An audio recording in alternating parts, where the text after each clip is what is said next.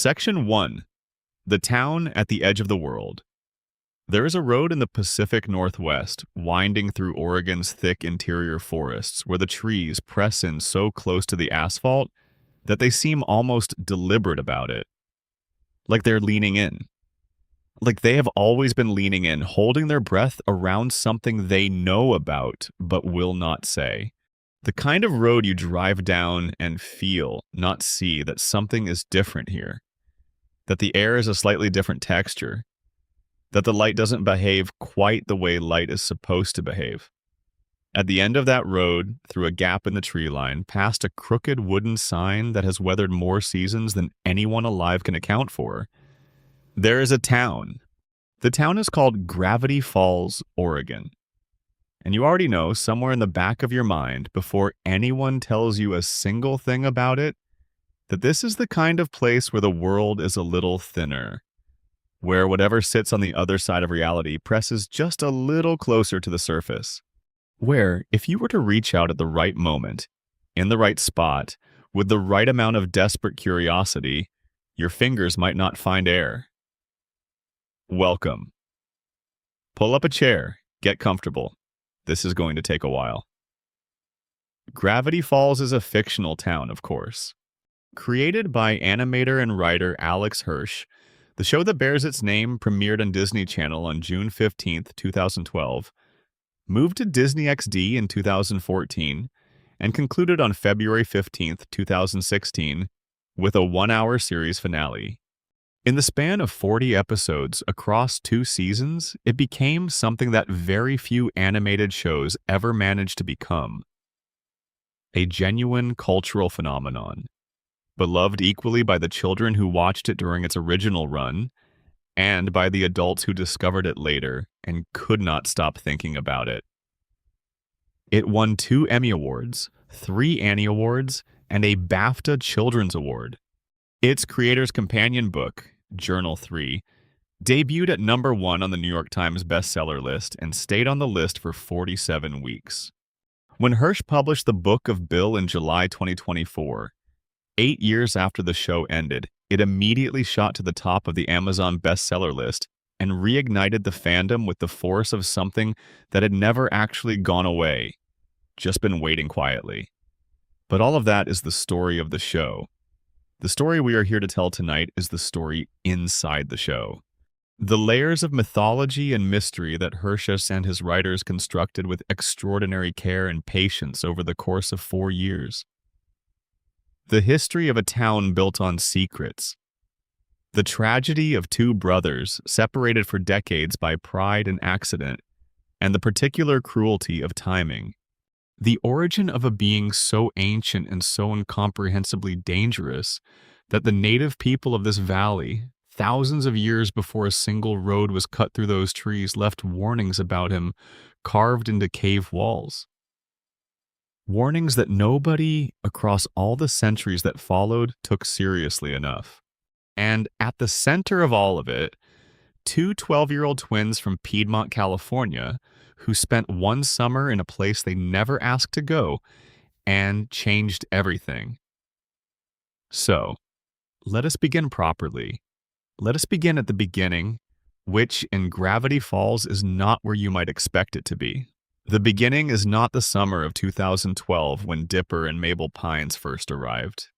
The beginning is not 1982 when a brilliant and profoundly lonely young man named Stanford Pines drove into town and started noticing things he could not explain. The beginning is not even the founding of the town itself. The true beginning of the Gravity Falls story is a long time before any of that. Much, much longer. And it starts with a crash. Millions of years ago, before there were any roads through those Oregon forests, before there was anything even resembling human civilization on this continent, something fell from the sky and hit the earth with enough force to reshape the landscape entirely. A flying saucer, enormous and alien in origin, came down hard into the valley that would one day become Gravity Falls. The impact carved the geography of the place, created the unique topography of those floating cliffs and strange rock formations that would one day look so beautiful and so unsettling to everyone who passed through. And more importantly, the crash did something else. It leaked. Whatever technology powered that craft, whatever energy source drove it across whatever unimaginable distance it had traveled, it spilled into the ground, into the water, into the very fabric of the valley.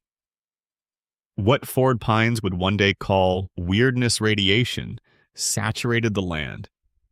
This is the thing that makes Gravity Falls what it is. Not any single supernatural creature, not any one curse or spell or demonic agreement. The place itself is saturated. The ground underneath it, the air above it, the water running through it.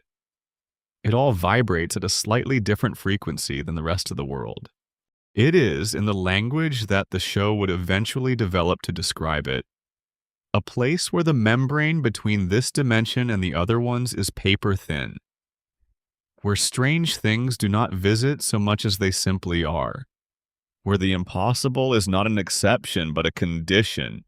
The native peoples who eventually settled this valley discovered this quickly.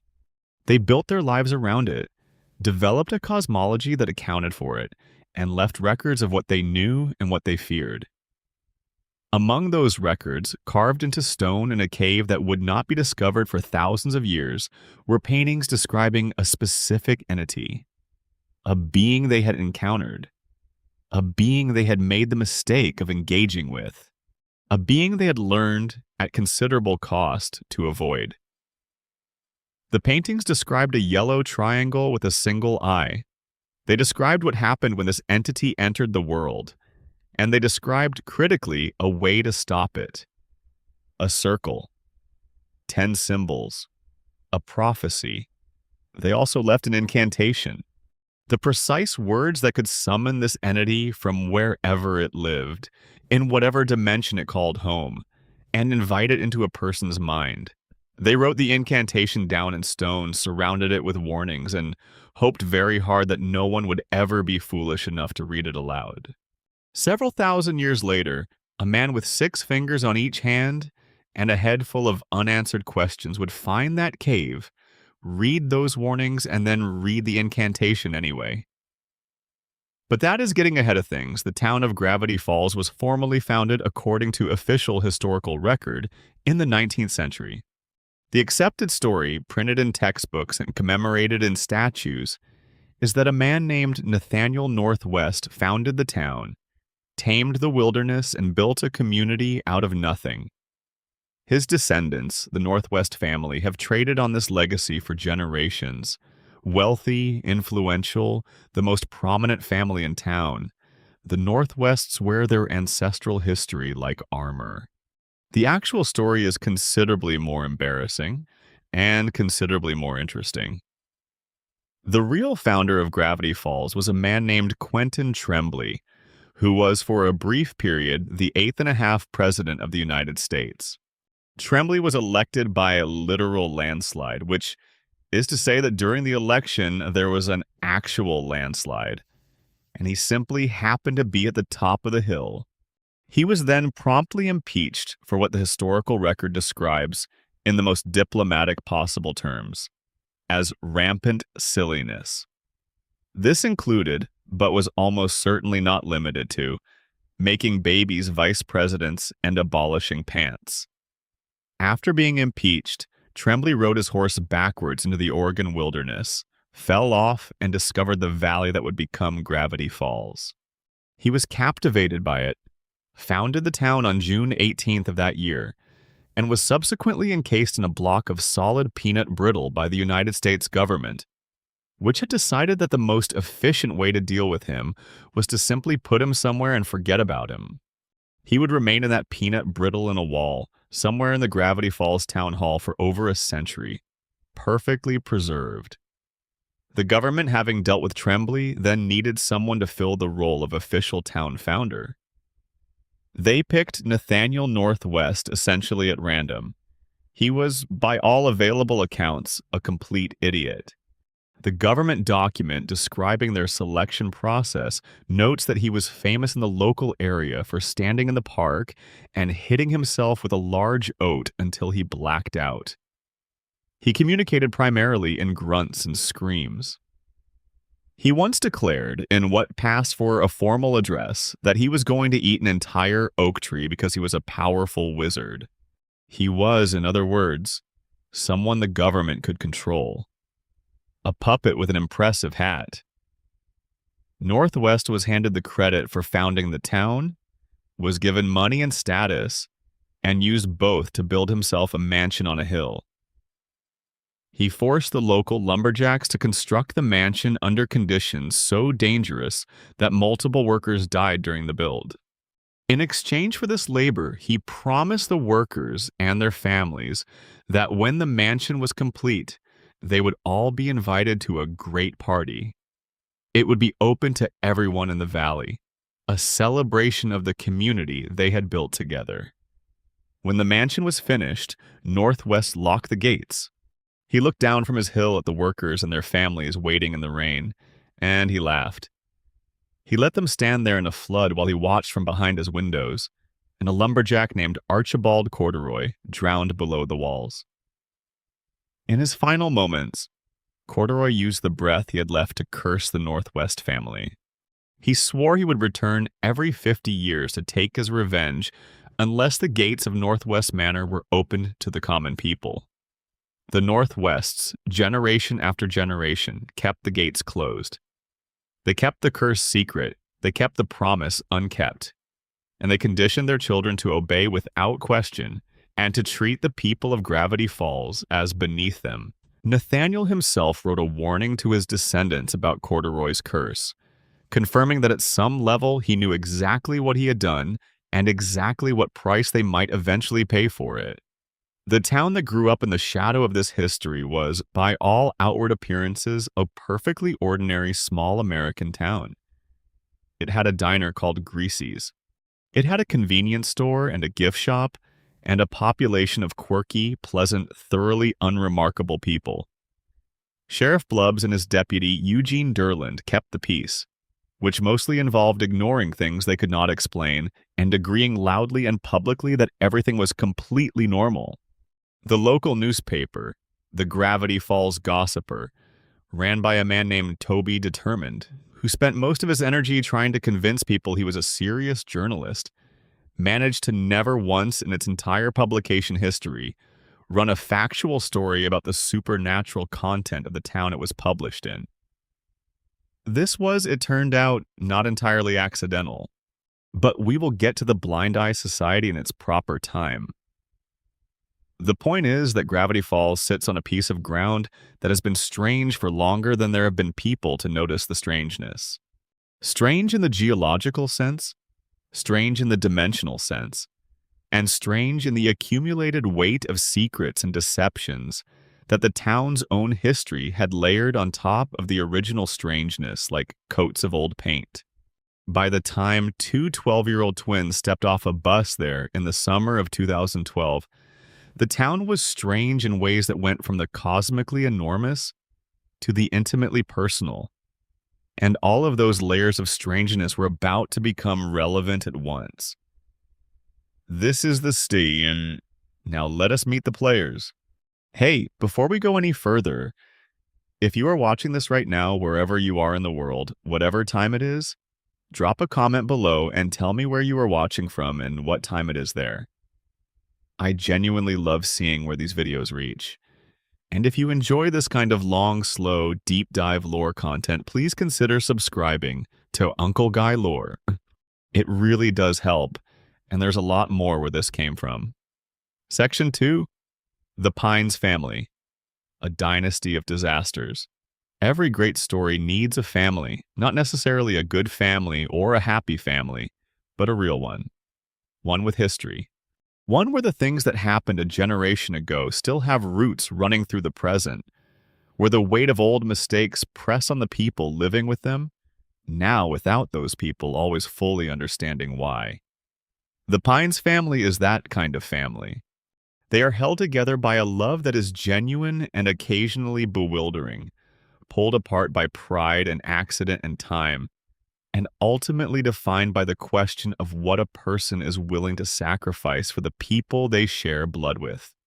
Let us start at the beginning of the Pines family as it exists in Gravity Falls, which means starting with two boys growing up in Glass Shard Beach, New Jersey. The place was as grim as the name suggests.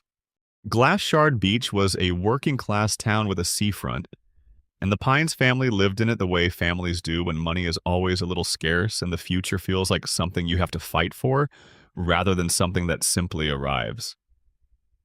Philbrick Pines, the father, was not a gentle man.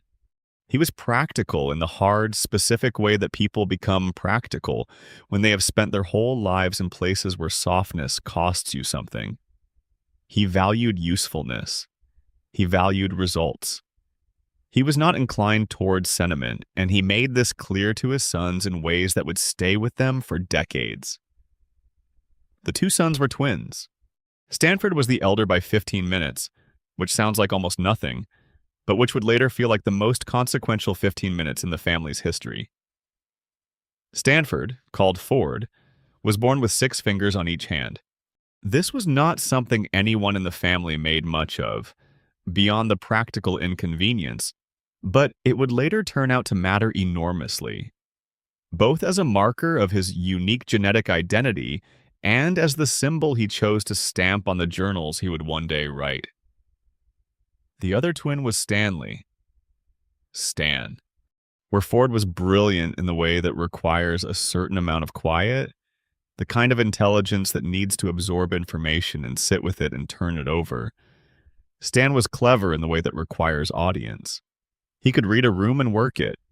He could convince people of things they had no particular reason to believe.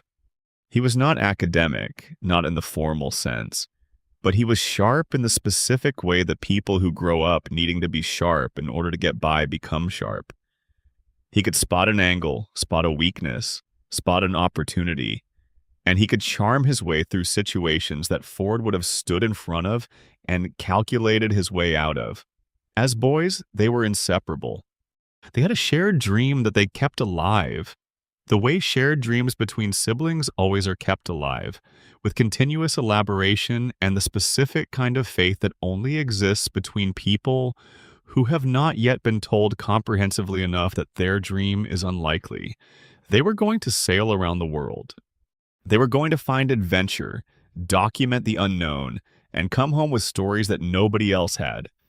They had a boat they were fixing up together, which they called the Stan-O-War, and in the evenings after whatever work they needed to do was done, they would sit by it and talk about everything they were going to see.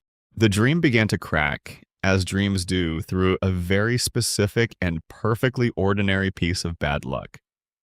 Ford had a perpetual motion machine. He had built it himself, and it worked, which was extraordinary on its own terms, and he had entered it into a science fair competition that would determine whether he received a scholarship to a prestigious research university. The scholarship was not just about education. It was the path to the life he wanted. The machine was the door to that path. And one afternoon, in a moment of carelessness that neither he nor Stan fully absorbed the implications of until it was too late, Stan knocked the machine off the table and broke it. Whether this was a genuine accident or something more complicated, some mix of jealousy and carelessness, and the particular tensions that build between siblings when one of them seems to have a trajectory the other one can see but cannot match, was something the two of them would spend decades disagreeing about. What was not in dispute was the result. The machine was broken. Ford did not win the scholarship, and when Philbrick Pines found out that Stan had destroyed his brother's chance at the family's best shot at something, he threw Stan out, packed a bag for him and put him out the door, told him not to come back. Ford went on to university. He went to a place called Backup-Smore University, which was not the prestigious institution the original scholarship would have taken him to, but which was good enough for his purposes, which were simply to study everything and be left alone to think. He was brilliant, and he was almost entirely friendless, the two conditions often occurring together in people who reach a certain threshold of intelligence, and lose patience with the effort of translating their thinking into forms that other people can receive. He had one friend, a mechanic and inventor named Fiddleford McGucket, who he met at Backupsmore and who was, in his own specific way, just as unusual as Ford. McGucket came from Gravity Falls originally, a fact that would take on enormous significance later. He had the kind of mind that exists perpendicular to Ford's. Where Ford theorized, McGucket built. Where Ford described a mechanism in abstract terms, McGucket could make a physical version of it materialize. They were good together, the kind of complementary pairing that is rarer than it sounds. Stan, meanwhile, was having a considerably harder time of it. Expelled from his family home and with no clear path, he fell into a life of low-level crime and failed entrepreneurship. He spent years selling products of questionable legality and even more questionable usefulness, a set of cooking pots that bent the first time you used them, various contraptions that sounded good in the pitch and failed entirely in practice. He ran cons. He got caught. He did time. He wrote to Ford occasionally, but the letters were not answered, and the silence between them calcified over the years into something that was harder to break the longer it lasted. Ford went to Gravity Falls in 1975. He had been drawn there by something specific. The town had an anomalously high concentration of supernatural activity. Not rumors, not folklore. Ford had done enough research to know that the reports from Gravity Falls were qualitatively different from the ordinary claims of the paranormal that populate every small town in America. Things were actually happening there. Documented, repeatable, impossible things. And Ford, whose entire academic career had been building toward the question of why reality is the way it is and whether there are other ways it could be, was not the kind of person who could sit across the country from something like that and not go look at it. He bought a house. Or rather, he bought a building that had been various things over the years and settled most recently into the role of a tourist trap. A ramshackle roadside attraction called the Mystery Shack, built around various dubious exhibits of the alleged paranormal. The building had good bones in a basement that Ford quickly realized was exactly the right place to build a laboratory. He settled in. He started documenting everything he found. The findings were remarkable. Ford moved through the forests and the clearings and the strange rock formations of Gravity Falls and cataloged what he found with the rigor of a scientist and the growing awe of someone who keeps turning over rocks and finding things under them that should not be there. He found creatures, dozens of them, gnomes and sea serpents, creatures that defied biological taxonomy, beings that existed in strange relationships with the physical laws that Ford's education had told him were immutable. He found artifacts. He found location lines of such specific supernatural density that he could not account for them in any framework he had. He began writing journals. 3 of them, which he numbered and filled with handwritten notes, detailed illustrations, and the kind of first-person observations that suggest a man who is excited and frightened and absolutely certain that what he was doing was the most important work anyone had ever done. He was not entirely wrong about this, but he was about to make the worst mistake of his life. In his research, Ford hit a wall. The phenomena he was cataloging were extraordinary in their variety, but he could not find a unifying explanation for them. What made Gravity Falls the way it was? What was the source? He had data points, but no center. And in his frustration, he found himself in a cave he had located in the hills above the town, looking at cave paintings left by the original inhabitants of the valley, and reading, by the light of his lantern, an incantation written in stone. The warnings around it were extensive. They were emphatic. They were in several languages, as if the people who carved them had wanted to be very certain that whoever found this cave, whatever their background, would understand that this was not something to do. Ford read the warnings. Then he read the incantation aloud. Nothing appeared to happen. But that night, Ford had a dream, and in the dream, there was a triangle. The triangle was yellow, and it had one eye and mom in the center, and it wore a top hat tilted at a slight angle. And it moved and spoke with an ease and a confidence that suggested being utterly comfortable with the fact that wherever it found itself, it was the most powerful thing in the room. It told Ford its name was Bill. It told him that it had been watching and waiting for someone like Ford for a very long time. It told him with what seemed like genuine enthusiasm and appreciation that Ford was extraordinary, a genius of the first order, a mind worth investing in. Bill told Ford he was a muse, that he chose one brilliant individual every century to inspire, to share knowledge with, to partner with in the exploration of the universe's deepest questions. He told Ford that he had chosen him. Ford, who was lonely in the specific, deep way that exceptionally intelligent people who have been isolated by their intelligence tend to be lonely, believed him. This is not a criticism of Ford. It is important to understand this.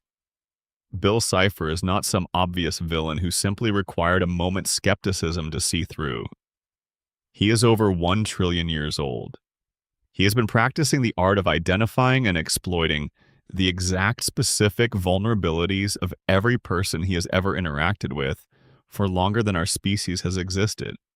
He identified Ford's intellectual pride, his isolation, his hunger for knowledge and for recognition. And he aimed himself at all three with the precision of something that has done this many, many times before. Ford did not fall for a trap because he was foolish. He fell for it because the trap was built for him personally, with custom craftsmanship, by something that had been planning it for centuries. Under Bill's guidance, Ford's research accelerated dramatically. Bill gave him access to information and insights that Ford could not have reached on his own in any reasonable timeline. He introduced Ford to the idea that the strangeness of Gravity Falls was the result of a dimension of weirdness that had leaked into their reality. A parallel dimension whose physics operated on entirely different principles and whose overflow into the physical world created the impossible phenomena Ford had been cataloging. Ford was entranced. For the first time in his research, he had a framework. He had a center. And Bill had a suggestion. What if, Bill proposed, Ford built a machine that could connect the two dimensions directly? Not a leak. A door. A portal that could open the way between this world and whatever lay beyond it, allowing travel, allowing study, allowing the kind of exploration that Ford had always dreamed of conducting? Ford was thrilled. He called Fiddleford. McGucket came to Gravity Falls, and the two of them set to work constructing what Ford called the interdimensional portal, hidden in the basement of the Mystery Shack beneath a false floor. It was an engineering project of extraordinary ambition, and McGucket's mechanical genius made it possible in ways that Ford's theoretical genius alone never could have. They worked for years. Ford, in his growing admiration for Bill, became something more than a research partner to the Triangle. He became devoted to him in a way that crossed the line from professional regard into something more like worship. He collected triangular memorabilia. He redecorated his home in Bill's image. Rugs and statues and architectural details shaped like the eye and triangle motif that he had come to associate with wisdom and power. He converted a room in the shack into something that functioned, to anyone who looked at it honestly, as a shrine. McGucket noticed all of this and did not like it. He had never met Bill because Ford had never introduced them. Something about this, the fact that Ford kept his mysterious collaborator away from the only other person working on the project, should have been a signal, and on some level McGucket understood that it was. But Ford was his friend, and the work was extraordinary, and McGucket was as caught up in the extraordinary nature of what they were building as Ford was. The first test of the portal changed everything. McGucket was operating the machine during that first trial run when something went wrong. The portal activated with too much power, and McGucket, working near the opening, was partially pulled into it. He glimpsed what was on the other side. What he saw was enough to make him recoil with an absolute and unambiguous certainty. This machine was not a research tool. This was a door, yes, but not the kind of door Ford thought it was. It was a door into something that must not be allowed through into this world. He got free. He told Ford what he had seen. He told Ford they had to shut it down. Ford listened. And then Ford went to Bill. What happened in that encounter changed Ford's life completely. He went in believing he was going to discuss what McGucket had seen with his partner, his mentor, his friend. What he got instead was the truth that Bill had never had any interest in being. Bill dropped the pretense. He told Ford what the portal was actually for. It was not a research instrument. It was not a gateway to knowledge.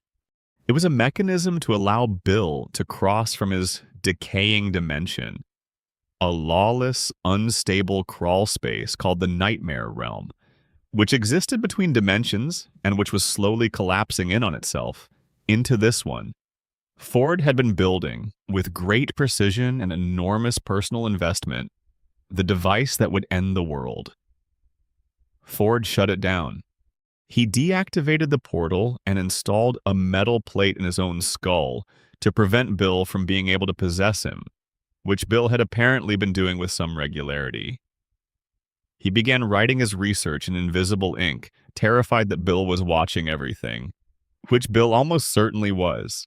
He hid journals 2 and 3 in different locations around Gravity Falls.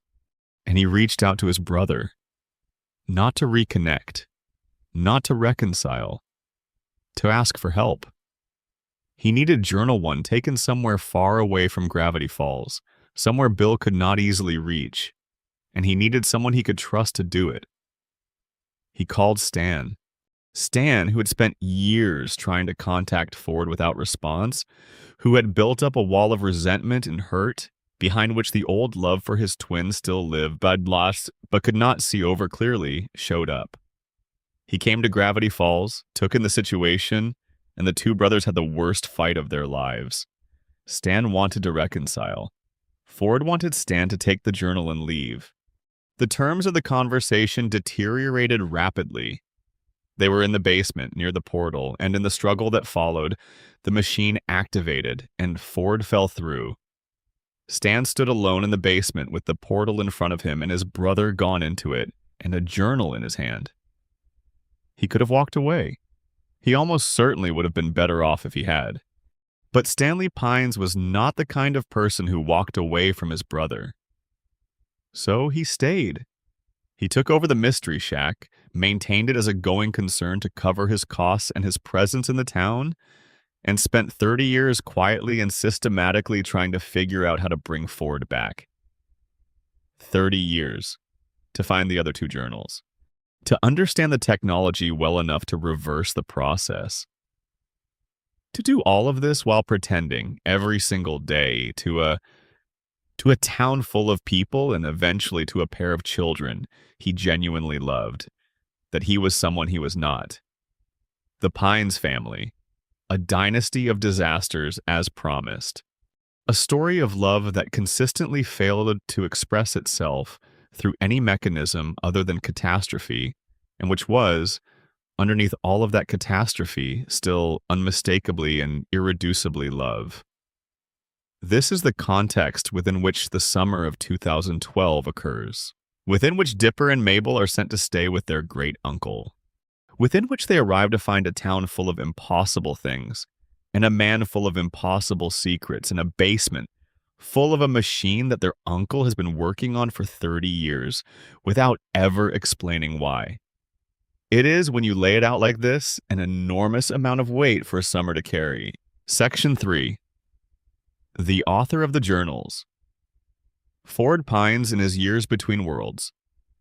When Stanford Pines fell through the interdimensional portal in the early 1980s, the door closed behind him and he was somewhere else entirely. The word somewhere is not quite right, because what Ford found on the other side of the portal was not a place in the conventional sense. It was a series of places, or rather, access to a series of places connected by whatever the portal had opened up. Ford fell into a multiverse. He was, suddenly and completely without preparation, a traveler between dimensions, and he had to either adapt to this reality or die in it. Ford adapted. He had his intelligence, his training, and his journals, at least the first one, though he would not have it for long. He had a set of skills that made him, in the conditions he found himself in, more useful than helpless. And he had a stubbornness that could reasonably be described as one of the defining characteristics of all the Pines men, which in this context functioned less as a flaw and more as a survival mechanism. Over the decades that followed, Ford moved through dozens of different dimensions. He encountered civilizations operating on physics that contradicted everything he had been taught. He encountered beings whose nature and intelligence bore no resemblance to anything biological in the conventional sense. He developed a working knowledge of the multiverse that was, by the time it came to be useful in the show's present, almost certainly unmatched by anyone else on Earth. He also, during this time, came very close to being destroyed by Bill. The Nightmare Realm, where Bill and his associates existed when they were not elsewhere, was part of the multiverse that Ford traversed. Bill could not follow him physically. Ford had found ways to stay ahead of the demon's reach. But the Nightmare Realm was a place where the rules bent toward Bill's preference, and the encounters Ford had there were consistently close to fatal. He developed, over time, both a comprehensive hatred of Bill Cipher and a comprehensive understanding of how dangerous he was. He found, in his travels, groups of beings who had their own experience of Bill, refugees from dimensions Bill had destroyed, scholars who had studied him, an alien woman named Chesselbrom, the Unswerving, who was called the Oracle, who repaired Ford's wounds when he encountered her and who lived in a shrine covered in depictions of an axolotl, that powerful extra-dimensional creature whose name would later become the last word Ford's brother ever heard Bill say. He was somewhere in the multiverse in the mid-2000s when the portal in the Gravity Falls basement finally activated. Stan had found the other journals. Stan had figured out the machine. And the portal opened and pulled Ford back. This was not the triumphant homecoming it might sound like.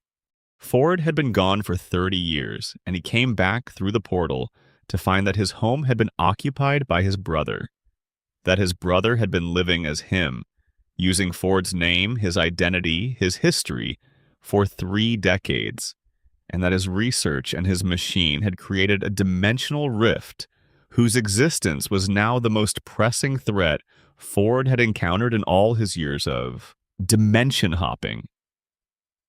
The rift was a container of sorts, a bubble of unstable dimensional energy created as a side effect of the portal's activation. Ford understood immediately what it was and what it meant. The rift was a crack, a fragile, contained crack in the boundary between this dimension and the Nightmare Realm. As long as it remained intact and contained, it was merely dangerous. If it were ever opened, it would tear the boundary open entirely and allow Bill to cross from the Nightmare Realm into physical reality. The rift was, in other words, Weirdmageddon in a bottle. Ford contained it. He held it, watched over it, researched it, and spent the summer of 2012 increasingly frustrated by his situation. He had returned from 3 decades of involuntary interdimensional exile to find his home occupied by a brother he did not know how to talk to, 2 children he had not anticipated, and a threat so severe that any moment of inattention could be catastrophic. He confided in Dipper. This is worth noting and worth understanding, because the relationship between Ford and his great-nephew Dipper Pines is one of the most quietly important relationships in the entire show. Ford recognized something in Dipper that he recognized from his own past, a brilliance that was inseparable from a loneliness, a hunger for knowledge so intense that it could become, if not handled carefully, a vulnerability. He wanted to protect Dipper from the mistakes he himself had made. He also wanted, and this is the part that makes the relationship complicated and human and real, an apprentice. Someone to whom he could pass on 30 years of accumulated multidimensional knowledge. Someone who would understand the importance of what he had spent his life discovering. This desire, which was genuine and not malicious, would put Dipper in a position that summer that was simultaneously a gift and a danger. Ford was giving him something real, but the weight of what Ford was giving him was more than a 12-year-old should have to carry. The journals themselves deserve their own careful attention because they are not simply plot devices. They are character documents. The first journal, which Ford wrote during his earliest years in Gravity Falls, is the most straightforward of the three. A scientist at the beginning of an extraordinary project, cataloging what he found with enthusiasm and precision and the specific excitement of someone who has been right about something very large. The entries are scientific in tone, rich in detail, and carry underneath them the quiet thrum of a man who is finally, for the first time in his life, doing exactly what he was meant to do. The second journal is different. The collaboration with Bill is implicit in it. The information is more detailed, more comprehensive, the scope of Ford's research suddenly much larger than anything he could have achieved alone. But there is also, increasing as the journal progresses, a quality of paranoia in the entries. Ford begins writing in invisible ink in certain sections. He begins adding warnings, oblique at first and then increasingly explicit, about the dangers of the knowledge he is recording. He writes about the portal with pride that shades gradually into something more ambivalent, and the final pages of the second journal carry the weight of a man who is beginning to understand that he has made a terrible mistake. The third journal is written almost entirely in code. The terror in it is barely contained. Ford wrote this journal knowing he was being watched, knowing that Bill could access his thoughts if he was not careful, knowing that every word he put down might eventually be used against him. He hid the journal in his laboratory beneath the Mystery Shack, the place he had most thoroughly prepared against Bill's influence, and wrote in it the instructions for how to stop what he had inadvertently set in motion, including, critically, the entry about the Zodiac. The Zodiac is a symbol Ford found in those original cave paintings, the ones left by the native people who had encountered Bill thousands of years before Ford ever read that incantation. It is a circle with 10 symbols arranged around it, and it represents, according to the prophecy encoded in the native people's records, a method of defeating Bill. If the 10 people represented by the 10 symbols were gathered in the circle at the right moment, they could marshal a force sufficient to destroy him. Ford wrote this information down. He hid it in Journal 3. He hoped, in the most desperate way that people hope for things they cannot be certain of, that someone would find it before it was too late. Journal 1 was the first one found, not by Ford's intended reader, whoever that might have been, but by a 12-year-old boy who found it in a hollowed-out tree stump in the first episode of the show.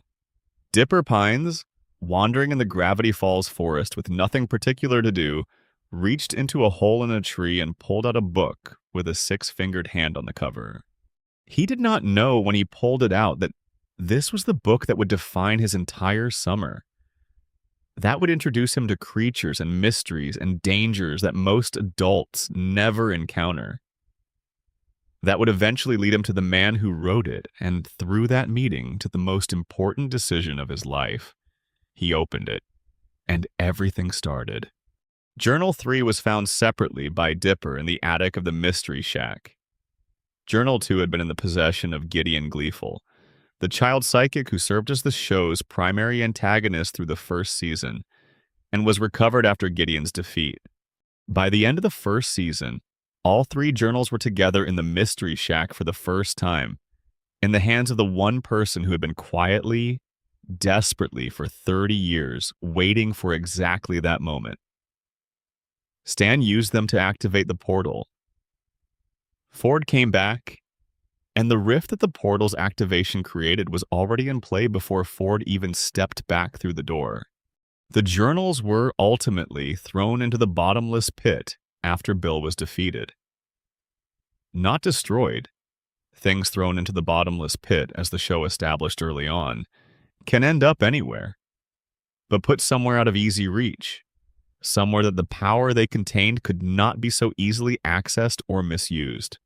It was, given everything the journals had been through and everything they had caused, a fitting end, an eternal journey between wherever. Ford, after the summer of 2012, did not stay in Gravity Falls. He and Stan, finally and genuinely reconnected after decades of separation, took the Stano War 2 out to sea together, to explore, to document, to finally, in their mid-60s, do something close to the thing they had dreamed about as boys fixing up a boat on the beach at Glass Shard Beach, New Jersey. To find adventure. Ford brought his equipment. Stan brought his fez. They went. Section 4. Bill Cipher. The dream being from the second dimension. Before we go any further with the story of the summer, we need to spend real time with the thing at the center of it, because you cannot fully understand the danger that hung over the events of 2012 without understanding what Bill Cipher actually is. Not just what he does, but what he is, where he came from, what made him. This is, as it happens, one of the most disturbing parts of the entire story. Bill Cipher is over 1 trillion years old. He says so himself, and given that his power level and general demeanor are consistent with this claim, there is no particular reason to doubt it. He describes himself at one point as being 1,012,000,000 years old, which he notes is considered a preteen in his own dimension. A preteen. He has been a preteen for longer than the current age of our universe. The dimension he came from was called Euclidia, sometimes referred to as the second dimension.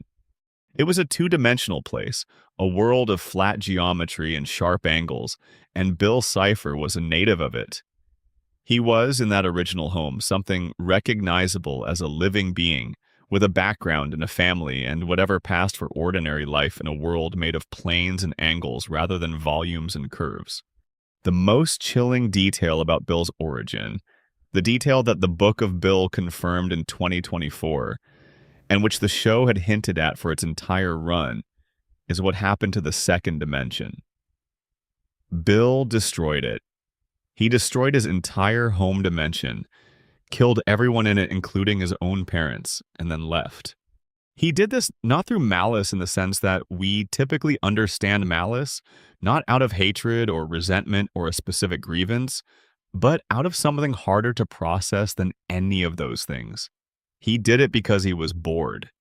Because the second dimension was two-dimensional in every sense of the word, and the constraints of a flat existence were intolerable to a mind that could perceive depth and possibility, and the infinite variability of a three-dimensional universe even if his body could not.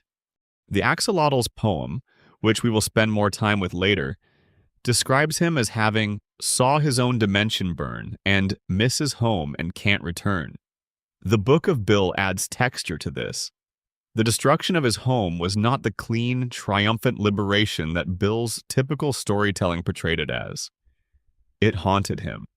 He kept the last remaining atoms of his dimension in his hat, a detail so specific and so sad that it is difficult to know what to do with it except hold it carefully. He had destroyed the only home he ever knew and the only beings who had ever known him. And then he had lived with that for 1 trillion years.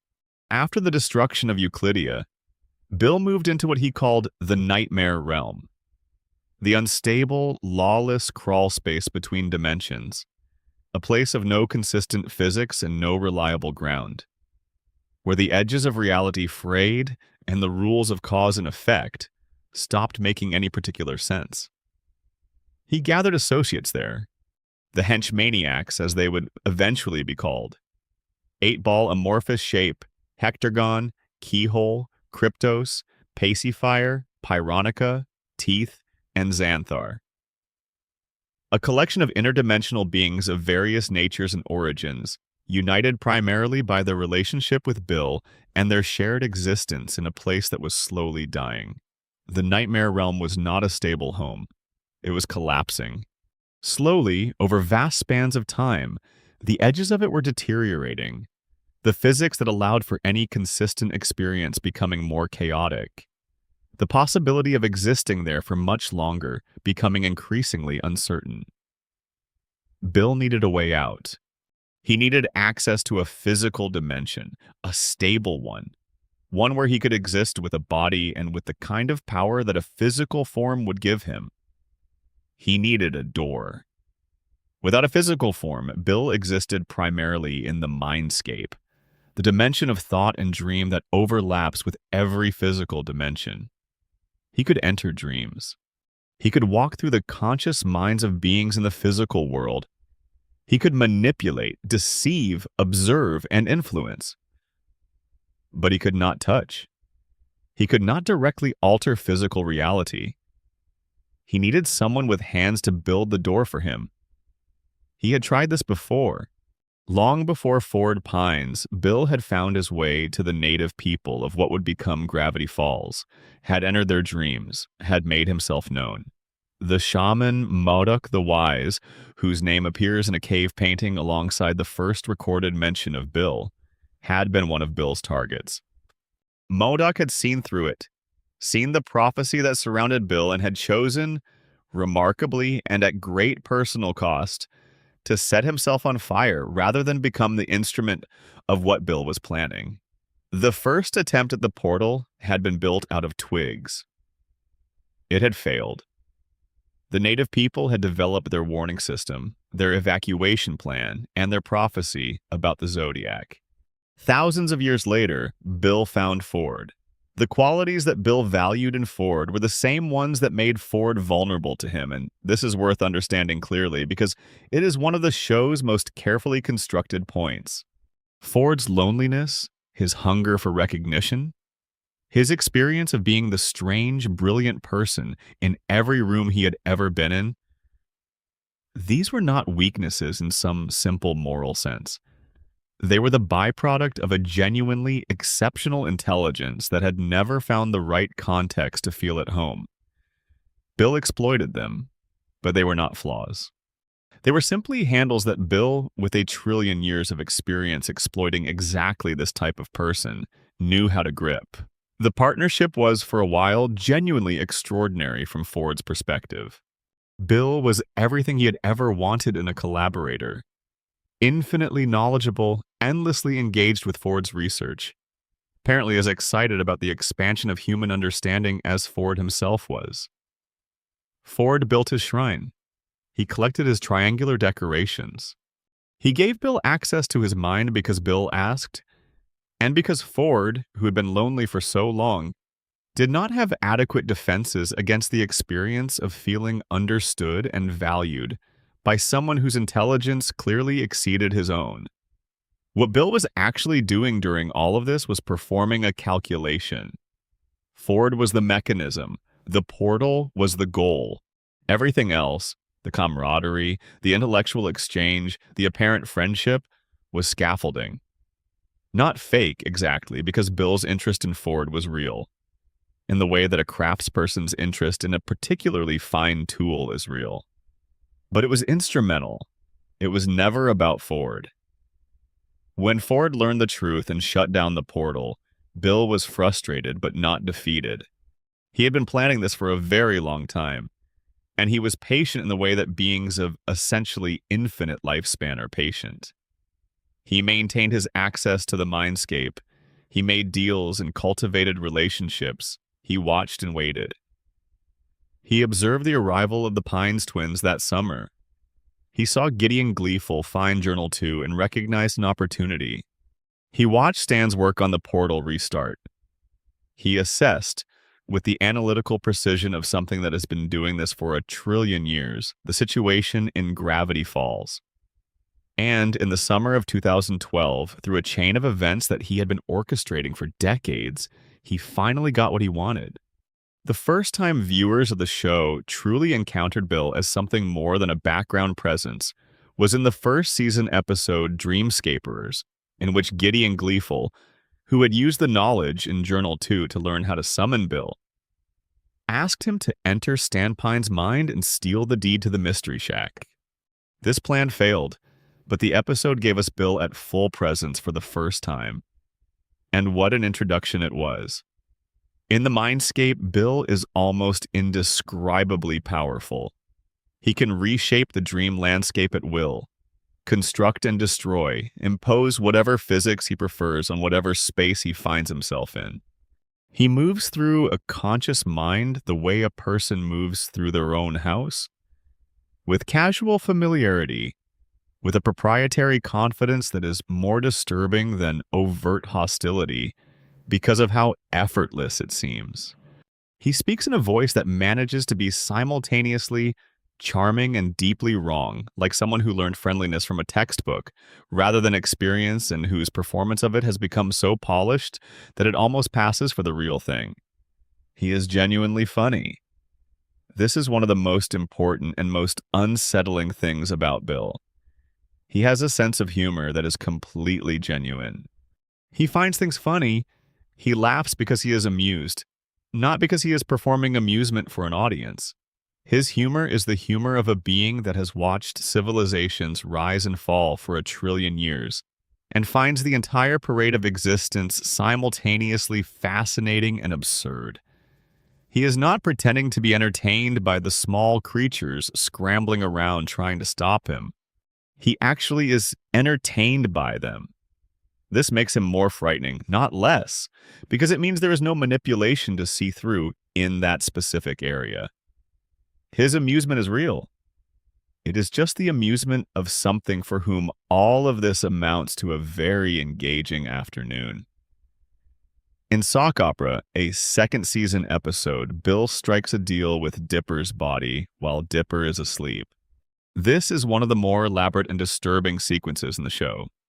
Dipper, desperate for a piece of information that Bill has, makes the mistake of negotiating with him, and Bill takes possession of Dipper's physical body, while Dipper's consciousness is trapped in the mindscape watching. Bill in Dipper's body is one of the show's most effective character showcases. He moves wrong, smiles wrong, holds his body at angles that a 12-year-old's body should not hold, and uses Dipper's hands to do things that are increasingly difficult to watch. He is entirely unbothered by the possession's effects on the host body, and when Ford's Journal 3 notes that Bill's possession of a body causes the host's eyes to bleed if the possession continues long enough, this detail lands with a particular weight. Bill's physical form, which he finally achieves at the beginning of the Weirdmageddon arc, is a version of himself scaled up to appropriate malevolence. He is enormous, yellow, geometric, with one enormous eye at the center, and hands at the end of his arms that can hold the weight of mountains. He is dressed in a top hat and a bow tie, which is the kind of sartorial choice that would be merely eccentric on anyone else, but which on Bill functions as the final, decisive evidence that this entity does not experience the ordinary human feeling of incongruity. He wears a top hat and a bow tie to the apocalypse because he wants to, and nothing in the universe has sufficient standing to tell him that this is not appropriate attire. In his physical form, Bill is essentially undefeatable by conventional means. Ford's quantum destabilizer, a device capable of disintegrating matter at a quantum level, managed to knock his hat off, which is perhaps the most accurate summary of the power differential available. Bill burned the 3 journals in front of Dipper. He turned Ford into a golden statue to use as a backscratcher. He constructed a throne of petrified townspeople and held court over the ruins of Gravity Falls from the interior of the Pyramid. His enormous pyramidal castle, which hovered above the burning town while he and his associates partied inside it to whatever music Bill decided to play. The pyramid itself deserves a moment. It appeared in Gravity Falls the moment Bill achieved physical form, summoned from the nightmare realm and anchored to the rift in the sky above the town.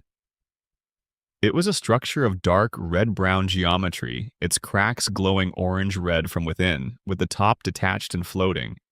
The interior was black and neon, with rainbow-colored cracks in the walls that pulsed with the music of the party taking place within. Bill sat at the center of it on his throne of human suffering, extending a genuine invitation to Preston Northwest to become one of his horsemen of the apocalypse. And then, when Preston accepted too eagerly, shuffling Preston's facial features as a demonstration that enthusiasm was not, in fact, the currency Bill was trading in. There was only one barrier: a field created by an enchantment derived from genuine unicorn hair. Itself a whole story that Mabel had to retrieve through diplomacy, with the most arrogant creatures in the Gravity Falls universe, surrounded the Mystery Shack. Bill could not pass through it. His physical form was stopped at the boundary of the shack's protection, which meant that the building itself became the headquarters of the Resistance. And the fact that his magic bounced off the Mystery Shack would ultimately become the key to stopping him. What Bill wanted, beyond the obvious pleasures of conquest, was simple and enormous. He wanted the equation in Ford's mind that could remove the barrier surrounding Gravity Falls. He was trapped in the town. He had conquered it. The townspeople were petrified. The sky was torn open. The laws of physics had stopped applying. But he could not get out. The Weirdmageddon he had achieved was local. He wanted it global, universal. He wanted it to extend to every dimension in the multiverse, every plane of existence, every corner of a cosmos that he intended to remake in his own image.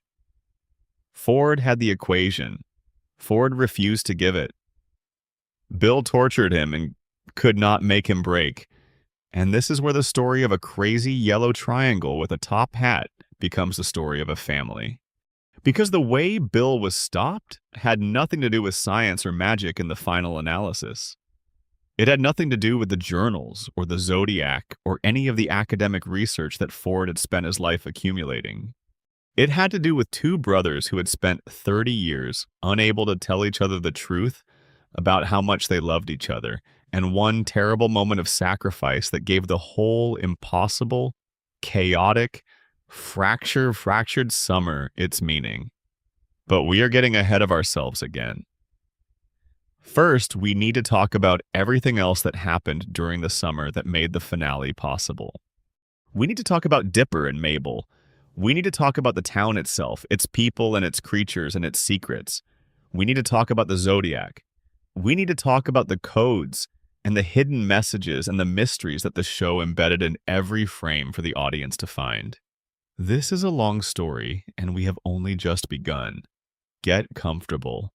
Section 5. The 3 journals and the knowledge within them. The 3 journals are the spine of Gravity Falls as a story. Every major plot development, every revelation, every confrontation with the impossible connects back to them in some way. They are the mechanism by which the show communicates to its characters. And through those characters to its audience, the accumulated knowledge of a man who spent years in one of the most anomalous places on Earth, followed by decades in dimensions that made Gravity Falls look relatively ordinary. They are also, if you read them carefully, a portrait of a mind under increasing pressure, tracking the shift from curiosity to revelation, to conspiracy, to paranoia, and finally to a kind of desperate, carefully coded hope. Journal 1 is the earliest, written during Ford's first years in Gravity Falls. Reading through its entries, even through the excerpts available in the show and in the officially published real-world version of the journals, is like watching a scientist fall in love with his subject. Ford arrived in Gravity Falls prepared to be interested, and what he found transformed interest into something much more consuming. The journal documents creatures that challenge every framework. Gnomes who live in the forests and operate in organized social structures, who can combine themselves into a single enormous gnome form, and who have an entirely workable theory of governance, including the institution of the Gnome Queen, a position they have been attempting to fill for longer than they have coherent records of. A sea creature in the lake, which Ford identifies with an entry on the Gobblewonker, wax figures that come alive at night. A hide-behind that was, in one of the stranger entries, described as shy to the point of never being observed directly. Journal 1 is the work of someone who is having the time of his life. There is humor in it, wonder in it, the very specific delight of a person who keeps expecting the universe to start following the rules and keeps being pleasantly surprised that it refuses to. The voice in Journal 1 is the voice of a Ford who has not yet met Bill, who has not yet had that dream, and who is still purely and simply a man doing the work he was born to do. Journal 2 covers the middle period. The period of the portal's construction, of Bill's influence, of Ford's growing devotion to his triangular mentor. The entries here are more ambitious in scope. Bill was feeding him information that his own research would never have reached. But there's a quality in the writing that is subtly different from Journal 1, a tendency toward the absolute, a confidence that edges occasionally into grandiosity. And then, in the later pages, as the suspicions grow and the first test of the portal ends badly, and Fiddleford McGucket leaves the project in obvious distress, the tone begins to shift. Journal 2's final sections are among the most sobering reading in the entire Gravity Falls mythos. You can feel the moment Ford understood what was happening, and the moment understanding gave way to something colder. Journal 3 is written by someone who is frightened. The invisible ink sections, the coded passages, the oblique references to the danger that cannot be named directly. Ford wrote Journal 3 knowing he was possibly being watched at all times, and the book reads like a communication written in conditions of surveillance. The information in Journal 3 is the most critical of the three. It contains the instructions for how to stop what the first two journals inadvertently set in motion. It contains the cipher keys needed to decode various sections. It contains the entry on the Zodiac. It contains, in its invisible ink sections, Ford's private thoughts about Bill, about the portal, about his own responsibility for the situation he had created. The real-world publication of Journal 3 in 2016, the official tie-in book that debuted at number 1 on the New York Times bestseller list, was itself a feat of extraordinary craft. Alex Hirsch, working with Disney Press, created a physical object that functioned as both a narrative supplement and an interactive puzzle. The book contained blacklight visible hidden messages, invisible ink annotations from Dipper and Mabel, removable photographs and notes, parchment pages with physical texture, and additional codes that extended the puzzle-solving experience of the show into the physical world. The special edition, released in 2017 and limited to 10,000 copies, added even more. A monocle for reading certain sections, additional hidden content, and the kind of tactile experience that made holding the book feel like participating in the mystery rather than simply reading about it. The creatures documented in the journals are individually extraordinary. As a collective, they constitute a cosmology of the impossible. Ford documented dozens of species and entities during his years watching Gravity Falls, and the show brought many of them to life across its 2 seasons in ways that ranged from comedic to genuinely terrifying. The shapeshifter, locked in a vault in Ford's underground bunker, was one of the most disturbing. A creature capable of taking any form it had studied, which it did with a clinical thoroughness that was more frightening than any obvious malice could have been. It had studied everything in Journal 3, and when Dipper and Ford's team encountered it in the bunker, it moved through the forms of every creature documented, looking for the one that would serve it best, and eventually landed on a horror that was the wrong shape of something it should not have known how to be.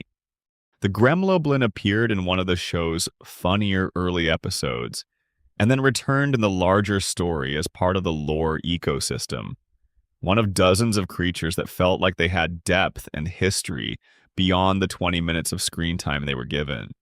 The unicorns encountered late in the second season when Mabel led a mission to obtain genuine unicorn hair for Ford's protective spell on the Mystery Shack turned out to be among the most unpleasant species in the entire Gravity Falls taxonomy.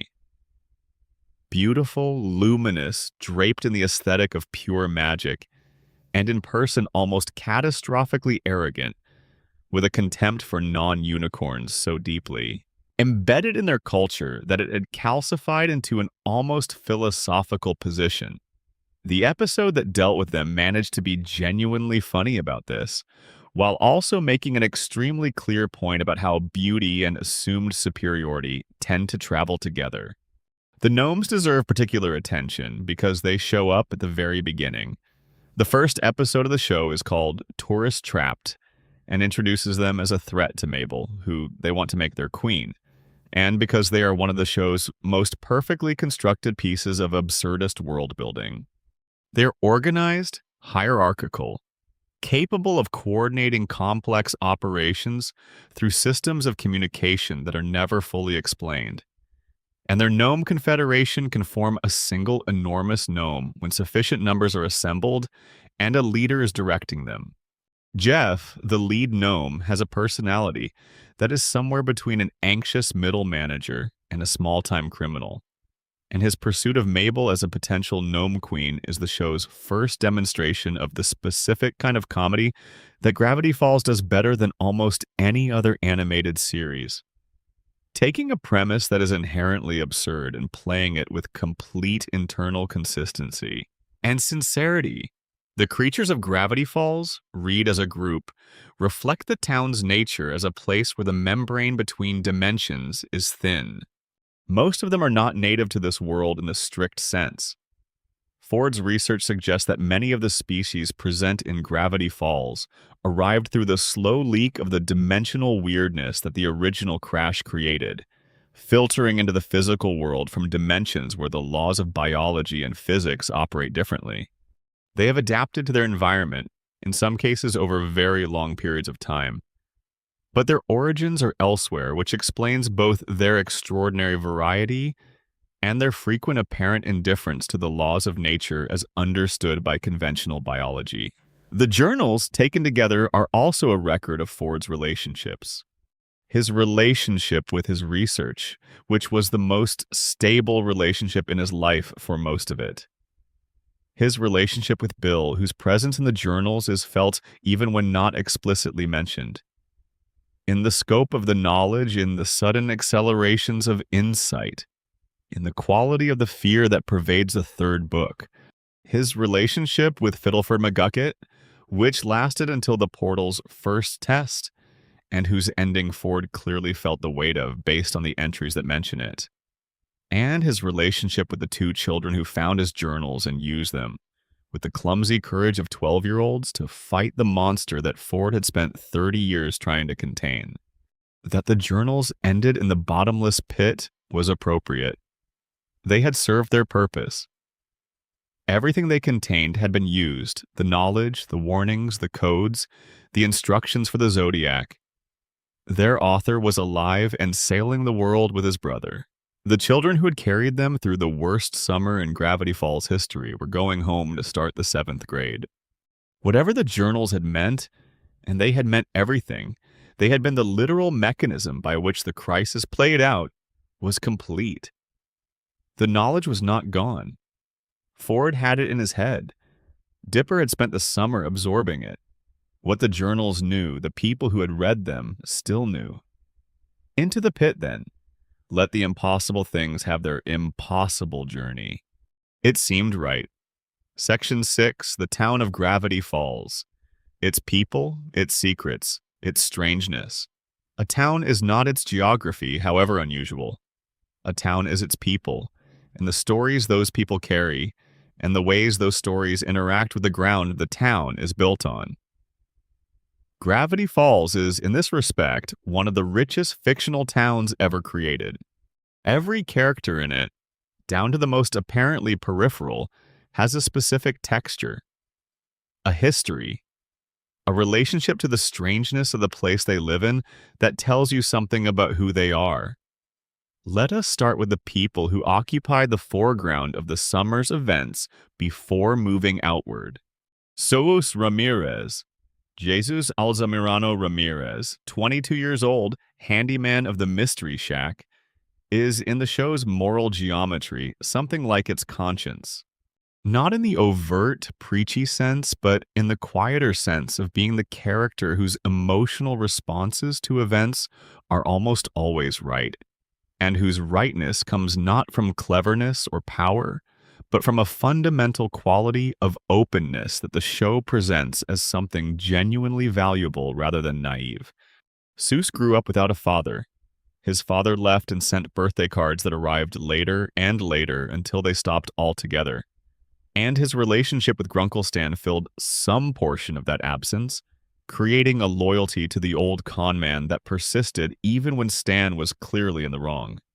He treated Dipper and Mabel with the uncomplicated warmth of someone who had never made the error of deciding that children's concerns were worth less than adults' concerns.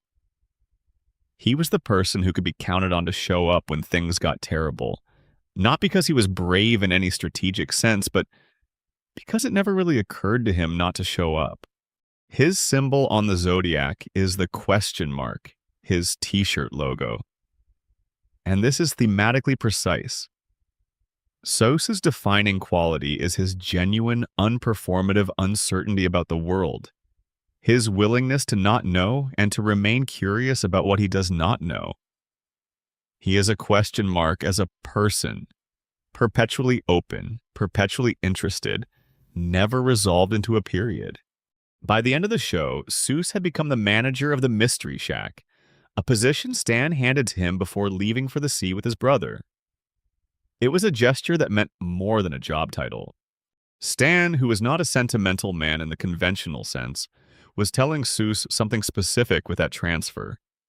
That the place was his, that his loyalty had been seen and valued, that the family he had found in this ramshackle tourist trap was real. Seuss cried. It would be strange if he had not. Wendy Corduroy, 15 years old, was the Mystery Shack's part-time cashier, and the object of Dipper's considerable and complicated feelings for most of the first season. She is the Corduroy of the Lumberjack family. Her father is manly Dan Corduroy, whose relationship with trees is one of consistent, enthusiastic violence, and whose sons share their father's energy and his general approach to problem solving, which is to apply significant physical force and see what happens. Wendy's function in the show's emotional economy is not reducible to Dipper's crush on her, though the show is smart and specific about that crush and its eventual resolution. She is a teenager who has grown up in a place so routinely strange that the extraordinary does not faze her, who has developed a capacity for coolness under pressure that reads sometimes as detachment, but which is actually, upon reflection, something closer to practical competence. She is calm in situations that produce panic in others, not because she does not feel the danger, but because she has concluded that panic is not helpful and has trained herself out of it.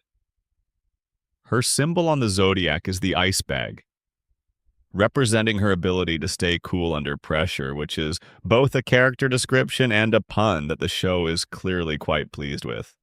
She is one of the characters who stands on the Zodiac in the finale's attempted formation, and her presence there reflects how central she became to the summer's events, despite beginning the show as a relatively peripheral figure. Pacifica Northwest's arc is one of the show's most carefully executed character developments. She is introduced in the first season as Mabel's nemesis. Rich, beautiful, deliberately cruel in the ways that popular girls in middle school grade themselves against each other, and the product of a family name that carried real weight in Gravity Falls in ways that other people's names simply did not. She had every social advantage and used them with precision and without apology. The Northwest Mansion mystery episode in Season 2 was the turn. Forced by her parents to bring Dipper in to deal with a ghost that was threatening their annual party, the ghost of Archibald Corduroy, who had been waiting 150 years for the promise to the common people to be fulfilled.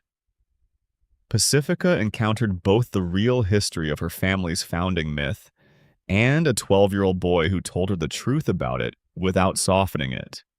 The episode ends with Pacifica pulling the lever that opens the gates to let the ordinary people of Gravity Falls into the party.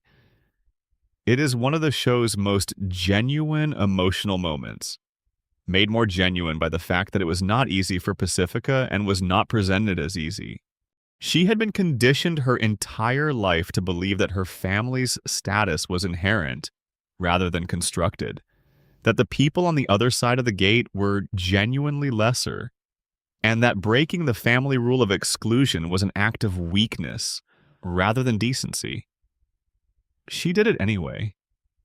The ghost of the man her ancestor had let drown looked at her and gave her peace. And Pacifica, who had spent 15 years being her parents' project, took a step toward being her own person.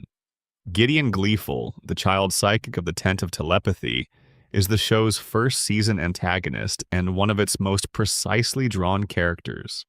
His psychology is, when you look at it directly, genuinely unsettling. He is 6 or 7 years old, possibly 8, and he operates with the strategic intelligence of an adult twice his age. His public persona, the white pompadour, the southern accent, the performative charm that he deploys on the people of Gravity Falls with the ease of a long-practiced entertainer, is completely synthetic, a presentation he has constructed and maintains with a discipline that is impressive and deeply sad. Underneath it is a boy who is desperate for control, for power, for Mabel's affection in a way that he has conflated entirely with possession rather than connection, and who has reduced his own parents to either frightened compliance or complete psychological collapse. The fact that Gideon has Journal too, and that his use of it is driven primarily by his rivalry with Stan Pines over the Mystery Shack rather than any genuine understanding of what the journal contains, is one of the show's economical ironies. He has access to extraordinary knowledge and uses it for extremely petty purposes, which is either a comment on the nature of intelligence without wisdom, or simply a very accurate portrait of what a particularly intense child would do with a book full of secrets. His redemption, such as it is, comes in the Weirdmageddon arc when he is captured by Bill after his attempts to curry favor with the conquering demon are rebuffed spectacularly. Bill forced him to dance in a cage for the entertainment of the pyramid's inhabitants, which was both a specific cruelty and a precise inversion of his previous role as Gravity Falls' most celebrated entertainer. When Dipper and Mabel found him and offered to help him, he helped them in return, and in doing so, demonstrated something that the show had been careful to keep available as a possibility without forcing. That Gideon Gleeful, underneath everything, was still a child, and that children are not finished yet. Old Man McGucket, Fiddleford Hadron McGucket, is among the show's most textured side characters, and his story is one of the most melancholy in the entire Gravity Falls canon. The show introduced him as what appeared to be simply the town eccentric, a disheveled older man with a genius for invention that expressed itself primarily in dangerous contraptions built from whatever was available, who lived at the garbage dump and communicated in a way that suggested either long-term mental illness or serious trauma or some combination of the two. The truth was worse and more complicated than either. McGucket had been Ford's collaborator. He had helped build the portal. He had seen during the first test something through the opening that he could not bear to carry.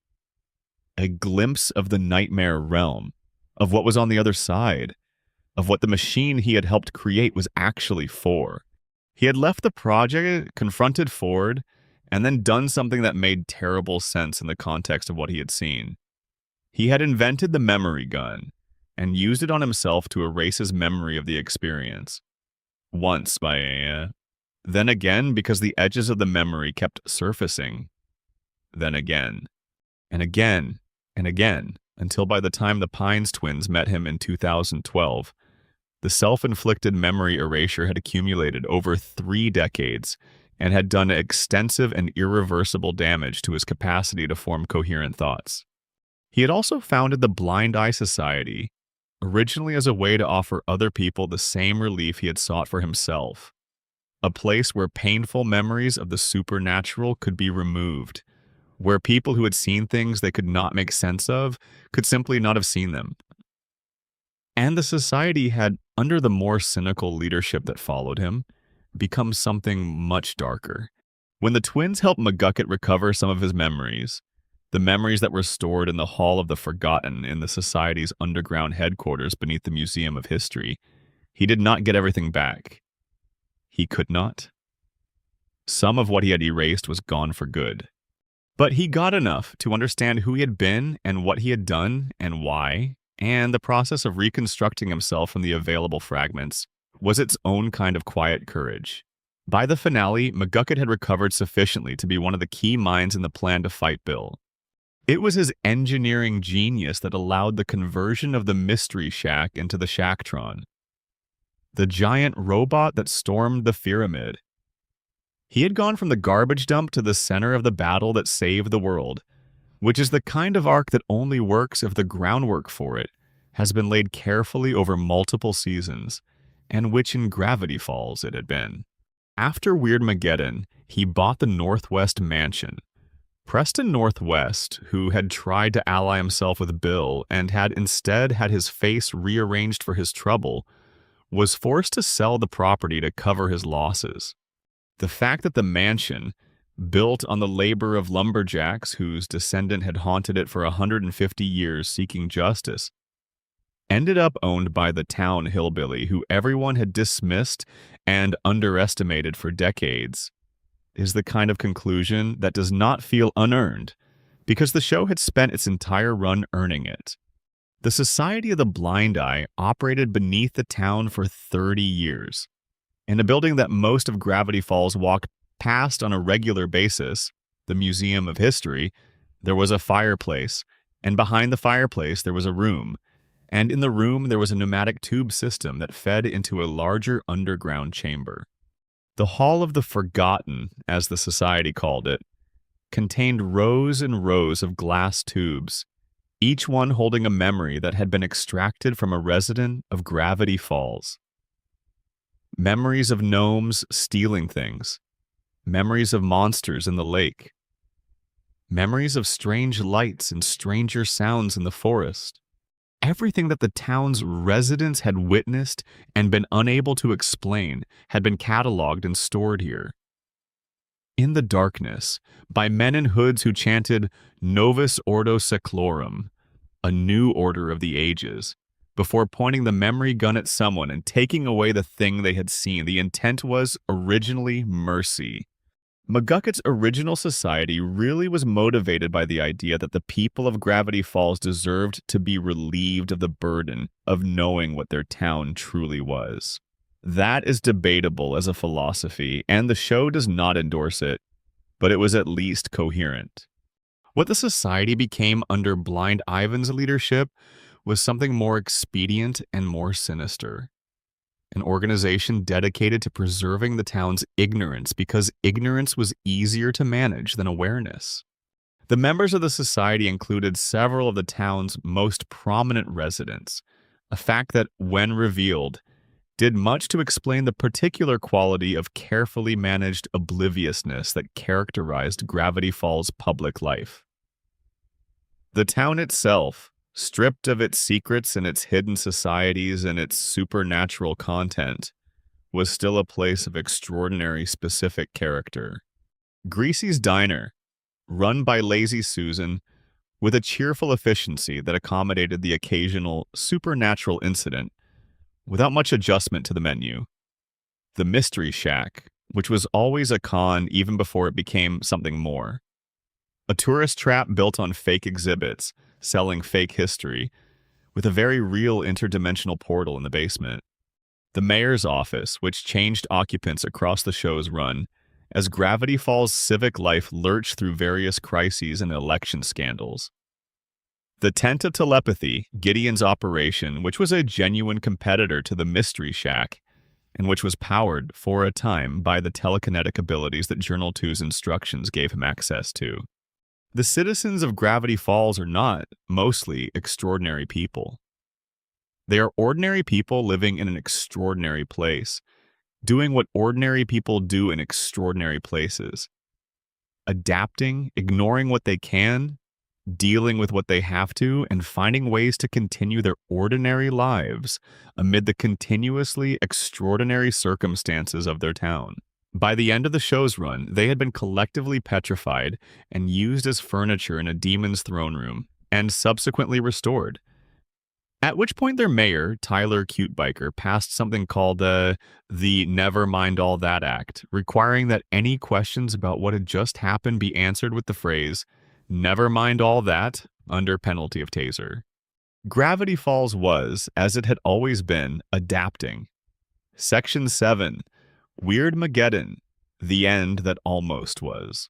On August 23rd, 2012, the sky above Gravity Falls tore open. It did not happen with warning, or with the kind of ominous buildup that events of this scale seem like they should have.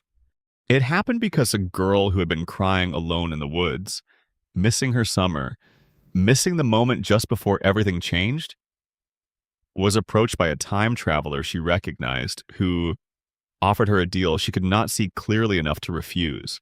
Mabel Pines had been given the interdimensional rift to carry by her great-uncle Ford, who had told her only that it was fragile and important and needed to be kept safe. She did not know what it was. She did not know that the time traveler Blendon Blandon, who approached her in the woods, was being controlled, puppet-like, by the consciousness of a triangular demon who had been waiting for this exact moment. She knew she was sad, and she knew she wanted summer to last, and the offer she was given, a future in a snow globe where time had stopped and summer never ended, was aimed directly at the most vulnerable part of who she was. She handed over the rift. Bill Cipher smashed it. The sky split. A tier opened between the physical world and the nightmare realm, and through that tier came Bill Cipher in physical form for the first time in this dimension, followed by a wave of the nightmarish physics and impossible creatures of the nightmare realm pouring into Gravity Falls.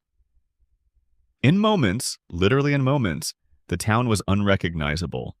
Eye-bats, spherical flying eyeballs that petrified anyone they looked at, spread through the streets. The laws of physics started folding. Reality hiccuped and then stopped behaving in the ways that the people of Gravity Falls had spent their entire lives depending on it to behave.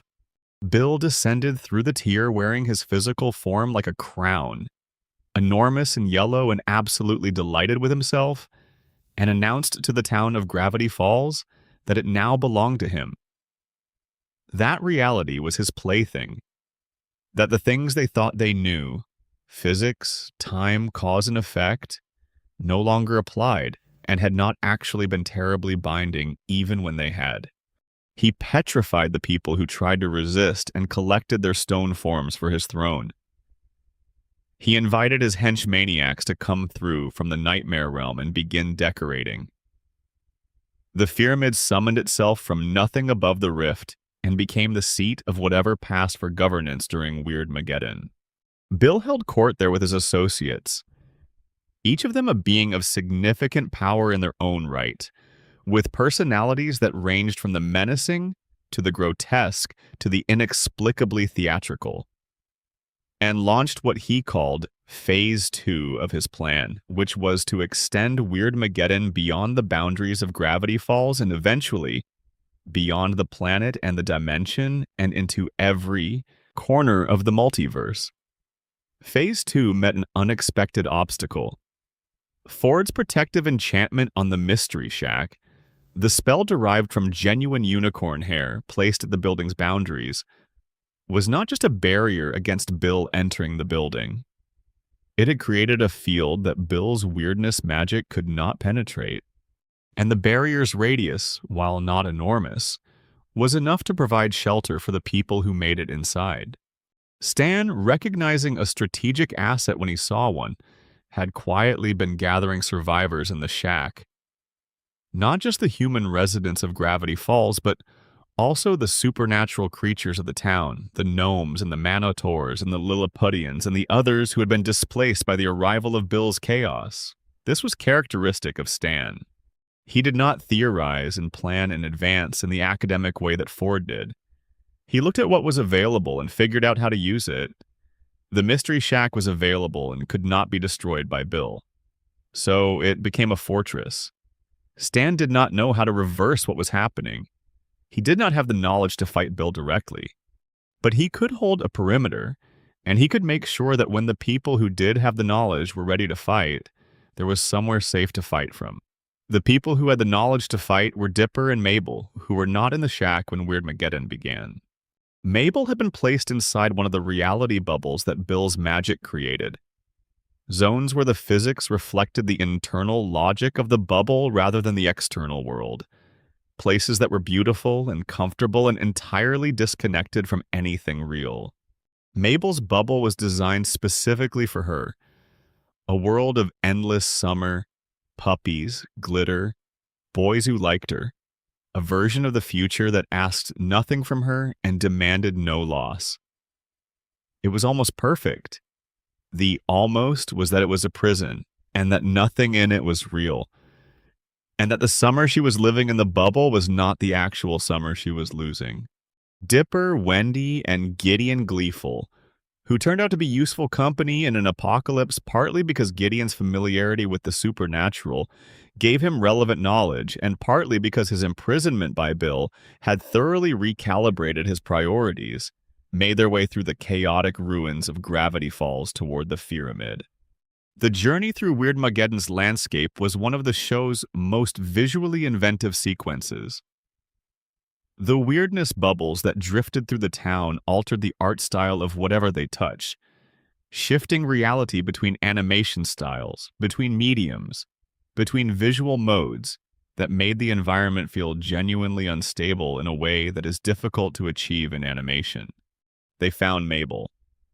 Getting her out of the bubble required Dipper to enter it, and what followed was the episode Weirdmageddon 2. Escape from Reality, which is simultaneously one of the most surreal and one of the most emotionally precise episodes the show ever produced. Inside Mabel's bubble, Dipper encountered a version of reality that was designed to be irresistible. A world where the summer never ended, where the difficulties of the real world did not apply, where Mabel was happy and everyone she loved was happy and there was no urgency and no loss. And Dipper, who had been trying to get Mabel out of it, had to look at this world and find a reason to say that the real one was worth returning to, even though the real one was currently a dimensional apocalypse presided over by an ancient evil triangle. The argument he made was, at its core, simple. It was not real. And Mabel, who valued the real things in her life, the actual relationships, the actual experiences, the actual summer, understood what he was saying. She was not choosing the apocalypse over the fantasy out of self-punishment. She was choosing it because the fantasy, however comfortable, was hollow, and the real world, however terrible it currently was, contained the people who were actually her people. It contained Dipper. And Dipper, whatever else might be happening around them, was always going to be the reason she chose to come back. They escaped the bubble. They returned to the shack. And the planning began. The plan, as eventually developed, was brilliant in the specific way that plans developed under impossible time pressure and enormous resource constraints tend to be brilliant. It was deeply impractical, probably should not have worked, and required everyone involved to do something they had very little previous experience with. Fiddleford McGucket, working in the shack with the tools available and his own extraordinary mechanical genius, converted the Mystery Shack into a giant robot. A Shacktron. The building, the ramshackle, deliberately dilapidated, perpetually falling apart building that Stan had been maintaining as a tourist trap and an identity for 30 years, became a war machine. It was held together with McGucket's engineering and Stan's decades of doing repairs with whatever was at hand, and it retained the unicorn hair barrier as an effective force field against Bill's magic. They drove it to the pyramid. Bill, confronted with the Shacktron, was genuinely surprised, not frightened. Nothing about the early encounter suggested that he considered the Shacktron a serious threat to himself, and in terms of raw power, he was correct. But he was surprised, which given his near omniscience was itself significant. He had not fully accounted for the specific creativity of a group of people who were working with nothing and had chosen to work with nothing in the shape of a giant robot. He sent his henchmaniacs. They could not penetrate the unicorn hair barrier. He took on the Shacktron himself, and the direct confrontation gave the rescue team, Dipper, Mabel, Stan, Wendy, Seuss, Pacifica Northwest, Sheriff Blubbs, and McGucket, the opening they needed to enter the pyramid. The interior of Bill's fortress was a place of neon and darkness, of music so loud it was structural, of the specific atmosphere that belongs to parties held by beings who have been waiting to hold them for 1 trillion years. They found Ford. They found the others who had been petrified. They found Gideon in his cage, still dancing. They set about trying to enact the Zodiac. The Zodiac is the prophecy left by the native peoples of the Gravity Falls Valley, the same people who had left the cave paintings that Ford had found, and the incantation that had summoned Bill in the first place. The 10 symbols on the Zodiac each represented a specific person, and the prophecy held that if those 10 people gathered in the formation and joined hands, they could generate a force sufficient to stop Bill. The 10 were Dipper, Mabel, Stan, Ford, Suze, Wendy, Pacifica, Gideon, Robbie Valentino, and McGucket. They almost did it. What stopped them was the accumulated weight of human imperfection. Specifically, Stan and Ford, who had spent 30 years estranged from each other and several fraught months in the same building, trying to rebuild a relationship that had been badly damaged and needed more time than the situation was giving them, could not bring themselves to hold hands in the moment the prophecy required it. The anger and the hurt and the unresolved resentment surfaced at the worst possible moment. And the circle broke, and Bill was there to take advantage of the break with the kind of precision that comes from having spent 1 trillion years watching this sort of thing happen. The Zodiac failed. The prophecy went unrealized, and it was Stan who found the solution. Stan, who had never been the scientific mind, who had never been the one with the answers, who had built his entire identity around being the one who held things together through sheer stubbornness and practical resourcefulness, while Ford was the one who understood things. Stan figured out how to beat Bill's cipher. Bill needed the equation in Ford's mind. To get it, he needed to enter Ford's consciousness directly, which required Ford's conscious agreement. He could not simply take it. The rule of the mindscape, a fundamental and apparently inviolable rule that even Bill's power did not override, was that a conscious mind could only be entered with the person's permission. Ford's refusal was its own protection. But a memory is only as accessible as the mind that holds it, and a mind erased of its contents is a mind that can no longer protect what it held. Stan and Ford exchanged clothes. In the chaos of the pyramid's collapse, Bill pursued who he believed was Ford, the person in Ford's jacket with Ford's physical bearing, moving in the direction Bill's intelligence told him Ford would move. He was too excited, too close to his goal, to read the mind carefully enough to verify his target before he entered it. He shook Stan's hand. He was in Stan's mind. Ford raised the memory gun. Bill, inside Stan's mind, realized almost immediately that something was wrong. He saw the memories he was moving through, and they were not the memories of a genius scientist with an interdimensional equation. They were the memories of a con man from New Jersey who had spent his life scrambling for angles and loving his family badly and fixing up a building that was always falling apart. They were not the memories Bill wanted. They were, in fact, not useful to him at all. Bill tried to negotiate. He offered Stan everything: money, power, the restoration of anything he had lost. Stan, who had not spent 30 years working for his brother's return in order to flinch now, told Bill that he had made the fatal mistake of messing with the Pines family. The mindscape began to burn around them as Ford activated the gun and Stan's memories started to dissolve. Bill's form destabilized.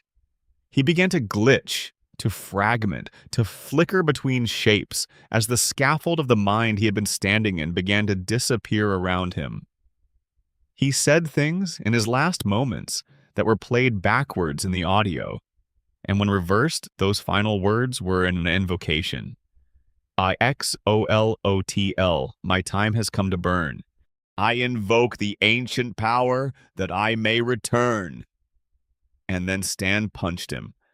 Bill's cipher shattered. The pyramid dissolved.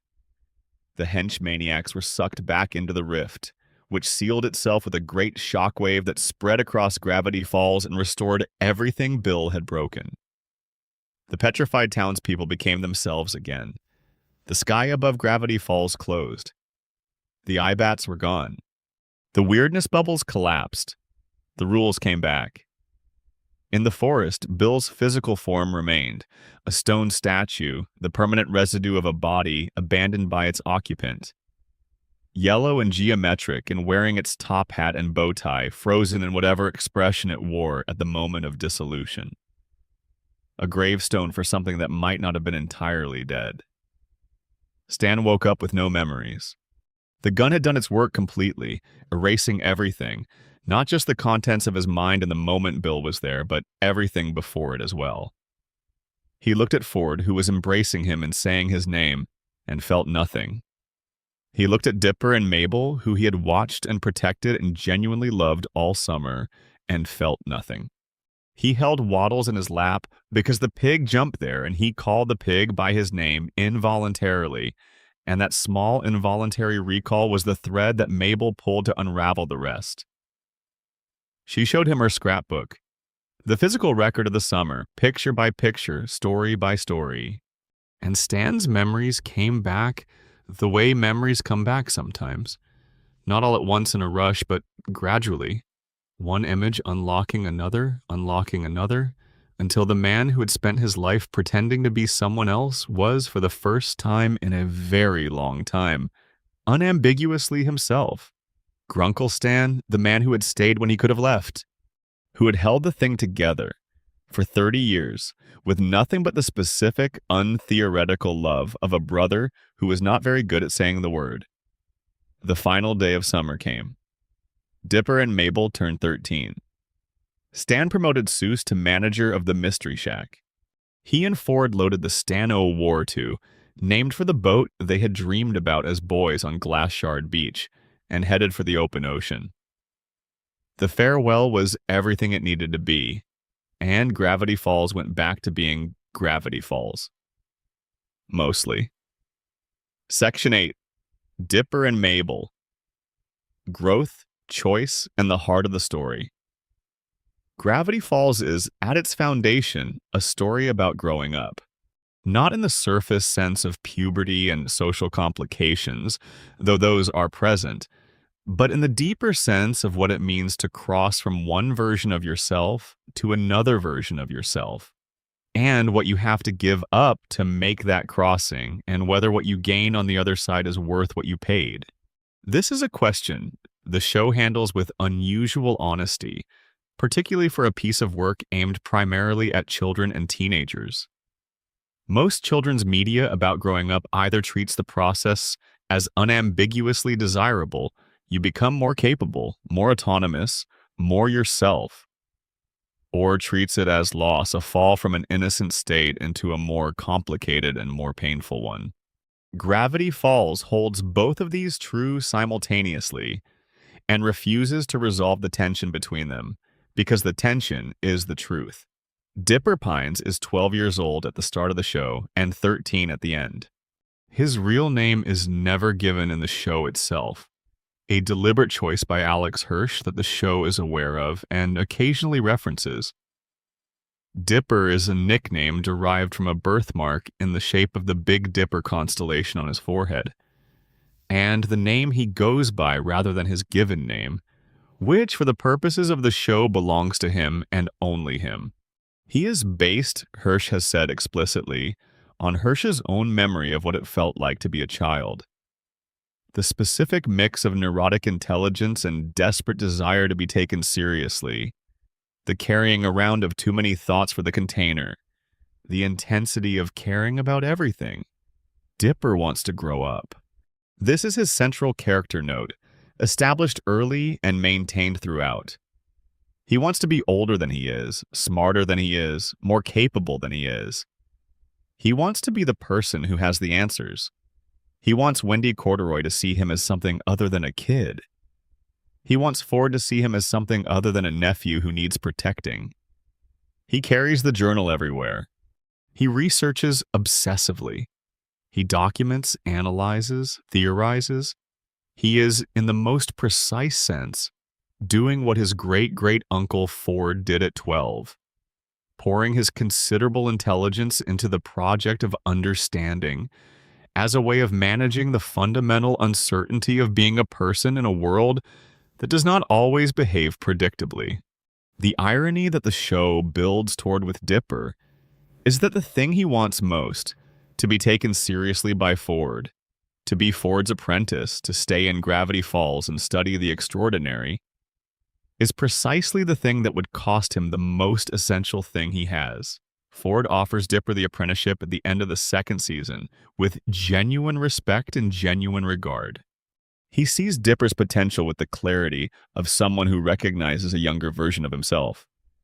He offers the journal, the lab, the accumulated knowledge of decades. And Dipper says no. He says no for a reason that would have been unavailable to him at the start of the summer. He has learned, through the specific education that the summer provided, that what he would be giving up by saying yes is not nothing. Mabel would go home without him. The summer, which was always going to end, which was always in the process of ending, which contained within its structure the knowledge of its own ending, would end for real, and he would not be there for what came after. And the person who would not be there was not the same person who arrived in Gravity Falls in June. He had changed. She had changed. They had gone through something together that could not be shared with anyone else in the same way. And that specifically was worth protecting. The show makes this choice feel genuinely costly, not like an obvious right answer. Ford's offer was real. The laboratory was real. The apprenticeship was real. The knowledge Dipper would have access to, staying in Gravity Falls with the author of the journals, was genuine and valuable in ways that could not easily be replicated elsewhere. The choice is not between a good thing and a better thing. It is between two different versions of a future, each one containing real goods and real losses, and Dipper chooses the one that keeps Mabel in it. Mabel Pines is the other half of the heart of the show, and her story through the summer is a different but equally complex negotiation with growing up. Where Dipper wants to rush toward it, Mabel is terrified of it. This is not immaturity, or rather, it is not only immaturity.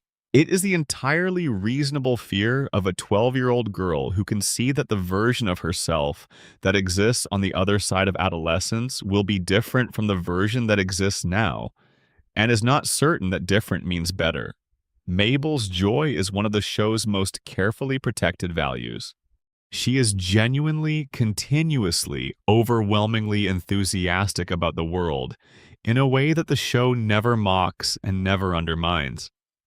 Her sweaters, a new one in nearly every episode, each more spectacular than the last, an endless variety of knitted self-expression, are not presented as childish or as something she will need to grow out of. Her scrapbook, the physical record she makes of every experience, every photograph, every artifact of the summer, is not presented as trivial. These are the artifacts of a person who is paying attention to her own life with full presence. And the show's consistent position is that this quality in Mabel is not a phase. It is who she is. The crisis Mabel faces in Dipper and Mabel versus the future. The second season episode that triggers Weirdmageddon is the crisis of this quality meeting, the reality of time. She learns that Dipper is considering staying in Gravity Falls.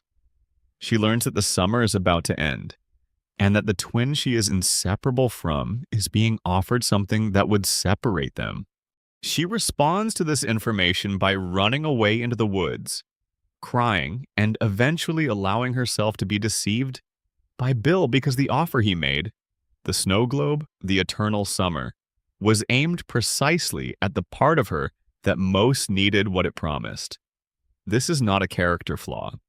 It is a human response to the experience of knowing that something precious is ending and not wanting it to end. The show's compassion for Mabel in this moment is total.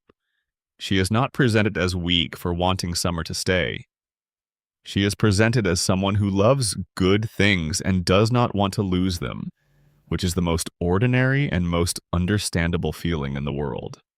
Her recovery in Weirdmageddon 2, when Dipper comes into her bubble and asks her to come back to the world, is the show's most explicit engagement with the question that runs underneath its entire structure.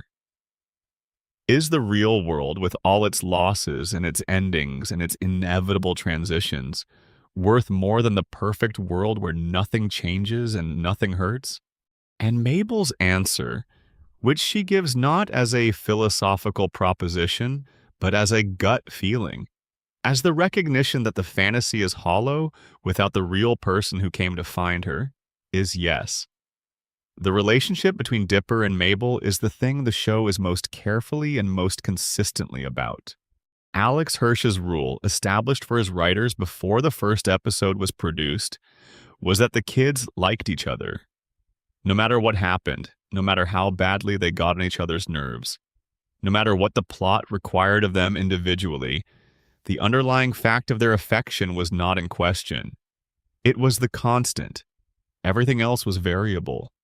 This is a harder thing to write than it sounds, because it means that the standard sibling rivalry conflicts that fill so much of children's television, conflicts in which the affection is routinely questioned, in which the relationship is destabilized as a plot mechanism, in which the audience is made to worry about whether the characters actually like each other, are off the table. The show had to find other ways to create tension between the twins, which it did mostly through the more honest forms of conflict.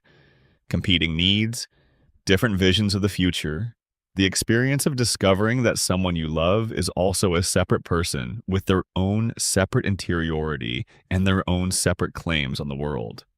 The moment at the end of the show where Dipper chooses Mabel over Ford's apprenticeship is not presented as a sacrifice, not exactly. It is presented as a recognition that the choice that was available to him at the start of the summer, before he knew what he knew, was not the same choice available to him now. He had spent the summer learning things that no 12-year-old should know, and one of the things he had learned was the cost of choosing knowledge over people. Ford had made that choice. Ford had spent 30 years paying for it. Dipper, having watched that, having lived alongside the consequences of it in every interaction between his great uncles, understood the ledger. He chose Mabel. He chose home. He chose 13 and everything that came with it. They left Gravity Falls on a bus, watching it disappear through the rear window, watching the sign at the edge of town recede and finally vanish behind the trees. Gravity Falls, Oregon. Come back soon. The town was already disappearing into the ordinary, into the forgetting that follows extraordinary things. Bill Cipher's stone form stood in the forest. The Mystery Shack, under new management, was almost exactly the same as it had always been. The bottomless pit held 3 journals somewhere in its infinite fall. And somewhere at sea, 2 old men on a boat called the Stan of War. 2 were looking at the horizon and remembering what it felt like to be young. Dipper and Mabel had their whole lives ahead of them. 13 and changed and together and moving toward whatever came next. That was enough. That was, in the end, exactly enough. Section 9, the Cipher Wheel, the Zodiac, and the Hidden Mythology. There is a moment in the opening credits of Gravity Falls that most casual viewers watch without registering what they are seeing. The theme song plays. The town appears, the familiar characters move through their familiar settings, and then at the very end of the sequence, there is a rapid flash of a circular symbol, a wheel. At the center of the wheel is the image of a yellow triangle with a single eye, Bill Cipher. And surrounding him, arranged at even intervals around the circle's edge, are 10 small symbols. The wheel appears for perhaps a second, perhaps less. Then the main title appears and the episode begins. If you blink, you miss it. If you are not looking for it, you do not register it. But if you are the kind of viewer who watches things carefully, who pauses and rewinds and looks at frames that move too fast for real-time viewing, you see it. And if you see it, you start asking questions.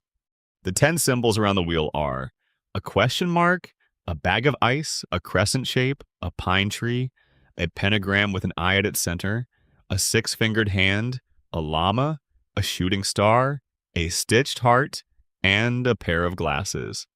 In the early days of the show's run, before the fandom had built the comprehensive analytical infrastructure that would eventually document every detail, fans spent considerable time trying to map these symbols to characters and understand what they meant.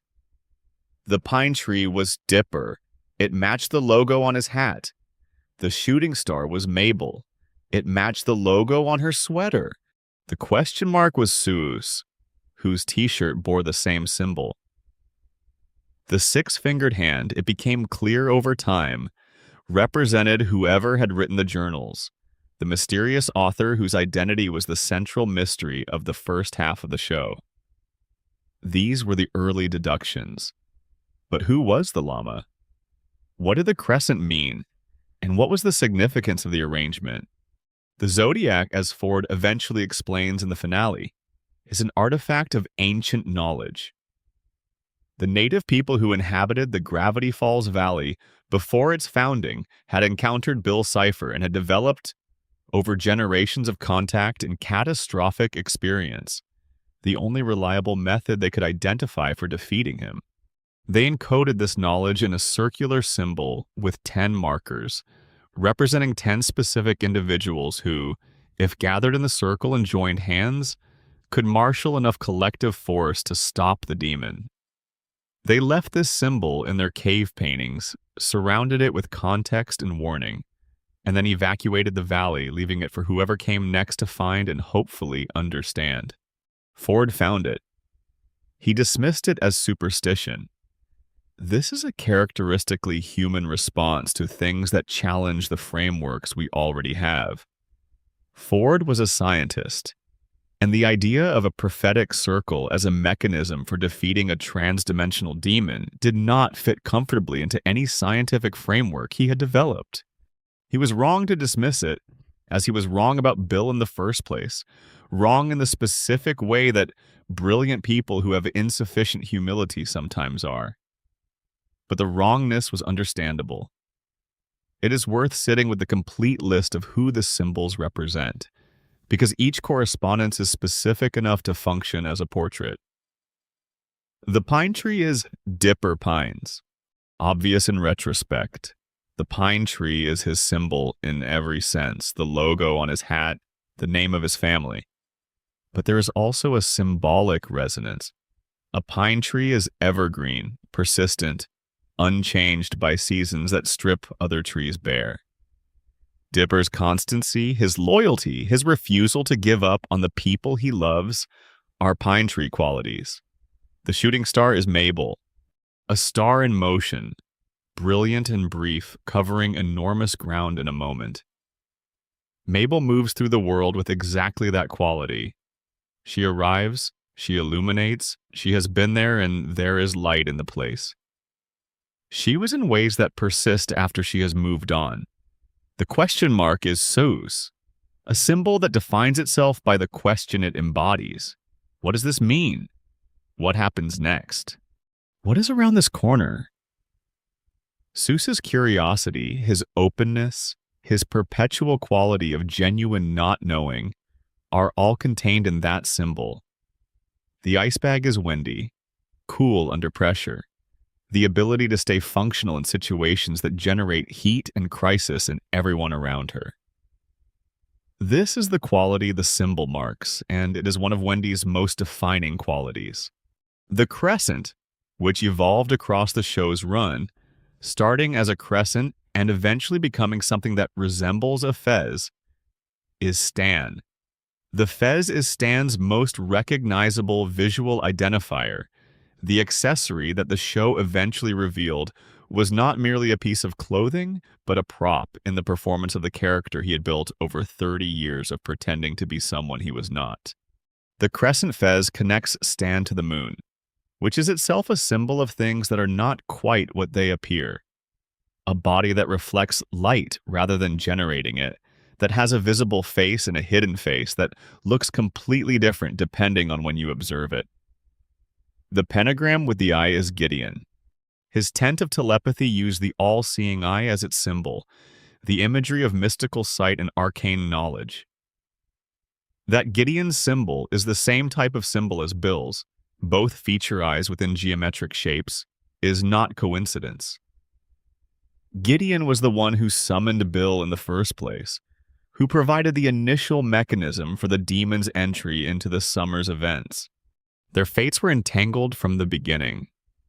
The six-fingered hand is Ford, the physical marker of his unique biological identity present on every page of every journal, the stamp that identified the author before anyone knew who the author was. 6 fingers, one more than expected, one more than standard, the specific marker of difference that defined Ford's experience from birth. The llama is Pacifica Northwest. This one required more interpretation, and the fan community spent considerable time debating it before the show's finale provided confirmation through context. The llama's connection to Pacifica came through an episode in which Pacifica stood up to her parents for the first time in front of a painting of a llama. The moment of her arc's turning point. The moment she chose her own conscience over her family's conditioning. The llama became associated with that turn, with the experience of an animal that is stubborn and proud and capable of surprising decisions. The stitched heart is McGucket, a heart that has been repaired that bears the marks of damage and the work of mending. McGucket's entire arc is the arc of a person whose inner life was broken, deliberately and repeatedly, and who had to find a way to stitch the pieces back together with what remained. His symbol is perhaps the most openly emotional on the wheel, and it matches him perfectly. The glasses belong to Robbie Valentino. Robbie is an interesting inclusion on the Zodiac, given that his role in the show is substantially smaller than several others on the wheel. He is Wendy's ex-boyfriend for most of the second season, a self-dramatizing teenager who plays in a band and who carries the particular teenage pain of someone who has decided that his suffering is uniquely profound. But his glasses are his visual signature, and the symbol's presence on the wheel suggests that in the cosmology of the original prophecy, his presence in the formation was considered essential, whatever the specific nature of his contribution might be. The Zodiac's attempted activation in the finale fails, as we noted, because Stan and Ford cannot hold hands in the required moment. Bill breaks the circle. But the significance of the failure is not that the Zodiac was wrong. It is that the people standing in it were not yet finished with what needed to happen between them for the circle to hold. The prophecy was real and correct. It was simply impossible to enact it with two brothers who had 30 years of unresolved hurt between them. What is deeply interesting about the Zodiac, in retrospect, is that it was not planned from the show's beginning in the way that its precision might suggest. Alex Hirsch has been honest about this. The symbols were selected from the 7 episodes already produced at the time the opening was created, essentially as visual markers rather than as the carefully plotted symbolic map they became. When the Zodiac became a fan phenomenon, when the community began mapping symbols to characters with extraordinary thoroughness and connecting the symbolism to the broader mythology, Hirsch recognized that the fandom had built something more intentional than the original conception had been, and he wrote it into the story as a genuine prophecy. This is one of the ways Gravity Falls operated in a uniquely collaborative relationship with its audience. The show produced content. The audience analyzed it, theorized about it, decoded it, and sometimes produced readings that were richer than the original intention. And Hirsch, rather than dismissing or ignoring this, brought the best of the fan analysis back into the story as actual lore. The Zodiac being a real prophecy is partly a reward to the fans who spent years mapping it.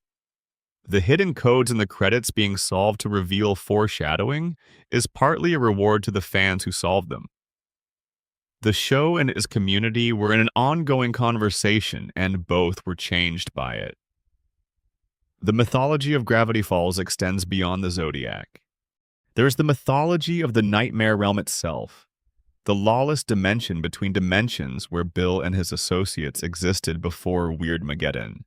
There is the mythology of Time Baby, the enormous baby-shaped entity from the year 207,012 who commanded the Time Paradox Avoidance Enforcement Squadron, and who Bill vaporized in the opening minutes of Weirdmageddon, only for the episode's closing cryptogram to reveal that Time Baby would reconstitute over the following 1,000 years.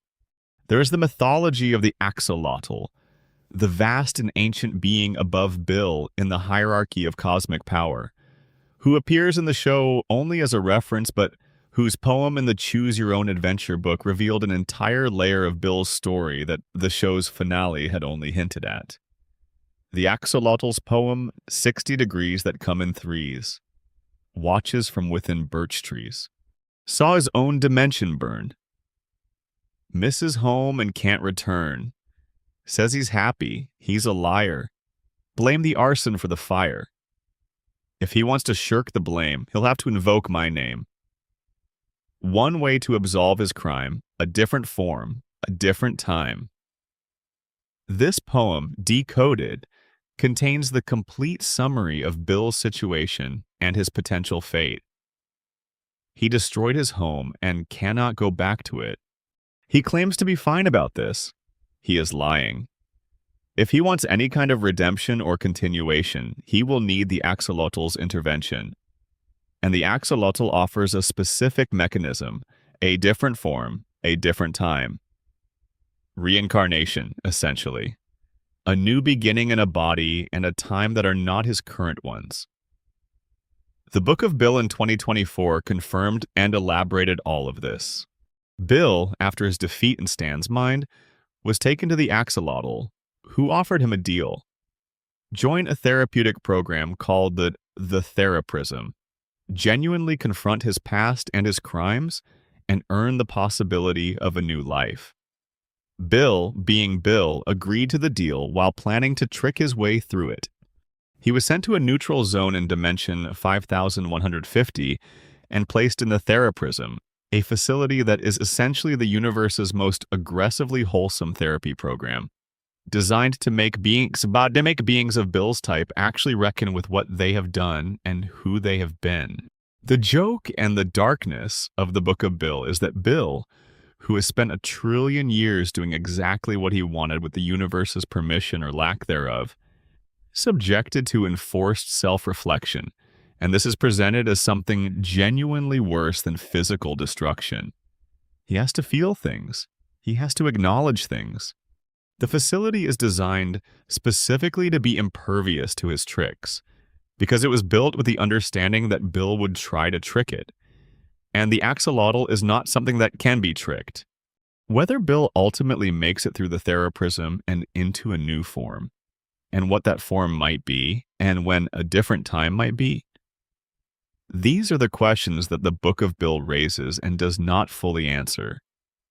Hirsch has said that he constructed the ending as both a satisfying conclusion and an open window, leaving himself a way back into the story if he ever chose to return.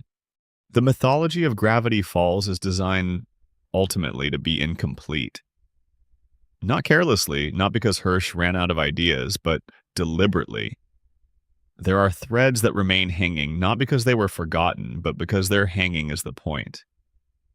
The show's relationship with mystery was never about resolving everything.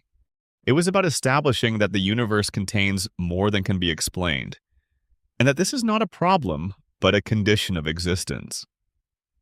Some things do not get answered, some doors do not open, some creatures in the forest remain unseen. This is, when you think about it, the most honest thing a show about Gravity Falls could possibly communicate. Section 10. Gravity Falls and the Real World. Hidden Codes, Creator Intent, and Legacy. Every episode of Gravity Falls contains a hidden message. This is not a metaphor. During the closing credits of every episode across both seasons, there is a brief cryptogram, a coded message, that requires a specific decryption method to read. The methods change as the show progresses, becoming more complex as the audience gets better at decoding them, escalating the difficulty in the same way that a puzzle maker escalates difficulty when the solver has mastered the current level. Episodes 1 through 6 of the first season use a Caesar cipher, the classic encryption method in which each letter is shifted a fixed number of positions in the alphabet. In Gravity Falls' case, 3 positions backwards so that A becomes X, B becomes Y, and C becomes Z.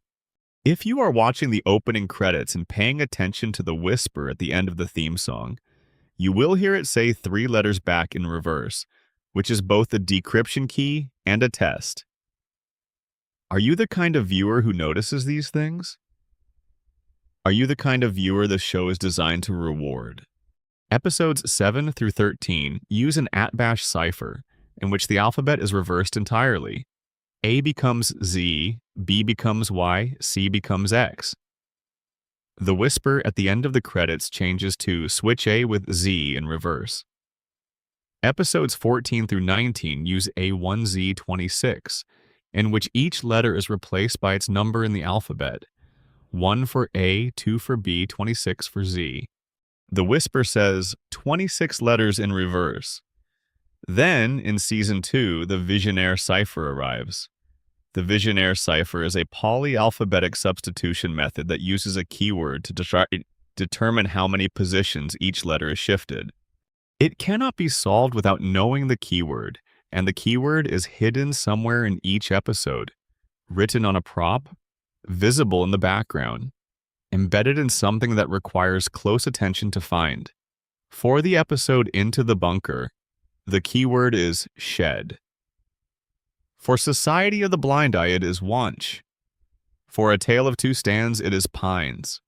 The messages themselves range from jokes, return to Bud Island, happy now Ariel, addressed to Hirsch's real sister, on whom Mabel is based, to genuine foreshadowing.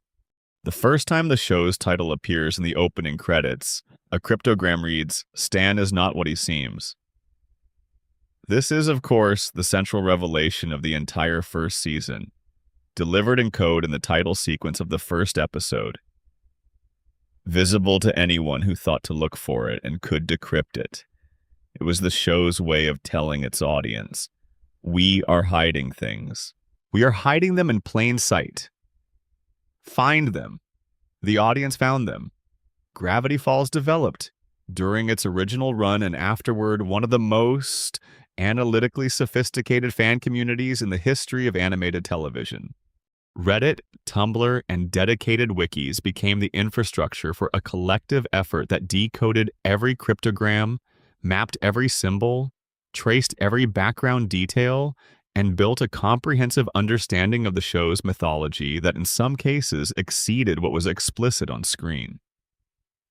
Hirsch's relationship with this community was active and participatory in ways that most creators are not.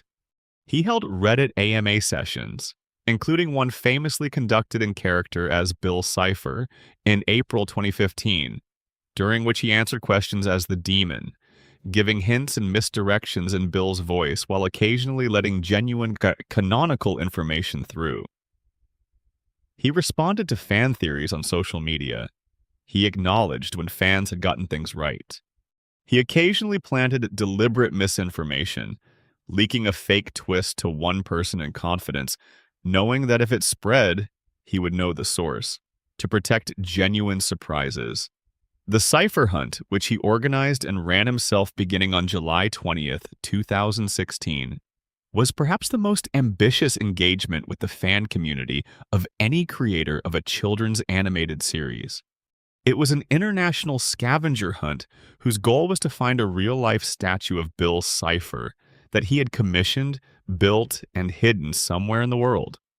The hunt began with a tweet containing an image full of coded information and ran for nearly 2 weeks, requiring fans to decode clues hidden in Russia, Japan, and multiple locations across the United States, culminating in a forest in Reedsport, Oregon, where the statue had been installed on a willing property owner's land. The statue itself was built by a movie prop master named Fawn Davis. It was made of plexiglass for weather resistance, rubbed with glue containing seeds so that moss would grow on it and make it look old, and installed in the woods near Reedsport at coordinates that were eventually decoded from the hunt's final clue. When fans found it, they found it standing in the forest, looking exactly like it should have always been there. A frozen yellow triangle with a top hat, wearing the expression of something that might or might not be entirely defeated. The hunt concluded on August 2nd, 2016, roughly 6 months after the show ended. The statue was eventually moved from its original location. The property owner, pressured by the attention the location received, eventually asked for it to be relocated and is now permanently installed at Confusion Hill, a roadside attraction in Piercy, California, at specific coordinates available to anyone who wants them.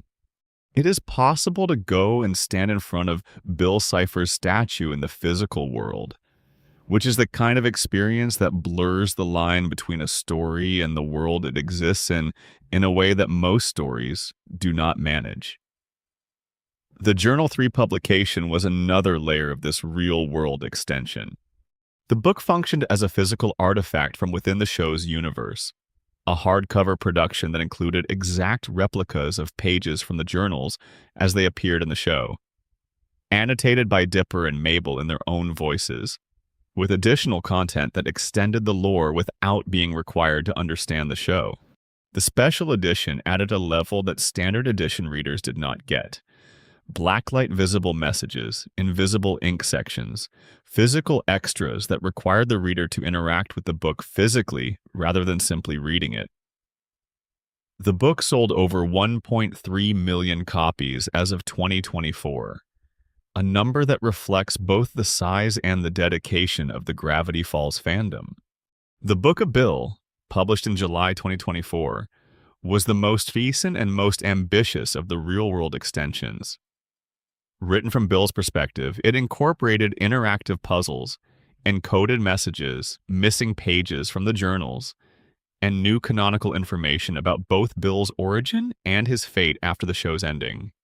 Its publication reignited the fandom with a force that surprised even observers familiar with Gravity Falls' unusually persistent cultural presence. The book immediately charted at #1 on Amazon and generated a wave of fan analysis, theory, and community engagement that proved the fandom had not so much gone quiet in the 8 years since the show ended, as it had been waiting patiently and enthusiastically for something new to analyze. The legacy of Gravity Falls in the context of children's and young adult animation is substantial and specific. The show proved, in a way that influenced a wave of animated series that followed it, that the serialized mystery format, the ongoing, accumulating, episode-by-episode revelation of a larger story, was not incompatible with the format of children's television.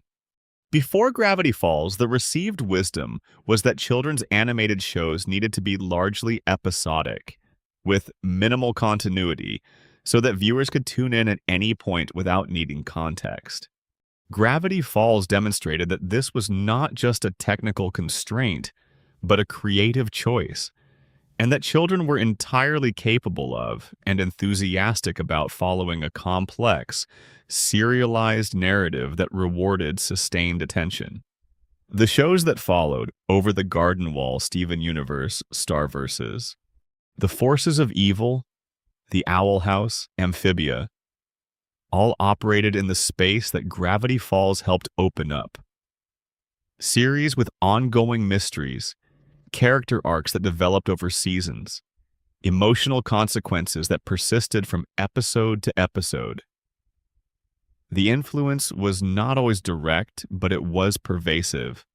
The landscape of children's animation in the 2000s and into the 2020s was partly shaped by a single summer in a small town in Oregon. Hirsch himself went on to work with Netflix after Gravity Falls ended, including on the massively popular Lost in Space remake and other projects.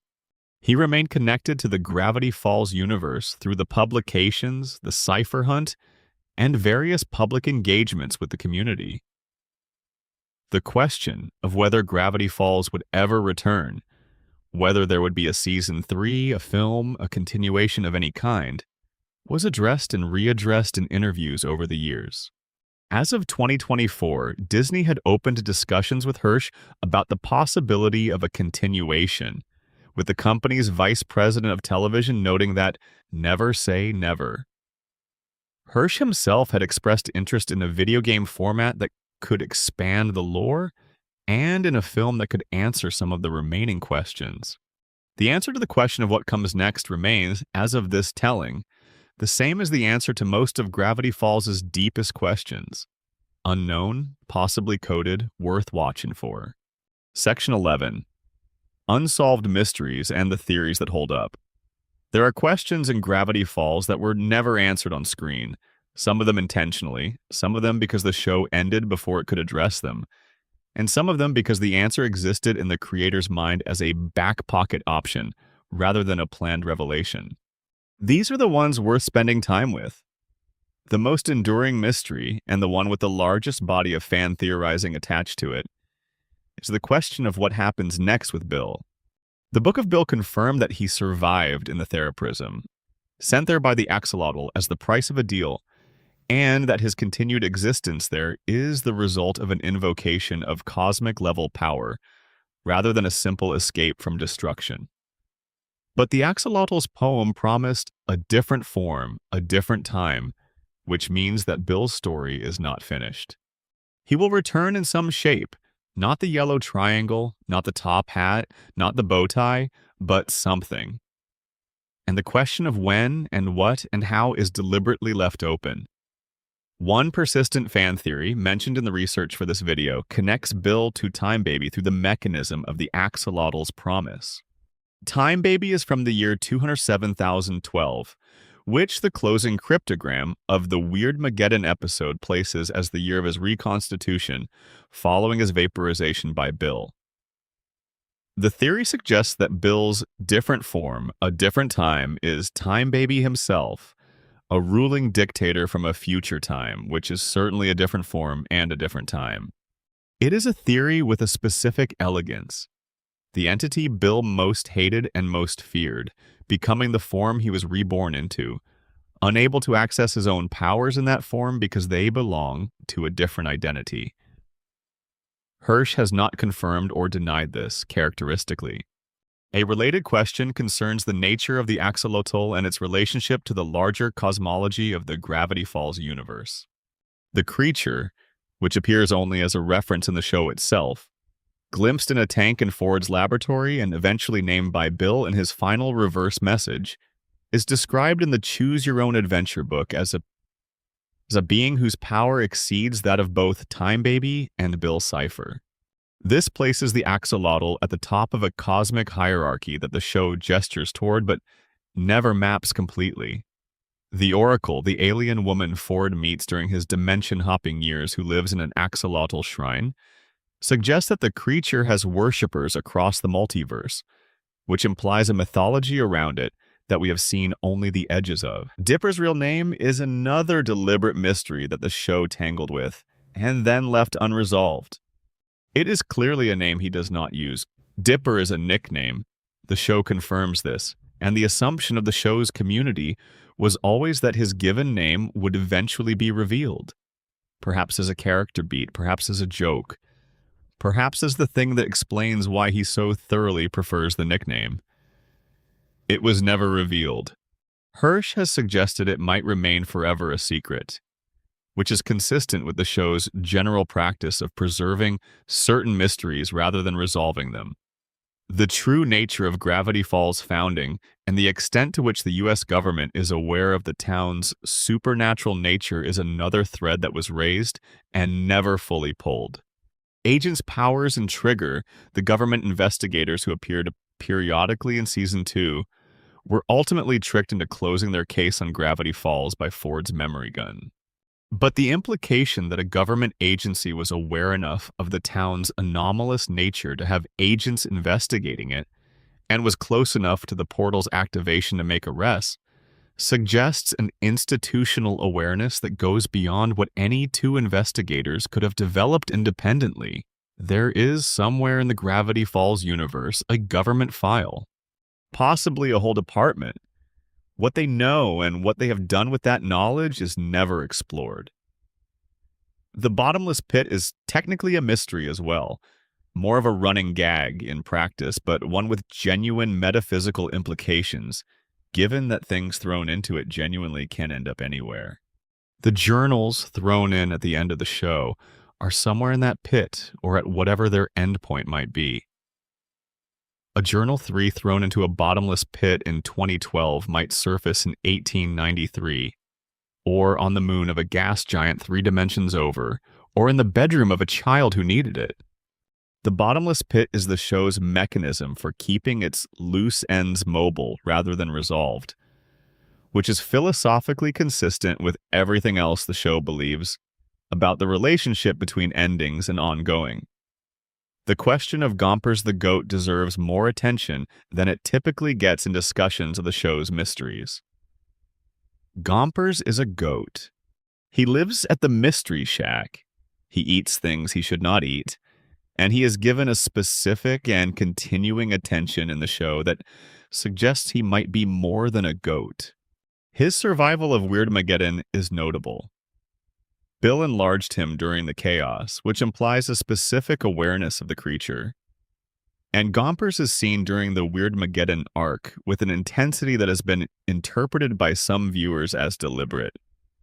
Ford's journals mention strange animals in Gravity Falls with more depth to them than standard biology would suggest. Whether Gompers is one of these, whether there is a Gompers story that was never told, remains a question without an answer.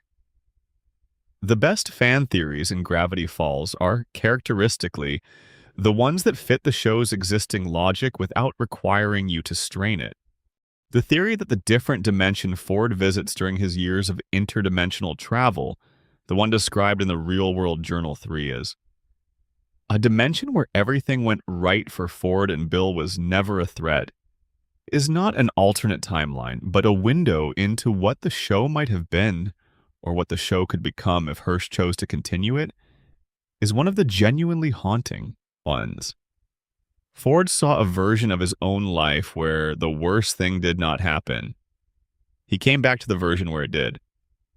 What he carries from that encounter, whether it is hope or grief or something that blurs the two, is his and not explained.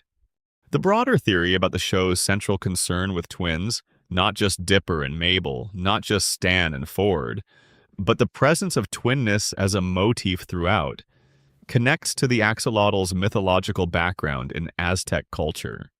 Xolotl, the Aztec deity whose name sounds like axolotls and whose domain included, among other things, twins, monsters, misfortune, and the protection of the dead in their journey through the underworld, serves as a genuine mythological frame for the creature's role in the show.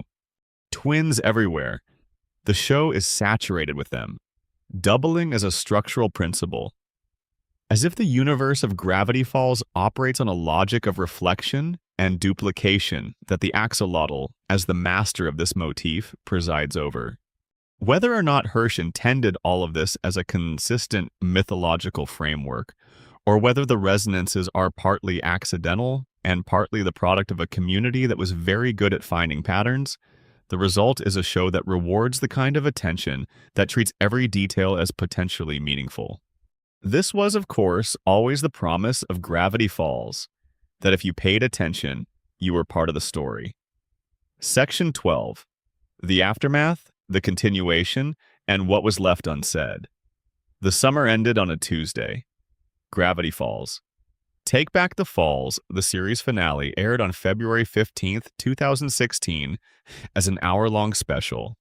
Alex Hirsch had announced 4 months earlier that the show was ending by choice, not cancellation. That this was the story's intended conclusion, that he had known approximately where it was going since the beginning, and that he was finishing it rather than letting it fade. This was, in the context of children's animation, an unusual decision. Shows do not typically end by choice when they are still successful and still generating revenue. Gravity Falls was Disney XD's highest-rated show in 2015 and early 2016.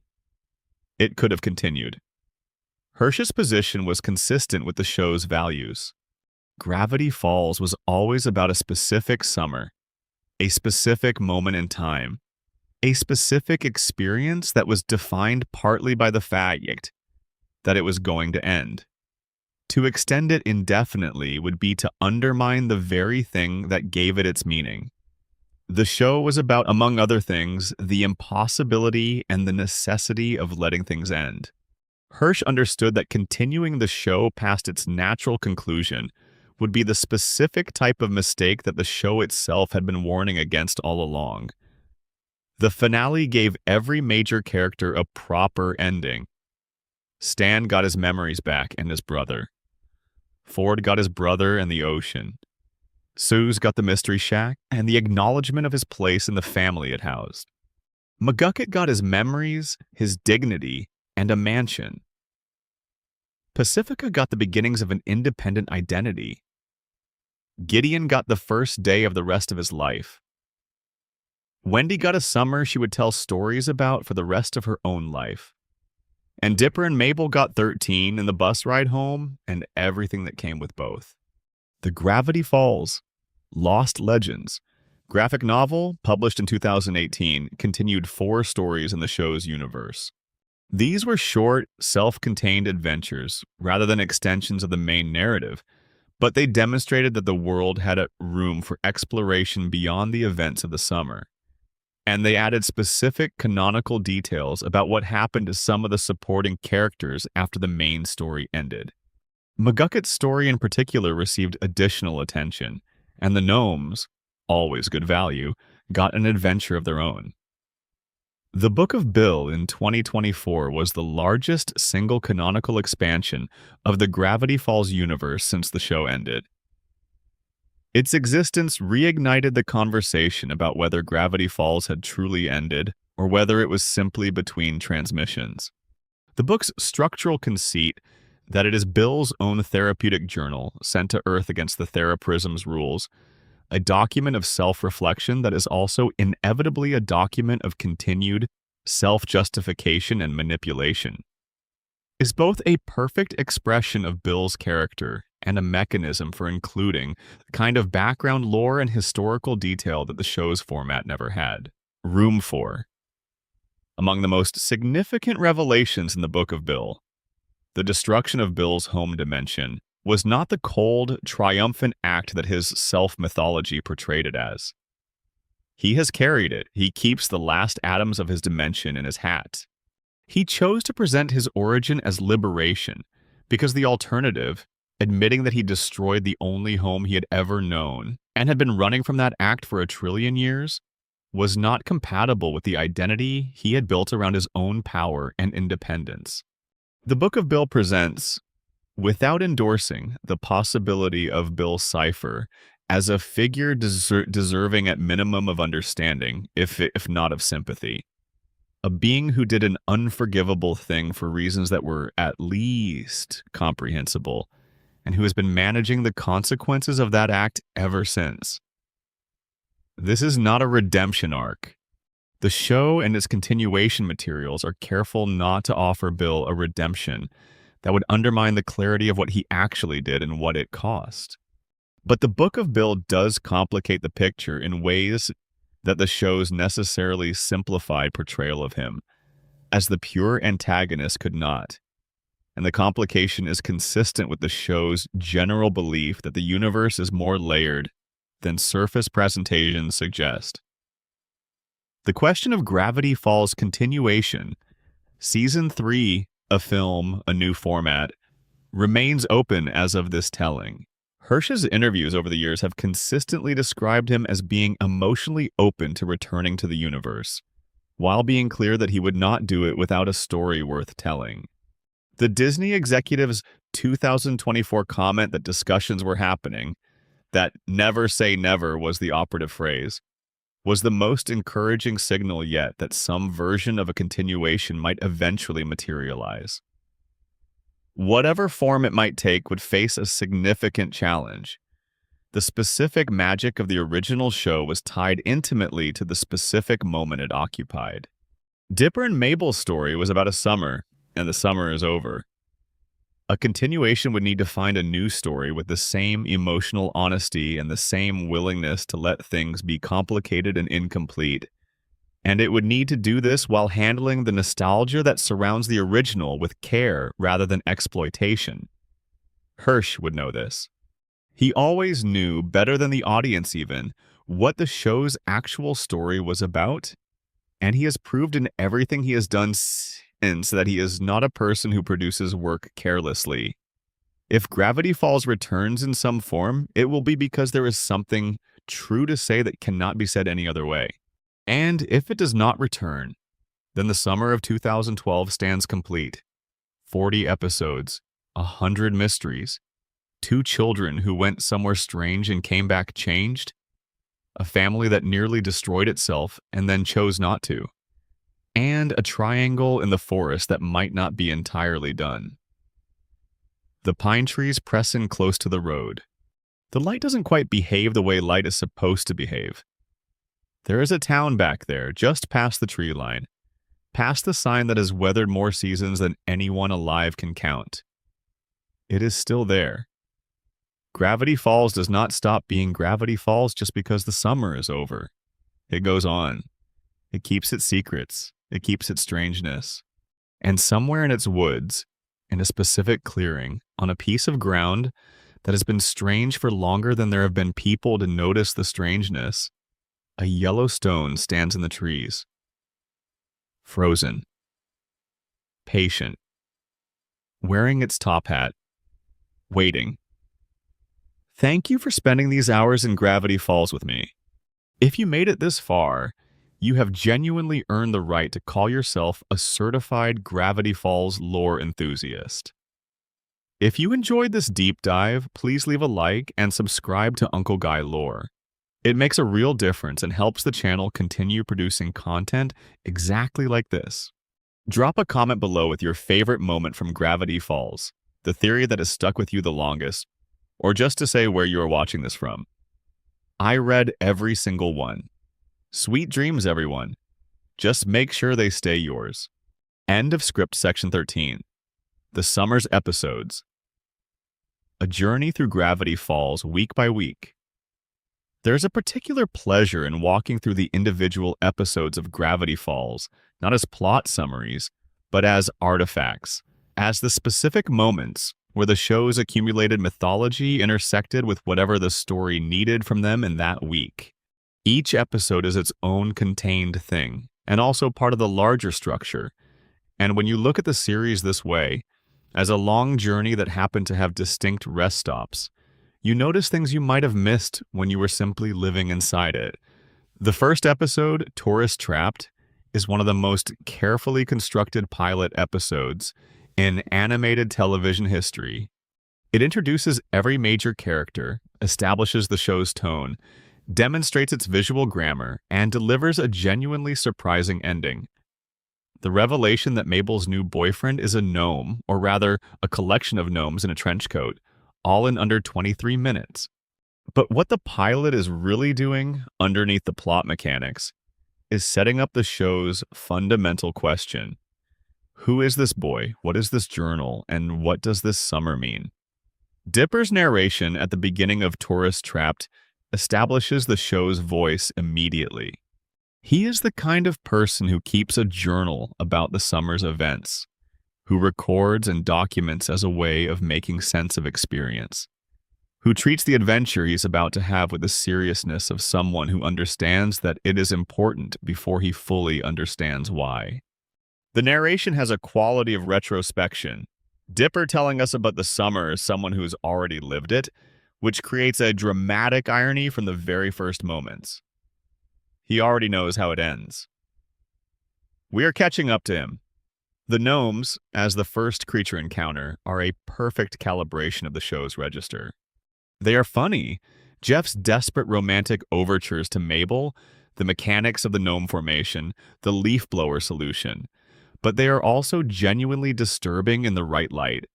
A boy in a trench coat is either a charming visual joke or the opening moment of a horror story, depending on which way you look at it.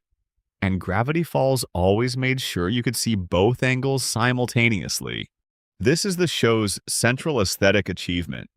It plays as comedy and as genuine horror, as children's television, and as something that adults found unexpectedly resonant, because it built every scene with enough layers to accommodate multiple registers of response.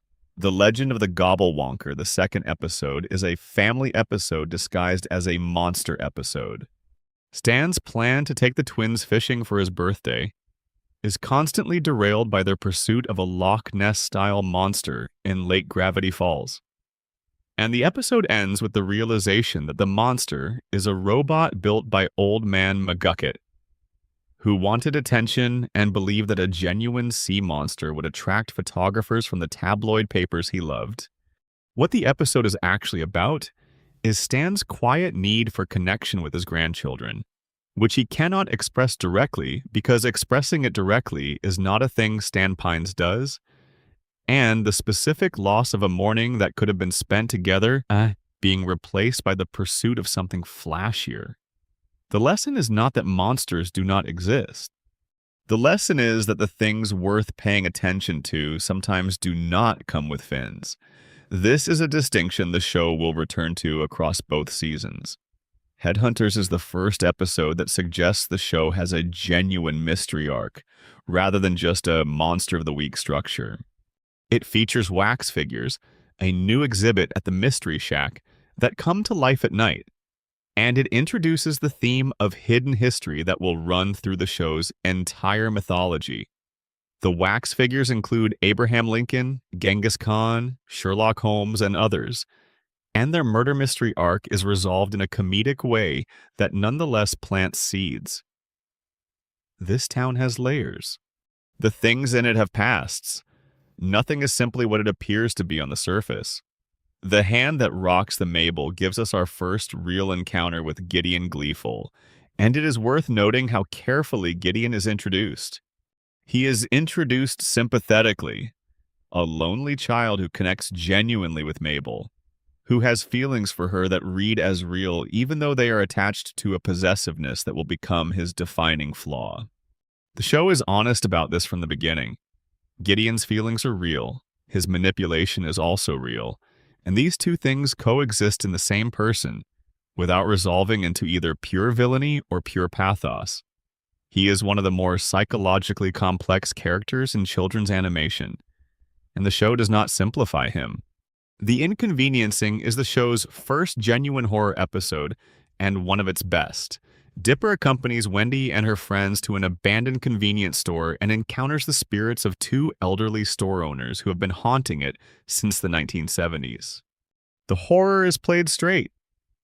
It is actually frightening in the way that good horror is frightening, and the resolution requires a sacrifice from Dipper that costs him the specific thing he was trying to gain: coolness in front of Wendy. He does something embarrassing to save her, and she sees him do it. And Wendy's response, warm, specific respect rather than mockery, is one of the show's first clear statements about what it actually values. Courage that is not cool is still courage. Dipper versus Manliness is a pointed and funny examination of what strength actually looks like. Dipper tries to become masculine enough to impress the Minotaurs, the half-man, half-bull creatures who live in the mountains and have specific ideas about the proper expression of masculinity. and discovers that their ideas of strength are not just limiting, but actively harmful. The episode is prescriptive in a way that is common in children's programming, but it earns the prescription by building a case through specific comedy rather than simply asserting the lesson. The Manitors' worldview is shown to be self-defeating. They are powerful and miserable, their strength having cut them off from the things that would actually make their lives better.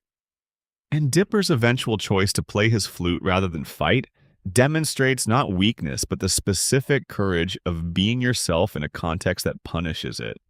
Double Dipper is one of the show's most affectionate and most prescient episodes about Dipper's specific nature. He uses the Shack's photocopier, which turns out to create actual physical duplicates of whatever is placed on it, to make copies of himself, intending to use them to run the perfect plan to spend time with Wendy at a party. The Dipper copies, who are slightly different from the original in personality as each successive copy degrades a little, eventually provide one of the show's most quietly moving moments. Dipper Clone 3 and Dipper Clone 4, unable to be accepted into the world as real people, facing their inevitable return to the pile of paper they came from, and doing so with a grace that the original Dipper is not quite capable of yet. The episode is about planning, control, and the specific failure mode of trying to manage experiences rather than live in them. And it is also very funny. Irrational Treasure is the episode that first reveals the real history of Gravity Falls' founding. The Quentin Tremblay story, the government cover-up, the Nathaniel Northwest hoax.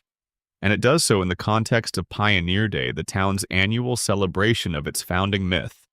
The episode's comedy is sharp and specifically political, taking aim at the American tendency to construct historical narratives around convenient figures rather than inconvenient truths. And Hirsch clearly enjoyed every second of writing the documents that revealed Tremblay's actual history. The episode also includes one of the show's more precise observations about power. The people who decide what gets remembered are the people who benefit from the forgetting. The time traveler's pig introduces Blendon Blandon, the hapless time travel maintenance worker from the year 207,012, and also introduces Waddles, Mabel's pig, who becomes one of the show's most beloved supporting characters despite, or perhaps because of, the fact that he is an actual pig who does nothing but be a pig, which is exactly as much as the show needs from him. The episode is also the first to deal explicitly with time travel and its consequences, and it handles the ethics of time travel with more rigor than most shows bother with. Dipper has the opportunity to change an event that caused Mabel pain, and the episode asks directly whether the benefit of changing it is worth the cost of what gets lost in the change. Fight Fighters brings a video game character into the real world and uses him to explore Dipper's feelings about physical confrontation and about Robbie Valentino, who is dating Wendy. The episode is funny and has excellent action set pieces, but its emotional core is Dipper's recognition that fighting, actually physically fighting, is not the thing that will resolve his feelings about Wendy, and that the fantasy of resolution through action is usually exactly that, a fantasy. Rumble McSkirmish, the video game character, operates entirely on fighting game logic and cannot understand a world in which punching someone does not resolve the situation, which is both the joke and the point. Little Dipper is the episode that most carefully examines the specific texture of the twins' relationship. Mabel discovers a crystal that can change heights and uses it to make herself taller than Dipper. Dipper is bothered by this beyond reason, as he is bothered by things that are clearly trivial when examined from the outside and deeply non-trivial from the inside. And the episode traces the specific dynamic of twin competition with the kind of accuracy that can only come from someone who has lived it.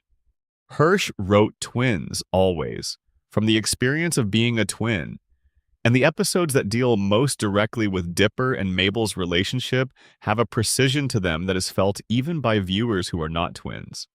Summerween, which is exactly what it sounds like, a Halloween celebrated in the middle of summer by Gravity Falls residents because once was not enough, is one of the show's great horror comedy achievements. The Summerween Trickster, a creature assembled from discarded Halloween candy that has developed consciousness and a profound sense of resentment at being treated as less desirable than name brand candy, provides a monster that is both terrifying and philosophically compelling. The episode says something real about what it means to be told you are unwanted, and what kind of darkness can grow from that experience, and something with enough intelligence to understand the statement, but not enough context to process it.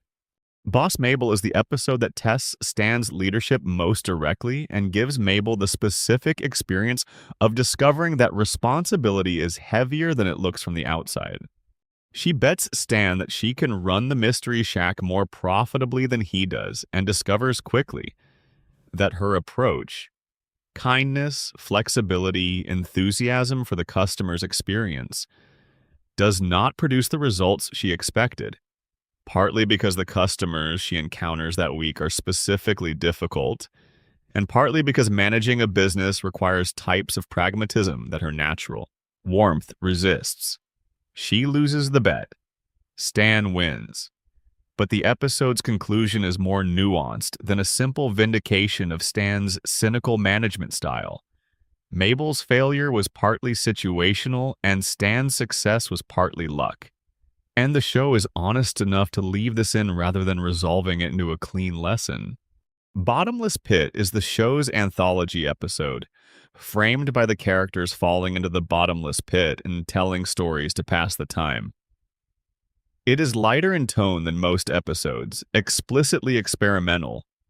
Each story is its own mini-episode with a different concept, and it serves as a demonstration of the range of what the show can do when it is not weighted with plot obligations.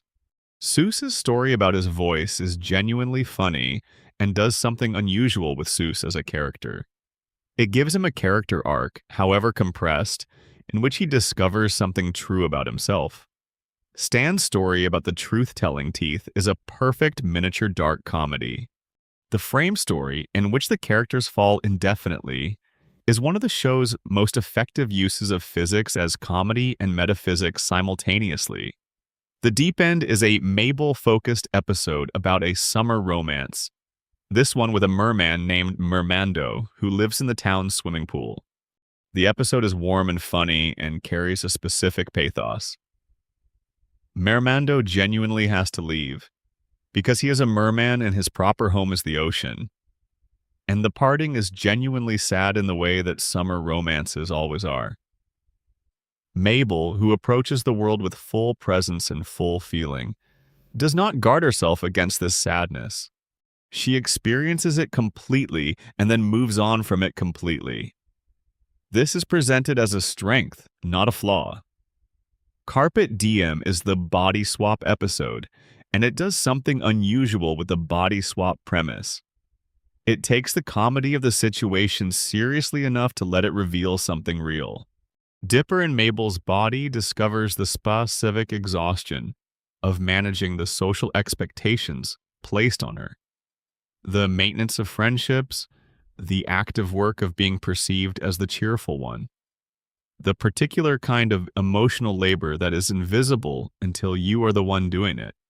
Mabel in Dipper's body discovers the specific loneliness of being the person who watches and documents rather than participates.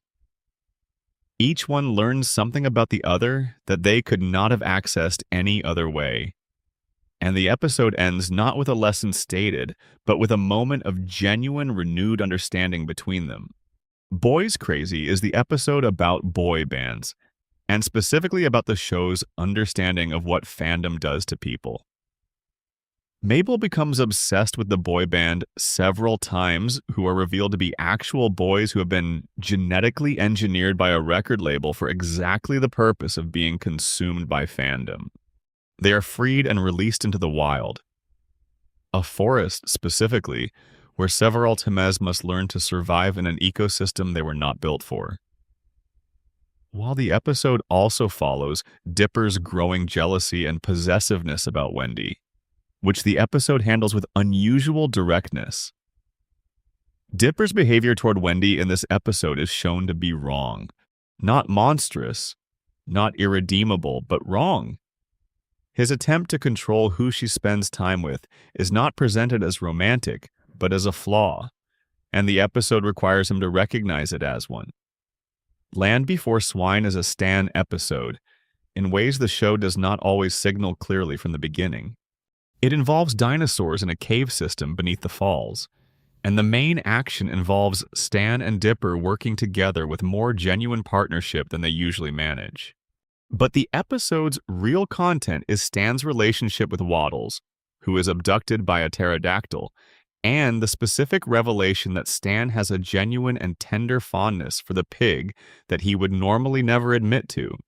Stan expressing affection for anything is always an event in this show, because the moments when his careful performance of gruffness slips are the moments when you see who he actually is underneath it. Dreamscaperers, the first season finale's precursor, is the episode that changes everything. Gideon summons Bill Cipher. Bill enters Stan's mind. Dipper, Mabel, and Suze follow to protect Stan's memories, and the audience meets Bill fully for the first time. The interior of Stan's mind is one of the show's most creative visual environments, a landscape of Stan's memories and personality rendered as a physical space, with all the contradictions and hidden qualities that implies. The memories the gang encounters while navigating Stan's mind tell us things about Stan that Stan has never told us directly.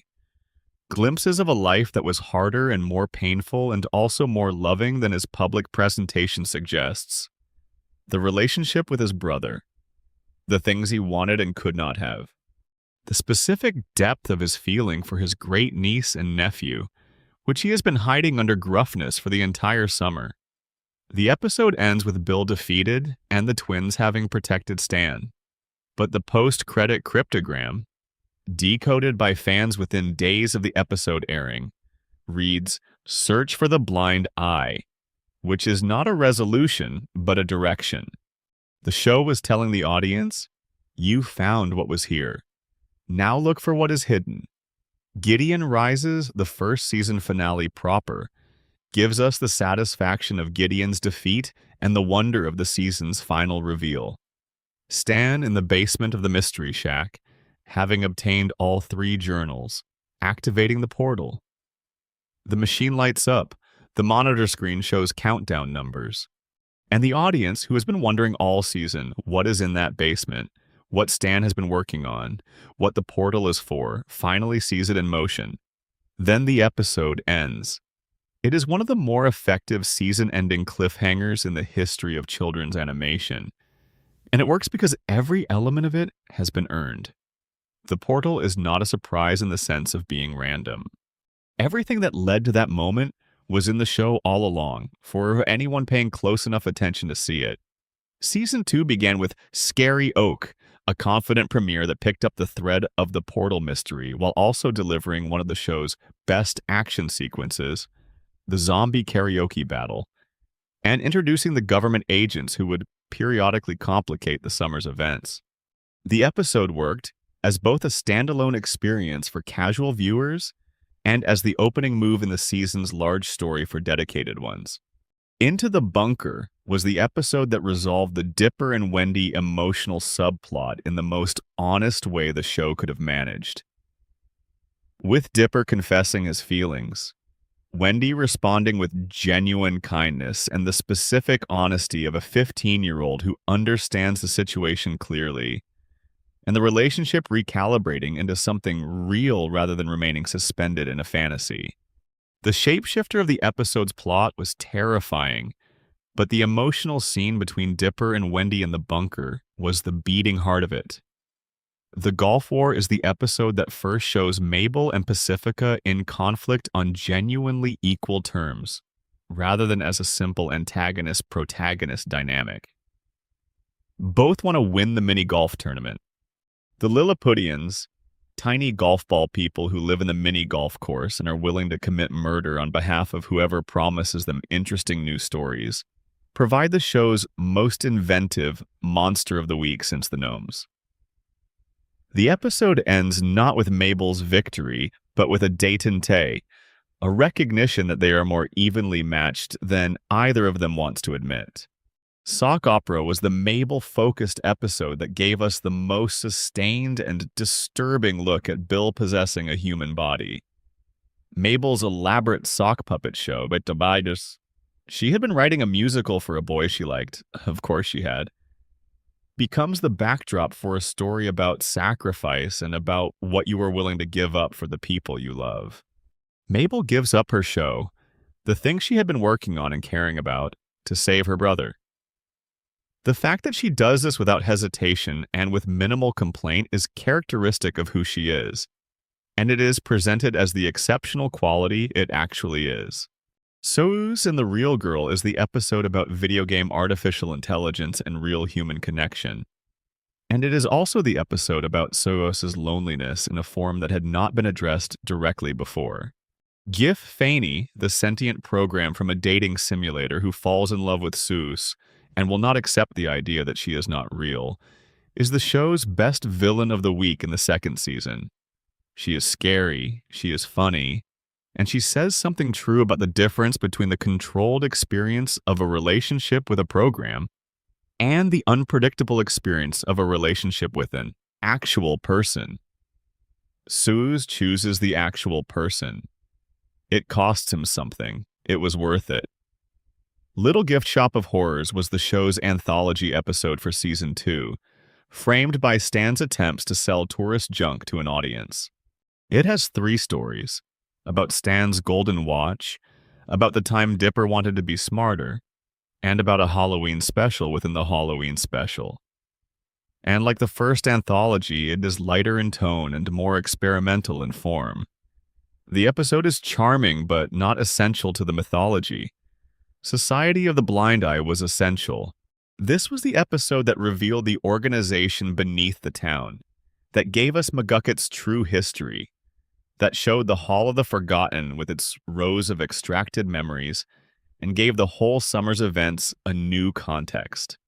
If Gravity Falls had a single episode that represented the show at its most thematically ambitious, this might be the one.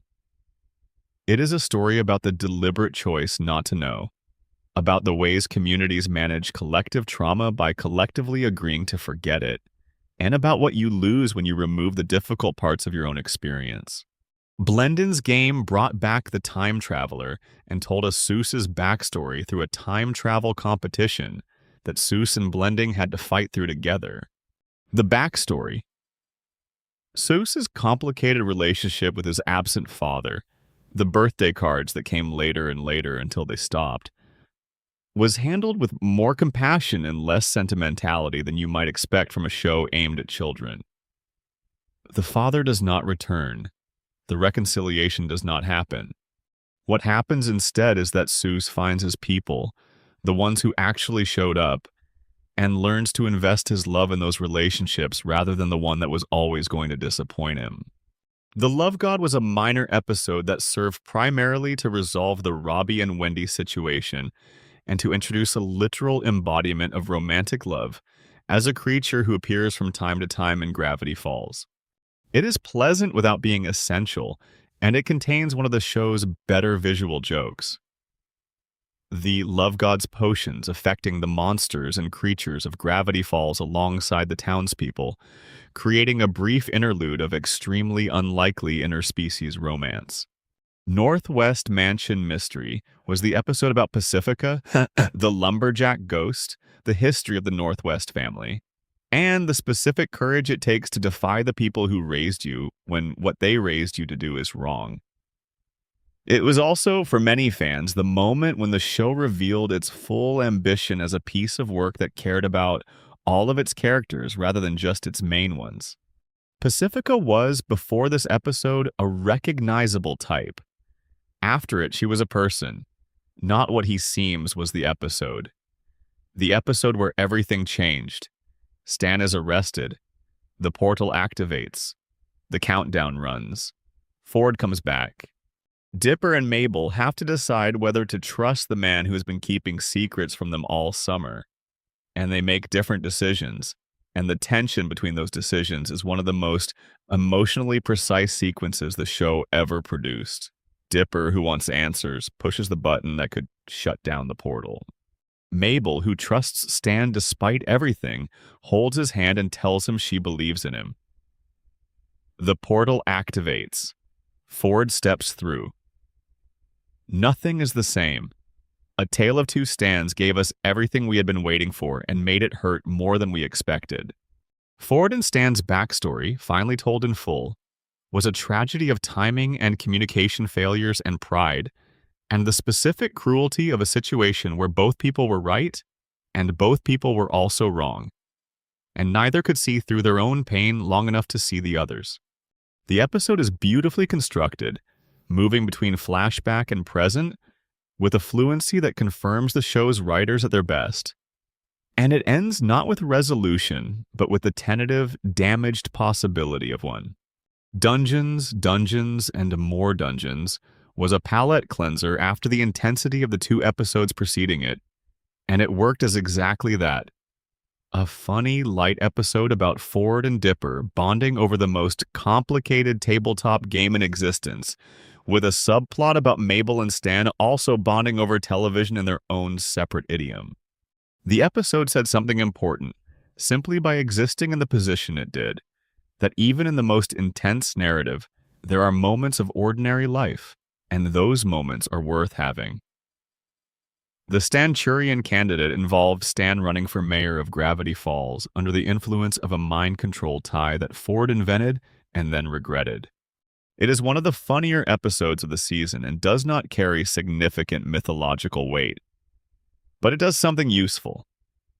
It shows Stan and Ford navigating their newly restored relationship in the low-stakes context of a ridiculous political race, giving them room to bicker and compete and also to demonstrate, through the bickering, that they still know each other well enough to be very, specifically annoying to each other, which is its own kind of intimacy. The last Mabelcorn sent Mabel into the unicorn realm to retrieve the hair needed for Ford's protective spell on the Mystery Shack. The unicorns, as noted earlier, turned out to be magnificently unpleasant.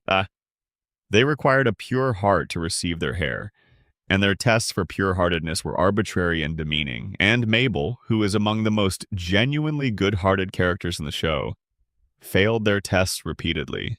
The resolution: Mabel and her friends simply taking the hair while the unicorns are distracted, having determined that the unicorns were frauds not worth appeasing, is one of the show's most satisfying moments, and Ford's confession to Mabel in the episode, admitting that he had spent the summer worried about her without being able to tell her directly, is one of the season's quietly moving moments. Roadside Attraction was lighter in tone. Stan takes the extended family on a road trip to sabotage competing tourist attractions, and Dipper, trying to shake his feelings about Wendy, overcorrects into a series of attempted flirtations with girls he meets on the road. The episode is both funny and slightly uncomfortable in exactly the right proportion. And the resolution, Candy Chu delivering the episode's most pointed observation about what Dipper is actually doing, is one of the show's better uses of a supporting character to say something true. Dipper and Mabel versus the future was the setup, the cruelest episode in the show's run, in a specific way. It positioned everyone exactly where they needed to be for the worst thing to happen, and it made the worst thing happen through the most ordinary of mechanisms: a misunderstanding, a lonely girl in the woods, an offer that sounded like kindness. Mabel did not make a bad choice. She made a choice that her situation made almost inevitable, and the show was honest about this rather than making her a villain for it. Then came Weirdmageddon, 3 episodes that constituted the show's most ambitious storytelling, its emotional peak, and its conclusion. We have spent time with these already. What remains to say is simply that the show earned them. Everything that happened across the preceding 37 episodes had been building toward the moments in those final 3, and the building was done with enough care that the payoff landed exactly as hard as it needed to. Section 14. The Creatures of Gravity Falls. A bestiary of the impossible, Ford Pines spent years in Gravity Falls before writing a single word. his journals about Bill Cipher. He spent those years cataloging the creatures of the valley, and the range and variety of what he found and constitutes one of the most inventive natural histories in the history of fictional world building. The Gravity Falls creature catalog is organized not by evolutionary family or ecological niche, but by the principle that made the show itself so distinctive. The impossible has its own consistency. Every creature in Gravity Falls obeys by its own internal logic with the same rigor that biological creatures obey theirs. They have needs, behaviors, social structures where relevant, and relationships to the physical world that make sense given what they are. They are not random, they are specific. And their specificity is what makes them feel real in the way that good fictional creatures always feel real. The gnomes have been discussed. Let us go further. The Manitors live in the mountains and have constructed a culture based on physical strength, competition, and the active suppression of anything they have categorized as weakness. This includes, but is not limited to, crying, caring about things, having preferences about music that involve any genre other than the most aggressively masculine, and being associated with anything perceived as feminine. The Manitors are funny because their self-constructed culture is shown to be miserable. They have made themselves physically powerful and emotionally impoverished, and the tragedy of their condition is clearly visible from the outside, even if it is invisible to them from the inside. Ford's journal entry on them notes their extraordinary physical capabilities alongside a somewhat baffled observation about their social structures. The Lilliputians are among the most unexpected creatures in the show's bestiary. Tiny beings who live within the infrastructure of a mini golf course, maintaining it and populating its various themed sections with a fanaticism that goes well beyond what the job description would suggest. They have hierarchies, factions, and territorial disputes that play out on the scale of the mini golf landscape, but with the intensity of much larger conflicts. They are also, when motivated by sufficient interest, willing to commit violence on a scale that their size makes more abstract but no less real. Their desire for new stories. They are essentially an audience species, beings whose deepest motivation is narrative entertainment, makes them susceptible to exactly the kind of manipulation that the show's events occasionally provide. The Gremloblin is a creature that combines elements of goblin and gremlin mythology into something that is primarily characterized by its ability to show people their worst fears when they look into its eyes. Ford's encounter with it during his research years resulted in a brief psychological crisis in a journal entry that describes the creature with the specific grudging respect of someone who has been genuinely frightened by something and is processing the experience through documentation. The creature's presence in the Mystery Shack as a briefly managed exhibit and its eventual escape into the town during one of the show's chaotic summer events demonstrated both the practical risks of running a tourist attraction in a place like Gravity Falls and the consistency with which every managed supernatural element in the town eventually became unmanaged. The shapeshifter, kept in Ford's underground bunker and discovered by Dipper during one of the show's most effectively terrifying episodes, was one of Ford's specific research subjects. The creature had the ability to take on any form it had studied, and Ford had been introducing it to new forms throughout its time in the bunker by showing it pictures. The precaution he had taken, never letting the shapeshifter see him without a surgical mask, meant that it never took his specific form, which was the most dangerous possible form it could have assumed. When it escaped and encountered Journal 3, it gained access to everything Ford had documented, and the episode's horror sequence derived entirely from the creature's systematic work through the journal's contents, trying on each form and sequence, looking for the most effective weapon. The shapeshifter's eventual transformation into a hybrid of Dipper and Mabel, something that was the wrong shape of something it should not have known how to be, remains one of the show's most disturbing visual moments. Not gory, not explicitly violent, but wrong in a way that is specifically hard to look at. The shapeshifter was dangerous not because it was powerful in the conventional sense, but because its power was the specific power of making the familiar unfamiliar, of taking the things you trusted to be themselves and turning them into threats. The multi-bear lives in a cave in the mountains and has multiple bear heads. He is also, in a detail that the show treats with complete seriousness and genuine warmth, deeply fond of the pop song Disco Girl by the fictional band Ice Cream Apocalypse, which plays on a continuous loop in his cave and which he will not give up regardless of the social cost. His encounter with Dipper, who has come to slay him as a Minotaur rite of passage, ends with Dipper choosing not to complete the ritual, recognizing the cruelty of it, and the multi-bear and Dipper parting with a mutual respect that has nothing to do with physical strength and everything to do with the specific courage of being yourself in contexts that demand otherwise. The multi-bear is, in the brief time he occupies, one of the show's most quietly moving characters. The hide-behind is mentioned in the journals but never shown in the show.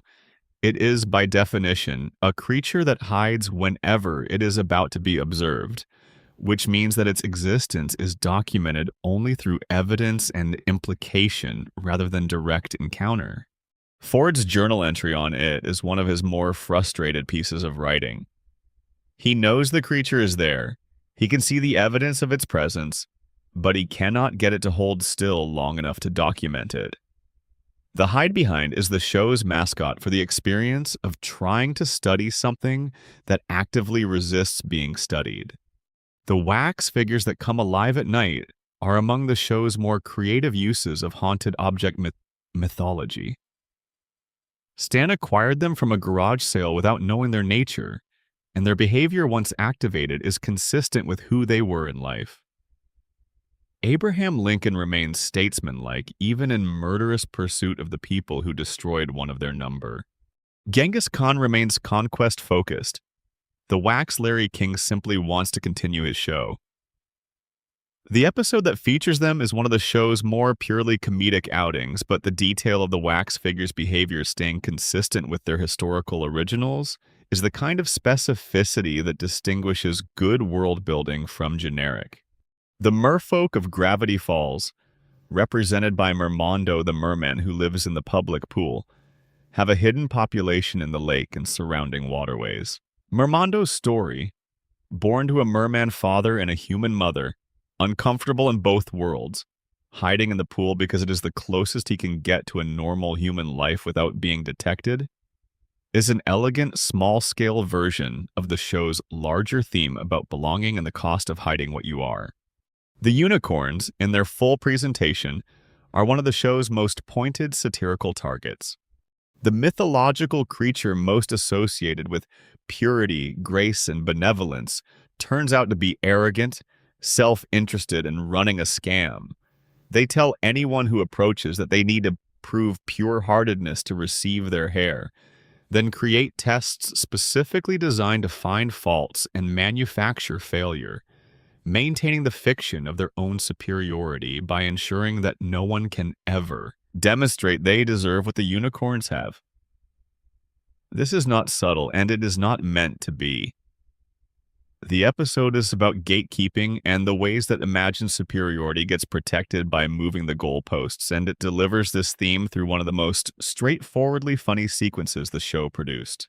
The Gravity Falls water tower is briefly relevant as the home of a creature that lives inside it, and that the show takes exactly one episode to introduce and resolve.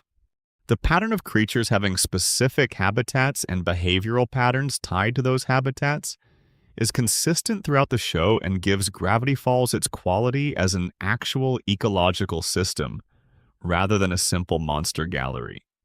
The Gremlins note in the journals leads to what might be Ford's most quietly extraordinary assertion, that the majority of the impossible creatures in Gravity Falls are not native to this world in the biological sense. They arrived through the dimensional leak. They settled. They adapted. The gnomes, the minotaurs, the shapeshifter, possibly even the unicorns, All of them are, in some sense, immigrants to this dimension, beings who found a place where the conditions matched enough of their requirements that they could establish themselves. Gravity Falls in this framework is not just a place where strange things happen. It is a community, a biome, an, an ecosystem built on the foundation of interdimensional permeability. This makes the stakes of Weirdmageddon even higher than they might initially appear. The creatures who shelter in the Mystery Shack during the apocalypse are not there by accident. They are there because it is their home, because the valley that has been strange for millions of years has become the place they belong. And Bill's conquest is not just a threat to the human residents of Gravity Falls, but to an entire ecosystem of beings who, in their various impossible ways, have made it work. That they fight back, that the gnomes and the manitors and the Lilliputians and the multibear all show up in some capacity to resist, is not surprising once you have understood the full context. You fight for home, whatever shape that home might be. Section 15. The music, the atmosphere, and the craft behind the magic Gravity Falls had a sound. Not just a visual aesthetic, though the visual aesthetic was distinctive. The Pacific Northwest palette of deep greens and browns and overcast grays punctuated by the warm artificial light of the Mystery Shack's interior. The specific quality of the color work that made the show feel simultaneously sunny and slightly ominous. Beyond the visual, the show had a sonic identity that was constructed with the same deliberateness as every other element. The main theme, composed by Brad Breek, established the show's register in its opening bars. A slightly quirky, slightly unsettling, deeply melodic piece of music that sounded like something you might find in a small-town tourist attraction, and also like something that should not be playing in a small-town tourist attraction. It accomplished the same thing visually that the show's best episodes accomplished narratively. It was charming and it was a little wrong, and the combination of those two qualities created the specific atmosphere that Gravity Falls lived in. Breek's work throughout both seasons created a musical language for the show's different emotional registers. The mystery underscore that ran under Dipper's investigation sequences had a specific texture by slightly modal, building tension through persistent harmonic ambiguity rather than conventional dramatic cues. The comedic cues that supported the show's funnier moments were equally specific. Gravity Falls had its own comedic sound design, distinct from the generic cartoon sound effects that populate less carefully crafted animation. The show's approach to its own soundtrack was characteristically not limited to what aired on screen. The closing whispers in the credits theme, 3 letters back, then switch A with Z, then 26 letters, then the more complex Visionaire keys, were part of the show's audio design as much as they were part of its puzzle architecture. The choice to encode the cipher keys in whispered audio that appeared before the episode's final frame was a decision about the show's relationship to its audience. This is for you if you are listening. The visual craft of Gravity Falls was consistently exceptional by the standards of its medium and budget, and occasionally exceeded those standards dramatically. The show was produced by Disney Television Animation, which gave it resources that independent productions could not access, and the creative team used those resources with unusual discipline. Nothing was wasted on spectacle for its own sake, but the spectacle that was deployed was genuinely spectacular. The Weirdmageddon sequences, in particular, represented a level of visual ambition and execution that most animated television does not attempt. The show's use of color temperature as an emotional indicator was subtle enough to operate below conscious awareness for most viewers, but consistent enough to be tracked in retrospect. The Mystery Shack's interior was warm, ambers and golds, the colors of old wood and incandescent light, while the exterior of Gravity Falls was cool, the blues and greens and grays of the forest. This was not arbitrary. The shack was shelter, the forest was mystery, The color temperature tracked this distinction throughout both seasons. The character animation was performed with a specificity that went beyond what the plots required. Dipper's manner of walking, slightly hunched, slightly fast, the walk of someone who is always thinking about the next thing. Mabel's full body expressiveness, the way her joy manifests not just in her face but in her whole physical being. Stan's deliberate, unhurried movement, the walk of someone who has been doing exactly what he wants for a very long time and sees no particular reason to adjust for anyone.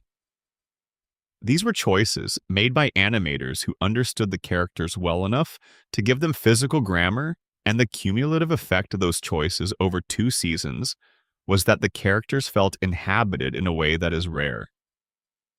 The backgrounds of Gravity Falls deserve specific mention as artistic achievements independent of the characters who moved through them. The show's background team created an Oregon that was simultaneously real and heightened. The forests were real forests, recognizable to anyone who has spent time in the Pacific Northwest, but with a quality of depth and detail and specifically calibrated color that made them feel like the specific forest of the story rather than a generic background. The interiors, the Mystery Shack with its accumulated junk and its hidden depth, Ford's laboratory with its extraordinary equipment and its evidence of decades of specific thinking, the Northwest Mansion with its oppressive grandeur, were created with the same Gasai care. Alex Hirsch has been specific in various interviews and DVD commentaries about the extent to which the show's visual and sonic environment were designed to support its emotional goals rather than simply to look and sound good in isolation. The choices were always purposeful. The rug in the Mystery Shack that has a weaving of Bill Cipher in it. The window in the attic that, if you look at it at the right moment, has a shadow that might be a triangle. The framed photos on the walls of the shack that, if examined, tell you things about Stan's history that the dialogue never explicitly states. The show's production process was, by Hirsch's description, intensive to the point of unsustainability in the way that the best creative work sometimes is. He and his team rewrote scripts through the night before deliveries. They debated individual jokes and individual frames with the intensity of people who understood that the show they were making was going to matter to the people who watched it, and who felt the weight of that potential mattering as a responsibility. The result was a level of craft in the final product that is visible and felt in every element, the kind of quality that is produced not by having more time or more money, but by caring more than is strictly necessary about whether something is exactly right. The music of the show extended beyond the score into 2 musical episodes that demonstrated additional range. The episode with the boy band served also as a vehicle for original songs written within the show's universe. The finale's Revenge of the Gnomes sequence was accompanied by a specific piece of music that had been built for exactly that sequence. These choices to score specific narrative moments with specifically composed music rather than relying on library tracks or repurposed cues were expensive in both time and resources, and they resulted in moments where the music and the image were doing the same thing simultaneously, which is what good film scoring has always been about. The show also used silence exceptionally well. The moments of genuine horror in Gravity Falls, the Shapeshifter episode, specific sequences in the Weird Mageddon arc, the first real revelation of what Bill is capable of, were often underscored with minimal or no music. The silence was the signal. This is serious. This is not accompanied by dramatic cues to tell you how to feel because the show trusts you to feel it correctly without direction. This trust in the audience was one of the show's most distinctive qualities and one of the most difficult to describe to someone who has not experienced it. But it is visible in retrospect in the way the most intense scenes were handled, directly without intermediary. The voice cast gave performances that justified the care taken everywhere else. Jason Ritter's Dipper was anxious and funny and occasionally brilliant in exactly the right proportions. carrying the character's specific quality of taking himself almost too seriously while also being genuinely serious in ways that mattered. Kristen Schall's Mabel was perhaps the most technically demanding performance in the show. Maintaining Mabel's energy and sincerity through every episode without tipping into parody required a calibration that Schall accomplished so consistently and so naturally that it is easy not to recognize it as the achievement it was. Alex Hirsch's own performances, Stan, Suze, Old Man McGucket, and Bill Cipher, were each individually complete characters who bore no resemblance to each other in vocal terms, and who in aggregate constituted one of the more impressive performances of multiple roles by a single voice actor in the medium.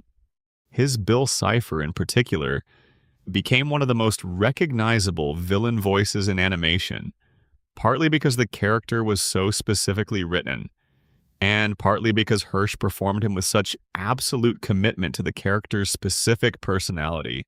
The charm, the menace, the genuine delight in chaos, that there was never a moment where you were watching a voice actor. You were watching Bill. Section 16, Reflections from the Tree Line. Why Gravity Falls Still Matters. Gravity Falls ended on February 15, 2016.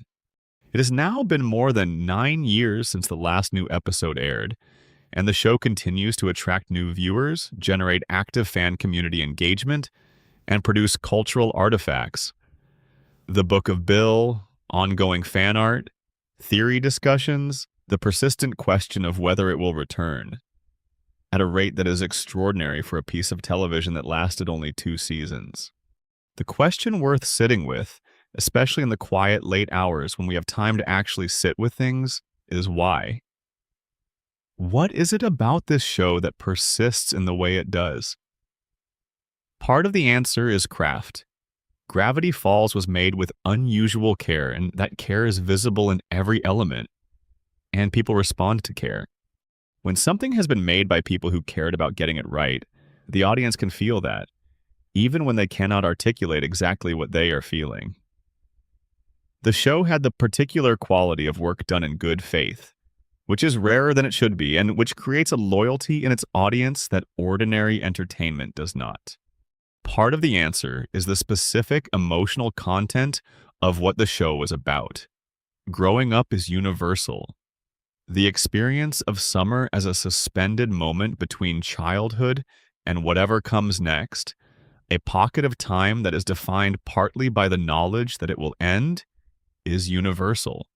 The complicated love between siblings and between estranged family members, and between the person you are right now and the person you are trying to become. All of these were things that the show addressed with unusual directness and unusual honesty. And people who encountered those things in the show recognized themselves in them in ways that created a bond. Part of the answer is the mystery. The codes, the cryptograms, the hidden messages, the theories, these are not incidental to Gravity Falls' legacy. They are central to it. The show created an infrastructure for active engagement with its own content, a set of invitations to pay attention and to be rewarded for paying attention. And the community that built up around those invitations was something that outlasted the show itself. The fan community of Gravity Falls is not simply a collection of people who liked a show. It is a community that the show deliberately and specifically built, by treating its audience as a partners in the mystery rather than passive consumers of a finished product. And part of the answer, which is perhaps the least articulable but the most true, is that Gravity Falls got the thing right that most stories about childhood try to get right and mostly fail to. It understood that childhood is not innocent. It understood that children feel things with full intensity, that they carry the weight of adult situations they were not designed to carry, that the experiences of childhood are not lesser experiences than adult ones, but differently shaped ones. It treated Dipper and Mabel's summer with the seriousness it deserved, and it let the summer be hard, in the ways that summers can be hard, and it let it be beautiful in the ways that summers can be beautiful, and it did not resolve those two things into each other, The summer was hard, and it was beautiful, and it was going to end. That is, when you strip away the supernatural elements and the interdimensional demons and the talking triangles and top hats, the real story. The rest is atmosphere. Extraordinary, meticulously crafted, genuinely mythological atmosphere, but atmosphere in service of a story that is fundamentally about time and about how we are in it and about what we do with the time that we have. Standing in the forest outside Gravity Falls, Oregon, the imaginary trees pressing in close, the imaginary light behaving in its characteristically strange way, it is easy to understand why the show endures. Some places feel like they contain more than they show. Some stories feel like they know more than they tell. Gravity Falls is that kind of place and that kind of story, and the feeling it leaves in you, the particular quality of having been somewhere that has more in it than you can fully see, is the feeling that keeps people coming back to it years later in the quiet hours, in the long evenings when the trees outside are dark and the light inside is warm and something about the moment feels like it might contain something worth looking for. Stay curious. Stay kind. Trust the people who show up. And maybe, if you are in the right forest at the right time, try not to read the incantations. Gravity Falls. Population still unknown, still watching, still waiting. Like, subscribe, and sweet dreams. Section 17. Stan Pines. The most important con in the history of cons. There is a kind of love that is so afraid of being seen that it disguises itself compulsively and completely as something else. It wears the costume of selfishness, of gruffness, of the calculated distance that says, I am not the kind of person who cares about things. It builds up so much armor over the years that even the person wearing the armor sometimes forgets what it was protecting. And then in a crisis, when the armor is no longer adequate and the stakes are high enough to force honesty, what it was protecting all along is briefly visible before the person can think to hide it again. Stanley Pines is the most sustained and specific study of this kind of love in the show's entire cast. He is also, when examined honestly and completely, one of the most remarkable characters in the history of animated television, which is a large claim to make for a character who presents himself as a greedy, moderately crooked, occasionally illegal small business owner running a tourist trap in rural Oregon. But the claim holds up. Let us look at what Stan actually did. Stan Pines spent 30 years pretending to be someone he was not. Not in the small ways that everyone does. The social performance, the professional persona, the face you show the world, but in a comprehensive, total, structurally complete way. He had a name that was not his name. He had an identity that was not his identity. He had a history that was not his history. Everything that the people of Gravity Falls thought they knew about Stanford Pines was a construction, maintained daily for 3 decades, with no end in sight and no guarantee that it would ever produce the result he was working towards. The result he was working toward was this: his brother coming back. That is the whole of it. Stan Pines, thrown out of his family home at 17, estranged from his twin for decades, was guilty of the specific crime of a moment's carelessness that cost his brother the future he had planned. Stan Pines came to Gravity Falls when Ford sent the panicked letter asking for help, and found himself in a basement with a machine he did not understand and a brother who had just disappeared. Through it. He was not a scientist. He did not have 3 journals of research explaining the machine or how to reverse it. He had Ford's handwriting on scraps of paper, partial documentation, a building over the portal that he needed to maintain as cover for the time the repair would take. He calculated, using whatever intuition and practical intelligence had been keeping him alive through a decade of cons and criminal schemes and bad luck, that the repair might take years. He was correct. It took 30 years. He stayed. He ran the Mystery Shack as a tourist trap because the Mystery Shack needed to be running to provide cover for what was happening in the basement. He sold fake exhibits and overpriced merchandise and hired local teenagers to work the register, and he built up enough of a presence in Gravity Falls that no one looked too closely at what the gruff, slightly dodgy, definitely not entirely legitimate proprietor of the Mystery Shack was doing with his evenings. He kept his brother's laboratory running. He maintained the equipment. He searched for Journal 2 and Journal 3. The other pieces needed to complete the machine's activation sequence across the decades, tracking them, losing them, finding them again. He did all of this alone. He could not tell anyone. He could not bring in help. He could not explain, even to the people who became genuinely close to him over the years, what he was actually doing or why. He was carrying it all by himself, and the weight of it over 30 years produced the specific kind of person that Stan is. Someone who had learned to express the things he could not say through action, and who had therefore developed a nearly complete inability to say the things he felt directly. When Dipper and Mabel arrived, Stan could not tell them the truth, could not explain why there was a machine in the basement, and why it mattered, and why he had given 30 years of his life to it. He watched them investigate and discovered, to his complicated surprise, that he genuinely loved them. Not as an obligation, not as a cover, but actually and specifically loved these two strange children who had landed in his life and immediately started uncovering his secrets. He loved them in the specific way that people love things they were not expecting to love, with a surprise that never quite resolves into the ordinary comfort of expected feeling. He kept them safe. This was the thing Stan Pines could do that he could not say. He got between them and danger. He lied to protect them. He used his considerable skill at misdirection and performance to manage the government agents, to manage Gideon, to manage the various supernatural situations that their investigations generated, always maintaining the cover that kept the portal safe and his brother's return possible.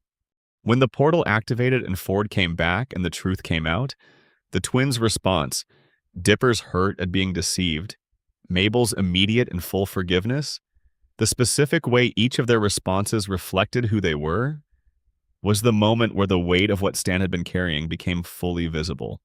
He had deceived them. He had deceived everyone.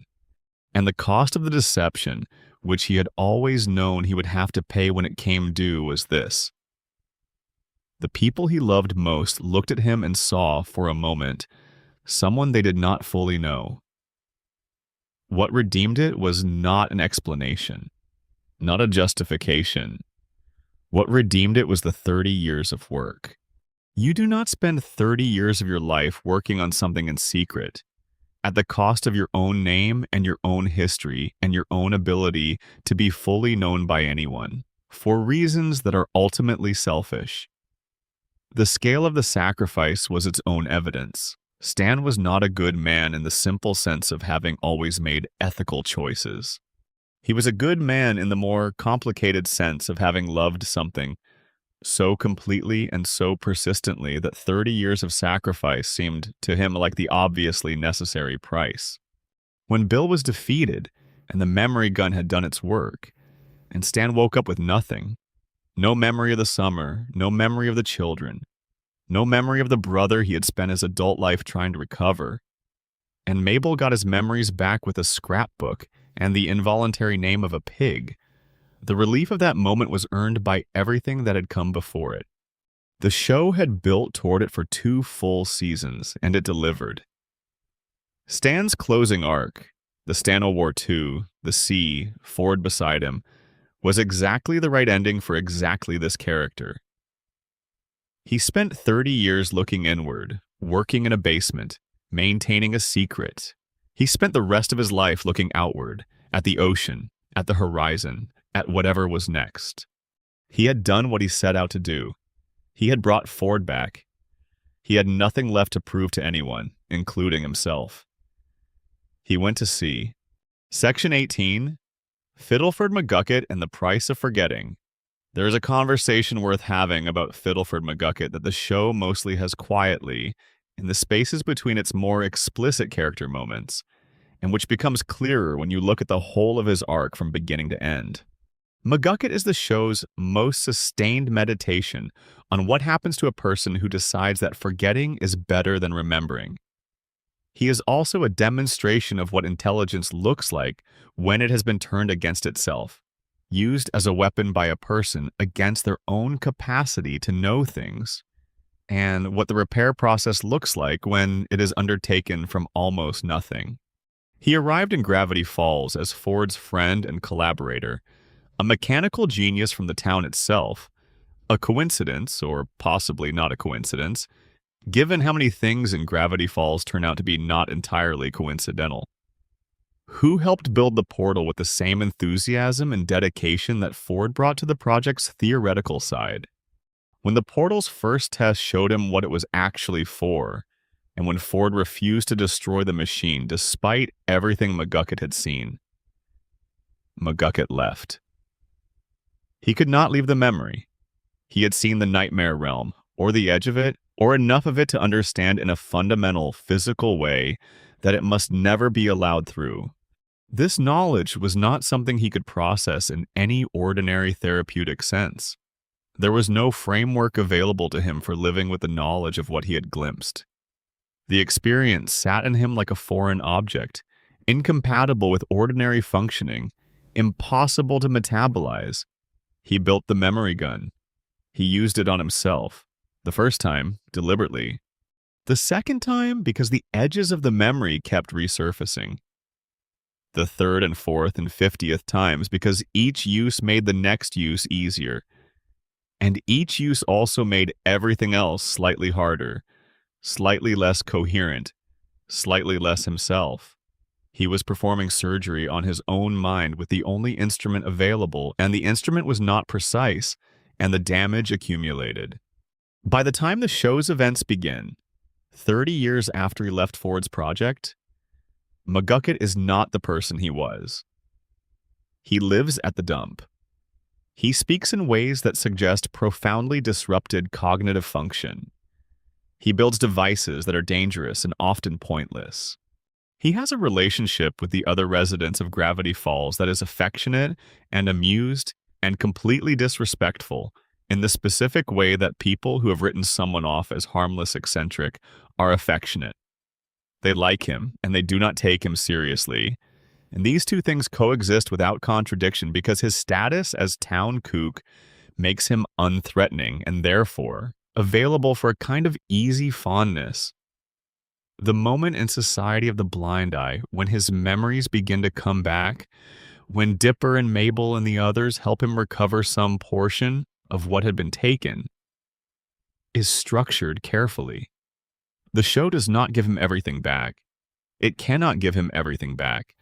Too much has been erased too many times for full recovery to be possible. What he gets back is enough. Enough to understand who he was, what he did, why he did it, and what the consequences were. Enough to begin the work of being himself again as much as he still is. His presence during Weirdmageddon as an active participant, his engineering genius finding its application in the Shactron, in the plan to storm the pyramid, is the show's most explicit statement about recovery. He did not recover fully. He recovered sufficiently to apply what he had to the problem that was in front of him at the moment when it mattered. The Shactron worked. The plan worked. McGucket was a necessary part of why it worked. After the finale, he bought Northwest Manor. This detail, which lands with such satisfaction in the final episode, is not just a joke about social reversal, the hillbilly buying the mansion. It is the completion of a circle that started with McGucket's founding of the Blind Eye Society and the particular cruelty of his being consumed by the organization he had built. He spent 30 years as the town kook, dismissed and underestimated, his intelligence visible only in the dangerous contraptions he built with whatever was available. He came out the other side of it owning the grandest building in Gravity Falls. His family history had been in that valley before the Northwest family arrived. Whatever else had been taken from him, the valley had always been his home. The mansion, which the valley's labor had built, and which the valley's people had been shut out of for 150 years, was his by an argument that no deed of sale could fully capture. Section 19. The Northwest Mansion and the History of a Family's Guilt. The Northwest Mansion stands on a hill above Gravity Falls, and it has been standing there for 150 years, and for most of those years it has been haunted. Not metaphorically. Literally. Archibald Corduroy, the lumberjack who died in the flood while watching Northwest laugh from behind the mansion's windows, made a promise with his dying breath.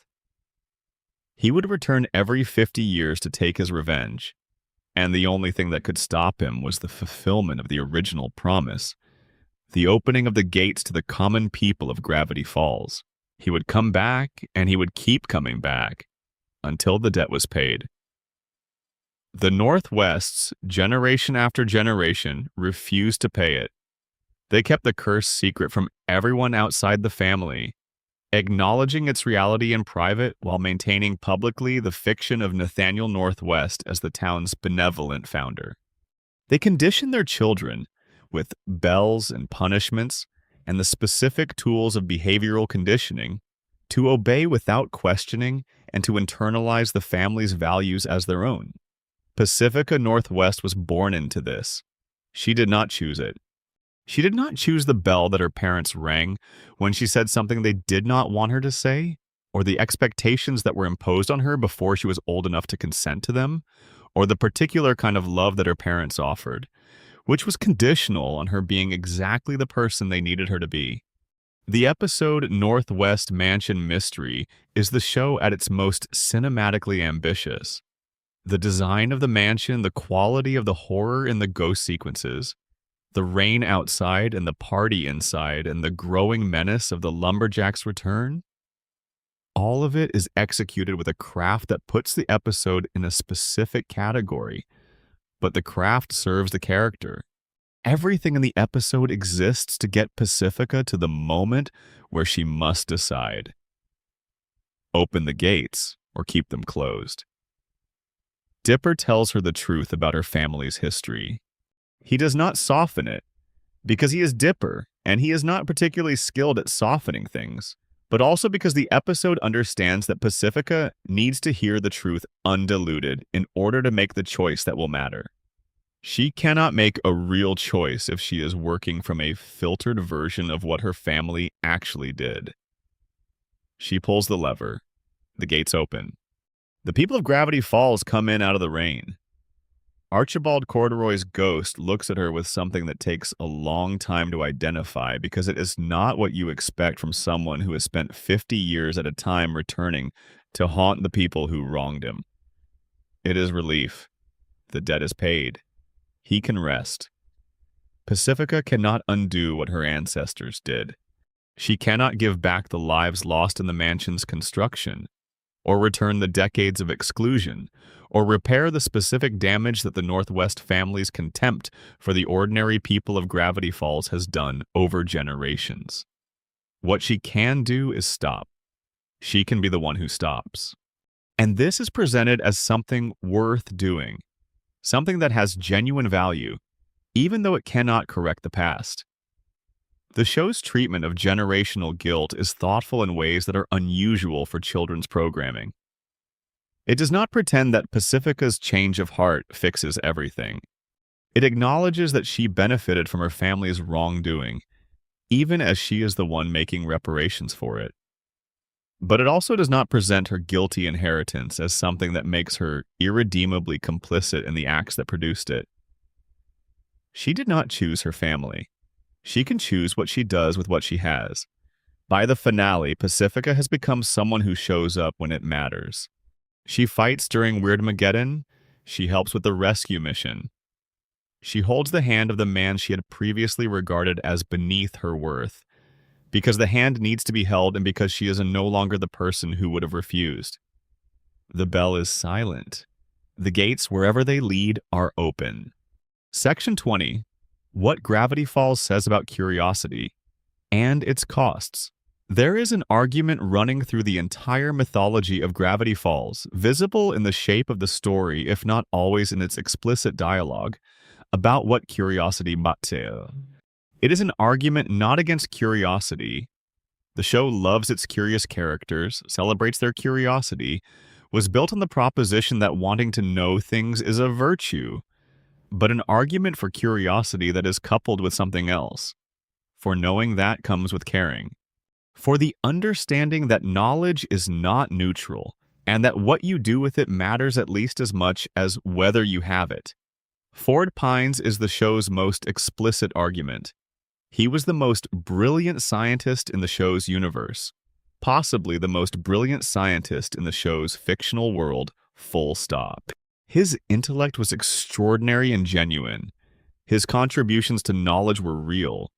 His 30 years of interdimensional research produced insight that had no precedent in any accessible record.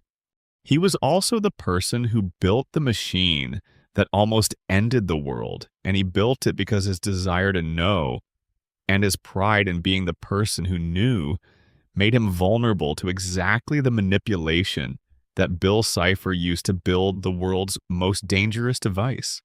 The show does not punish Ford for his curiosity. It does not suggest that he should have stayed home and not asked questions. What it suggests is that curiosity without wisdom is a liability, that the hunger to know has to be accompanied by the willingness to be accountable for what you do with what you learn, and that the experience of being recognized and valued by something that seems to understand you completely should be examined rather than simply accepted. Dipper's arc is a smaller version of Ford's argument, conducted on a shorter timeline and with more room for adjustment because he is 12 rather than 50. Dipper wants to know everything. He wants the answers to everything. He pursues knowledge with a persistence that is admirable and with a tendency to ignore collateral effects that the show consistently flags as a problem.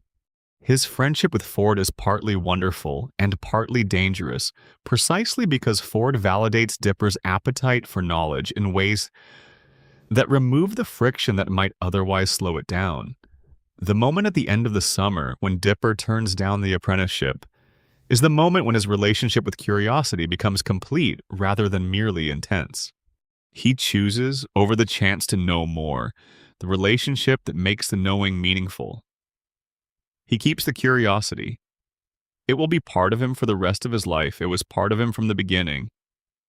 But he subordinates it to something larger, which is the specific love he has for his sister and the life he is going to build alongside her. Mabel's relationship with curiosity is different and equally important. She does not have Dipper's appetite for the abstract and the documented. Her curiosity is relational. She wants to know people, to understand them, to find what is extraordinary in the ordinary human beings around her.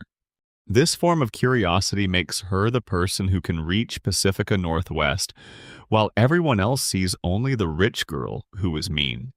It makes her the person who builds genuine connections with the creatures of Gravity Falls that Dipper's more analytical approach would miss.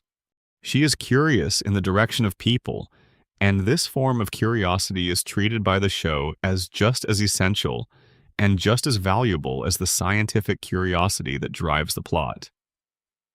Stan's curiosity is of a different order still.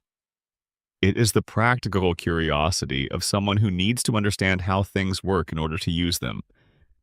He did not understand the portal theoretically. He understood it practically, at the level of which levers did what and which connections needed to be maintained, and what the machine would need from him in order to run for 3 decades. This practical understanding is not glamorous, and the show does not glamorize it, but it is what made everything else possible. The Blind Eye Society represents the rejection of curiosity, the collective choice to not know rather than to know and be changed by knowing. The Society's members were not villains in the ordinary sense. They were people who had decided that the strangeness of their town was more than they wanted to carry and had found a mechanism for putting it down. The show's judgment on this choice is clear. It led to a community that could not protect itself, that could not understand the threats it faced, that needed 2 12-year-old children to expose its own secret organization, because its adult members had long since abdicated the responsibility of knowing what was actually happening around them. There is something worth saying about the show's relationship to knowledge and power that the Blind Eye Society makes specific. The society was not organized around ignorance as an end in itself. It was organized around ignorance as a tool of social management. The people running it decided who got to know what, removed memories that the operators deemed inconvenient, and maintained a community that could be managed because it did not know enough to manage itself. Blind Ivan, who took over the society's leadership from Magukke, turned a mechanism for mercy into a mechanism for control. This transformation is one of the show's clearest political observations, and it is worth noting that a show aimed primarily at children made it so clearly. The society began as a misguided attempt at kindness and became a maintenance apparatus for a particular kind of power: the power to decide what others are permitted to know. The twins' destruction of the society was not just like a plot point. It was the resolution of an argument about who has the right to determine what people get to understand about the world they live in. The answer the show gives is everyone. Everyone has the right to know what is happening around them, however strange and however frightening. The knowledge might be hard to carry. It might change things in ways that cannot be predicted. But the alternative, giving the decision about what to know to someone else, on the grounds that not knowing is safer or kinder, is a trade whose true cost only becomes visible in the moments when the thing you were not told turns out to be the thing you most needed to know. Gravity Falls, Oregon, where the strange things are real and the real things are strange, and where the most important thing you can do in the end is pay attention. This has been 4 hours in Gravity Falls. Thank you, genuinely, for the time you have given to it. If something in here connected with you, a piece of lore you had forgotten, a theory that made something click, just the feeling of spending a few hours inside a world that you love, please leave a comment. Tell me what stood out. Tell me what you want to hear more about. Tell me where you are watching from and whether it is currently the kind of night that calls for deep dive lore contents. Gravity Falls is one of those rare stories that does not fully leave you. You carry it around with you, or it carries you, and either way you find yourself thinking about the light in the trees at the edge of town and wondering what is past the sign. Wondering if the mystery has an end, or if it just goes deeper.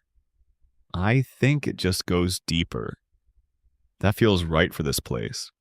Like the video if you spent more than an hour here. Subscribe to Uncle Guy Lore if you want to keep going on these long, slow journeys through the worlds that matter. And take care of yourselves. Whatever is happening in your life right now, whatever brought you here at whatever hour it is, wherever you are, I hope the next few hours are a little easier than the ones before them. Good night.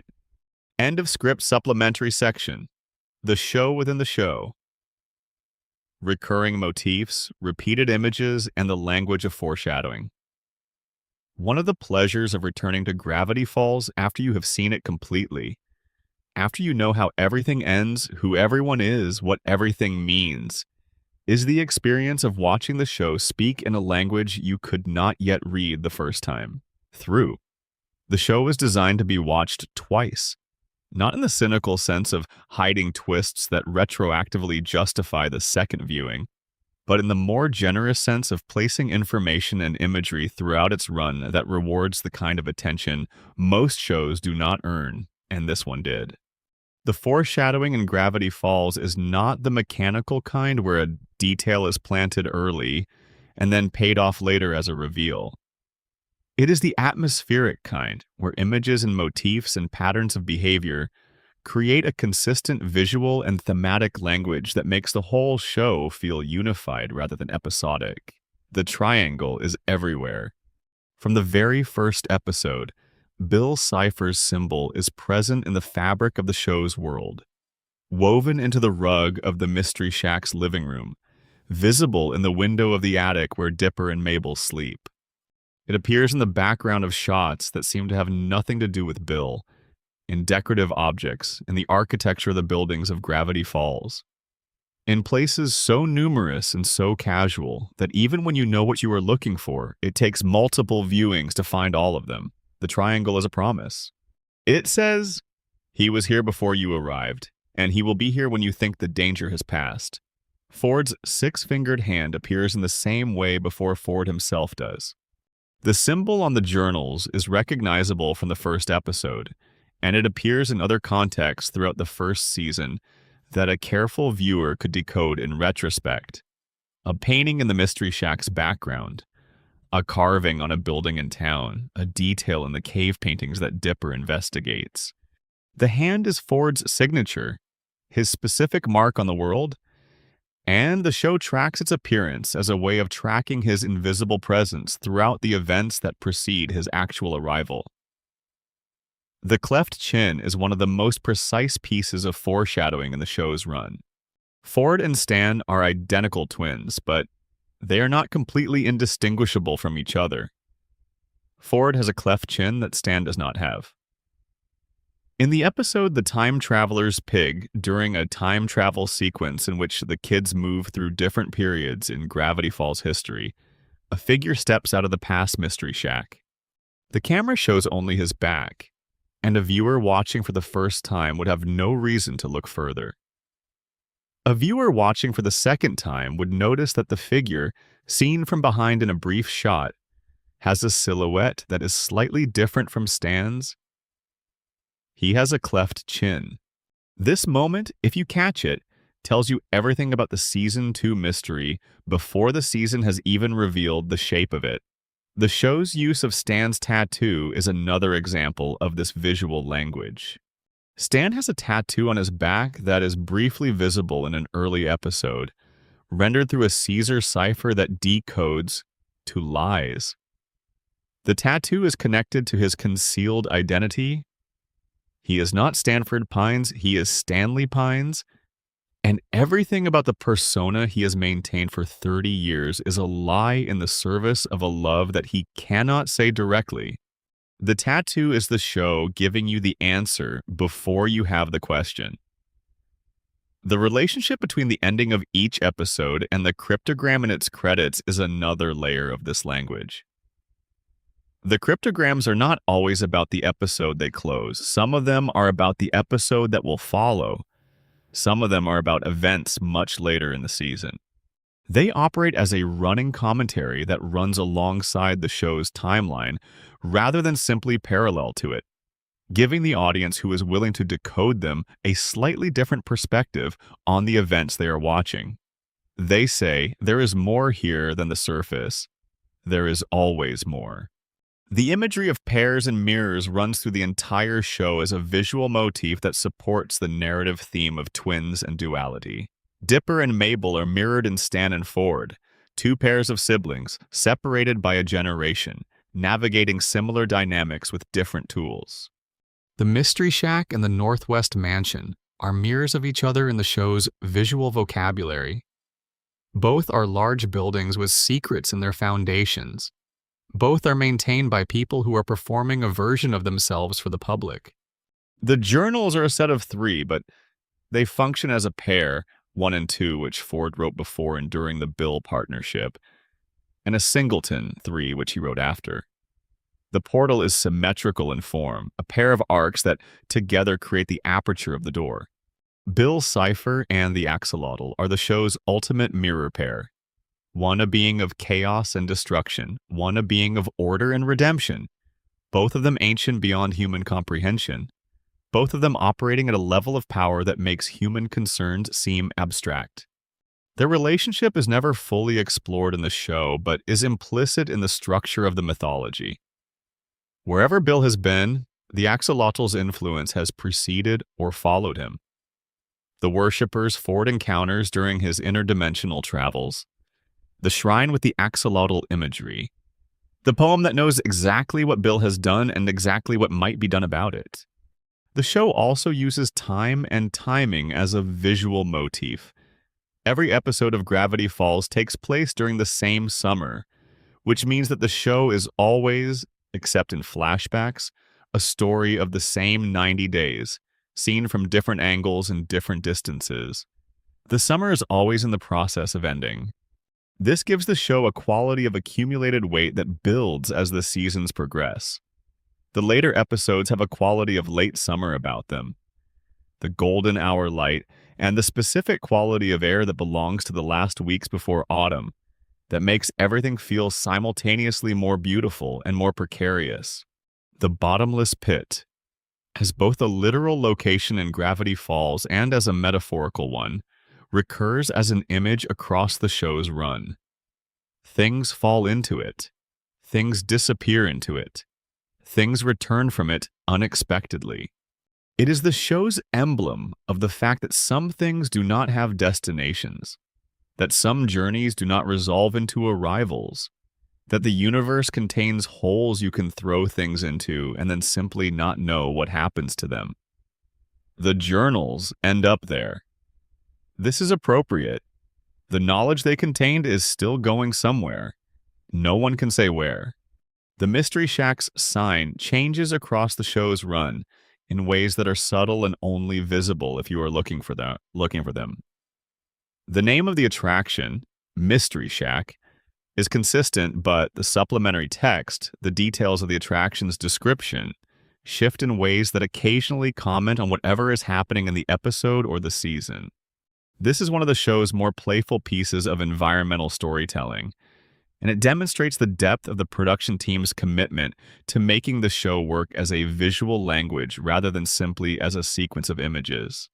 The goat, Gompers, appears in the background of so many scenes and in such specific moments that his presence amounts to a kind of running visual commentary on the show's events.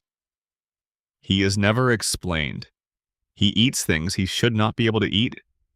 He survived Weirdmageddon and was temporarily enlarged by Bill's chaos before returning to his ordinary goat size when the demon was defeated. He attends the twins' birthday party in the finale. He is present at more significant moments in the show's events than any character who is not formally part of the cast, and the show is aware of this and finds it as funny as the audience does. What the show's visual language teaches, taken as a whole, is that attention is rewarded. The show was made by people who believed that the audience was paying attention, or could be persuaded to pay attention, or deserved to be given the opportunity to pay attention if they chose. They placed things in the frame that repaid attention. They built a world that rewarded the kind of looking that finds things. And in doing so, they created the specific experience that defines the show's legacy. The feeling that the world of Gravity Falls is real and complete in ways that the camera only partially captures. That there is more there than can be seen. That if you looked for long enough and carefully enough, you would find things that no one else had found yet. This is, when you think about it, the most perfectly constructed representation possible of how Gravity Falls itself works as a fictional location. The town is a place where the camera of the show can only show you a fraction of what is happening.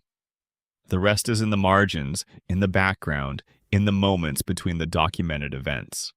Just as Dipper's journal could only document a fraction of what he encountered, the show itself can only show a fraction of what it knows. The rest is in the trees. The rest is in the caves below the falls. The rest is in the pages written in invisible ink that no one has found yet, addressed to no one in particular, written by someone who hoped very hard that it would matter to someone someday, that these things had been noticed and written down. Gravity Falls is full of things that matter. Finding them is what you do there. That is the whole invitation. Pay attention. Look carefully. The impossible is all around you, and it has been there all along. Final word count target, 40,000 plus. Thank you for staying for all of it, Uncle Guy Lore, for the long nights and the deep dives. A final note on time and memory. Summer lasts exactly as long as it lasts, which is both true and insufficient as a description of the experience. We all know the feeling of being inside a summer and knowing, somewhere behind the knowing, that you are suppressing in order to stay fully inside the thing, that it is going. that the days are full and the days are countable, that the light will change before you are ready for the light to change. What Gravity Falls understood, and what makes it one of the rare pieces of storytelling that actually functions as the kind of companion it presents itself as, is that the knowing and the experiencing can coexist. You can know a summer is ending and still be fully inside it. You can grieve what you are about to lose while it is still present, and that grief is not a failure to appreciate the present. It is a form of appreciation. It is what love does when it is honest about time. Dipper and Mabel knew their summer was ending. They knew it through the summer. It was built into the show's structure. The countdown to the school year, visible in the calendar logic of the events, in Ford's warnings about the approaching end, in the conversations about what would come next. And they did not spend the knowing in paralysis or in denial. They spent it inside the summer, doing the things the summer required, and occasionally sitting with the specific ache of something that is both fully yours and not going to be yours in the same way much longer. This is the grown-up thing that Gravity Falls taught without labeling it as a grown-up thing. That loving something does not protect you from losing it. That the knowledge of loss does not diminish the love, or at least does not have to. That you can hold both the summer and the ending of the summer, the person and the person's departure, in the same hands at the same time, and that this holding is what it means to be fully alive to your experience rather than defended against it. The show ended. Alex Hirsch told us in November 2015 that it was going to end, that the ending was by choice, that this was the story finding its conclusion rather than being cut off before it could reach one. The finale aired on February 15th, 2016. And then the summer was over in the way that summers are over.